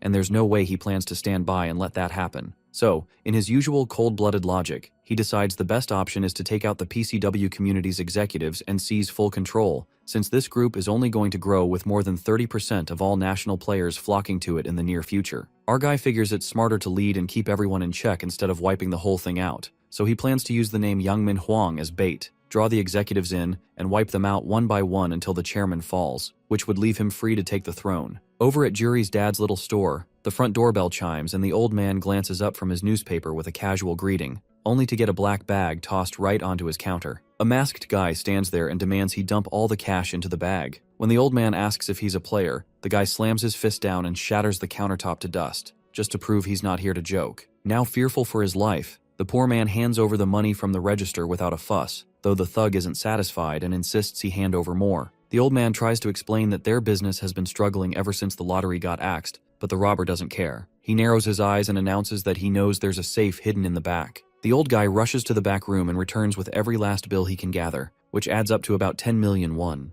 Before the thug walks out, he throws in one final threat and warns the man that if he dares to call the police, he'll make sure to come back and finish him off even if it means busting out of jail to do it. He storms out of the shop and pulls off his mask, revealing that the robber turns out to be none other than Youngmin Huang. He starts to hype himself up over the haul and considers it should be enough to keep him afloat for a month, but then his grin fades as he wonders whether he'll be able to make it through the next round the way he scrapes by in real life. His thoughts spiral and land on Black Scythe, who he blames for destroying all his stats and wrecking his friend group, so he swears that if he ever runs into that guy outside the game, he'll smash him into the pavement without holding back. He heads home and freezes the moment he spots someone waiting at his apartment door. He throws out a question to figure out who the guy is, but only gets more confused when the stranger asks if he's Youngmin Huang. He silently stares back in disbelief, and the guy takes that silence as a yes. Now clearly shaken, Youngmin nervously asks if the stranger happens to be a cop. The man laughs and tosses back a question of his own, wondering why Youngmin would even think that unless he'd done something illegal. He then introduces himself as an executive from the PCW community and points out that Youngmin had signed up to join earlier that day. This only makes Youngmin stare harder, muttering that the guy sounds like he's high since none of that makes any sense to him. At that moment, the executive now looks lost too and asks straight up if Youngmin is actually Black Scythe, which pushes Youngmin over the edge. He bursts out, asking if this is some kind of prank show and says he has no clue what PCW even stands for. After hearing that, the executive lets out a long sigh and turns to leave, though Youngmin stops him to explain the situation. He claims that even though the name and address match, someone else must have used his identity to mess with them. Youngmin demands to know who would pull something that messed up, when a masked figure suddenly steps out in front of them and calmly announces that he's the one who borrowed Youngmin's name. Youngmin starts sweating and demands to know who the guy is and whether they've ever met before. In response, the masked figure slowly reveals a massive scythe, the kind no normal person just carries around for fun. Lost Yark stares at the weapon and wonders if this means the guy in front of them is Black Scythe, but then quickly shakes off the idea because the guy looks way too short and skinny, nothing like what he had pictured. On the other hand, Youngmin begins to feel his legs wobble under him since even though the guy looks different on the outside, something about the vibe he gives off and the way he speaks feels eerily familiar. He locks eyes with him and instantly recognizes them, and wonders why Black Scythe stands right there and why he even used Youngmin's personal information to begin with. He realizes if the guy still holds a grudge, and his sudden appearance here doesn't exactly scream good news. Lost Yark notices Youngmin trembling and begins to reconsider, now thinking that this person might actually be the real deal. He quickly reminds himself that his own level caps out at 20, and there's zero chance he could take on Black Scythe in a fight. But before he can overthink it, the masked man speaks up. Black Scythe states that he knows the guy didn't show up there alone, and tells him to call out the others as well. That statement throws them off completely, and both the executive and the chairman quietly step out of hiding. One of them asks how he knew they were there in the first place, but the masked figure doesn't respond to that, and instead warns them to stay right where they are unless they want to lose their heads. The executive scoffs and says that the guy's got a lot of nerve for someone that size, though the chairman shuts him up before he says anything more reckless. The chairman repeats the question, wanting to know if he really is Black Scythe, and the masked figure answers by raising the giant scythe again. Still not fully convinced, the chairman insists that he's never seen the weapon before, so it proves nothing to him. Our boy replies that there's no point in asking if he's not even going to believe it, but the chairman insists one more time that he wants to hear the truth from his own mouth. At last, the masked man confirms it himself, saying that there is no doubt he is Black Scythe, and a pop-up screen for the Rune of Truth flashes right in front of the chairman, which clearly states that his target is telling the truth. He relays this to the others, and the entire group quickly realizes that they've backed themselves into something much more dangerous than expected. The brown-haired executive begins to shake like he just saw his own browser history, now regretting everything he said about the guy's height. He considers falling to his knees and begging for forgiveness, but wonders if the insult even registered, since Black Scythe hasn't reacted yet. The man tries to switch gears and go for a formal introduction, but our boy shuts it down and tells them to check once again if he really is Black Scythe. The guy panics and just blurts out apologies for what he said, but our boy keeps pushing and insists that they verify his identity once more. The chairman nervously explains that they already confirmed it with the Rune of Truth, though he doesn't get far before Black Scythe interrupts again, saying that he'll let them off the hook if they can block his next attack. The brown-haired executive now begs for mercy, but before anyone can even blink, his head goes flying across the room like a soccer ball. Lost Yark stares in horror, barely able to process the speed of the strike, and cries out in shock, demanding to know why this just happened. Our boy shrugs without a care and says he simply offered proof. That moment makes Lost Yark realize something chilling, that though they came here hoping to recruit Black Scythe into their executive team, they might have no choice but to eliminate him instead, because there's no way to keep a monster like this on their side. But since our guy clearly outclasses them, Lost Yark now plans to act like they surrender, and then jump him when he drops his guard to land the finishing blow. Black Scythe reads him like a public billboard and calls them out, saying they seriously need to work on hiding their urge to kill him. Even though the chairman looks completely lost, our boy helpfully spells out Lost Yark's little ambush scheme while staring straight at him just to mess with his head. He then goes a step further and explains that he only showed up using a fake identity to get this meeting, which leads Lost Yark to demand a reason. Without blinking, Black Scythe replies that the only reason is that he wants them dead. The chairman panics and figures he needs to defuse the situation somehow and slow things down before they spiral. But before that thought even finishes forming in his brain, Lost Yark lies on the floor drenched in blood. Only then does the chairman begin to realize that this entire setup was a trap from the beginning. Their killer guest never came to negotiate. Rather, he came to wipe them out. He loses it and shouts at Black Scythe, demanding to know what they ever did to deserve this kind of slaughter. Our boy swings his scythe in the chairman's direction and coldly asks what their victims ever did to them before they got executed in the interviews. The chairman begins to shake now, wondering how Black Scythe could even know about something like that. But our guy drops the real bombshell and reveals that the executive interviews go one step further, since the executives kill their targets personally. The chairman fumbles for a way out and tries to justify it by claiming the people they killed weren't innocent. He says they had the nerve to insult them while being clearly inferior, which meant they brought it on themselves. He then tries a bold move and argues that those people were hypocrites anyway. He says that deep down, they all wanted to become just like the executives, so their fake behavior meant they deserved what they got. But Black Scythe flips that entire logic in one line and calls the chairman the real hypocrite. He tells him that while he hands out harsh judgment to others without mercy, he never once reflects on his own mess and keeps sweeping it under the rug like it doesn't count. The chairman snaps back and says that Black Scythe has no idea who he even is, but our guy doesn't pause for a second. He already knows what kind of person he's dealing with, and since he can read the guy's thoughts without much effort, he swings the scythe clean through his neck and sends his head rolling. He looks over at Youngmin now and tells him not to be scared, since he's about to reunite with his friends real soon. Youngmin stares in disbelief and blurts out a question, wanting to know how this guy could possibly know about his friends. Black Scythe then reveals that he remembers every tiny detail, mostly because those so-called friends never left him alone and constantly dragged him along like he had no choice. That answer throws Youngmin off even more, and before he can process it, the masked figure pulls off the cover from his face and reveals his real identity as Min Ryu, the same guy they used to bully like it was a hobby. Youngmin freezes at the sight, his mind replaying every time he bullied Min to hand over his money. He tries to understand how someone he always treated as a joke could possibly be Black Scythe. His memory flashes back to the moment when this same person chopped off his limbs in the other world, but even now, a part of him refuses to believe they are the same person. Min notices the hesitation and calls it out, saying it probably feels unreal since just a year ago. Youngmin was still busy beating the life out of him without a second thought. Youngmin then demands to know why Min had faked being weak all this time. Min replies that it was never a performance, and with zero hesitation, swings his scythe and slices off Youngmin's left arm in one clean cut. As Youngmin screams in pain, our guy leans in and tells him that he doesn't enjoy being called a loser, especially not by someone this pathetic. He warns him to keep quiet unless he wants his tongue to go missing next.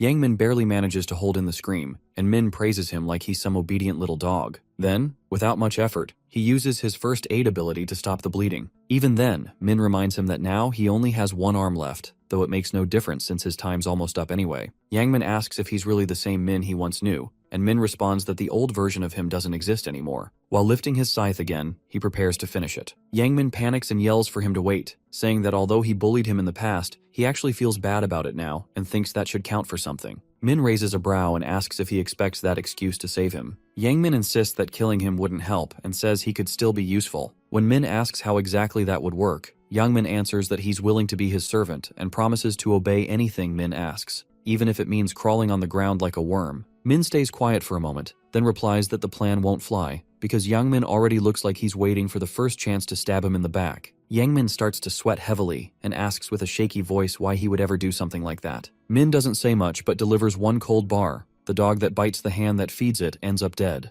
With that, he locks eyes with Yangmin, sees right through every thought of his, and tells him that he has no further use for someone like him. Before Yangmin can plead again, Min swings his scythe and sends his head flying, ending it without a second thought. As the body drops to the ground with a thud, Min recalls how in his past life without the Rune of Thoughts, he actually gave Yangmin another chance. He remembers that the guy promised loyalty, but ended up stabbing him in the back right on the battlefield. This time, there are no second chances. He mutters a cold goodbye and feels relieved knowing he won't have to lay eyes on that awful face ever again. He activates his erase trace ability and wipes every last bit of evidence from the scene. Now that the mess is cleaned up, he sets his sights on moving into Yangmin's house. Meanwhile, Yami logs into the PCW executive meeting chat room and greets whoever's present, expecting the meeting with Black Scythe to have wrapped up by now. She glances around and wonders why no one else has shown up. The other executive responds and drops the bomb that all the others got wiped out during the interview. That piece of news stuns Yami, and before she can even ask who pulled it off, her gut makes the obvious connection.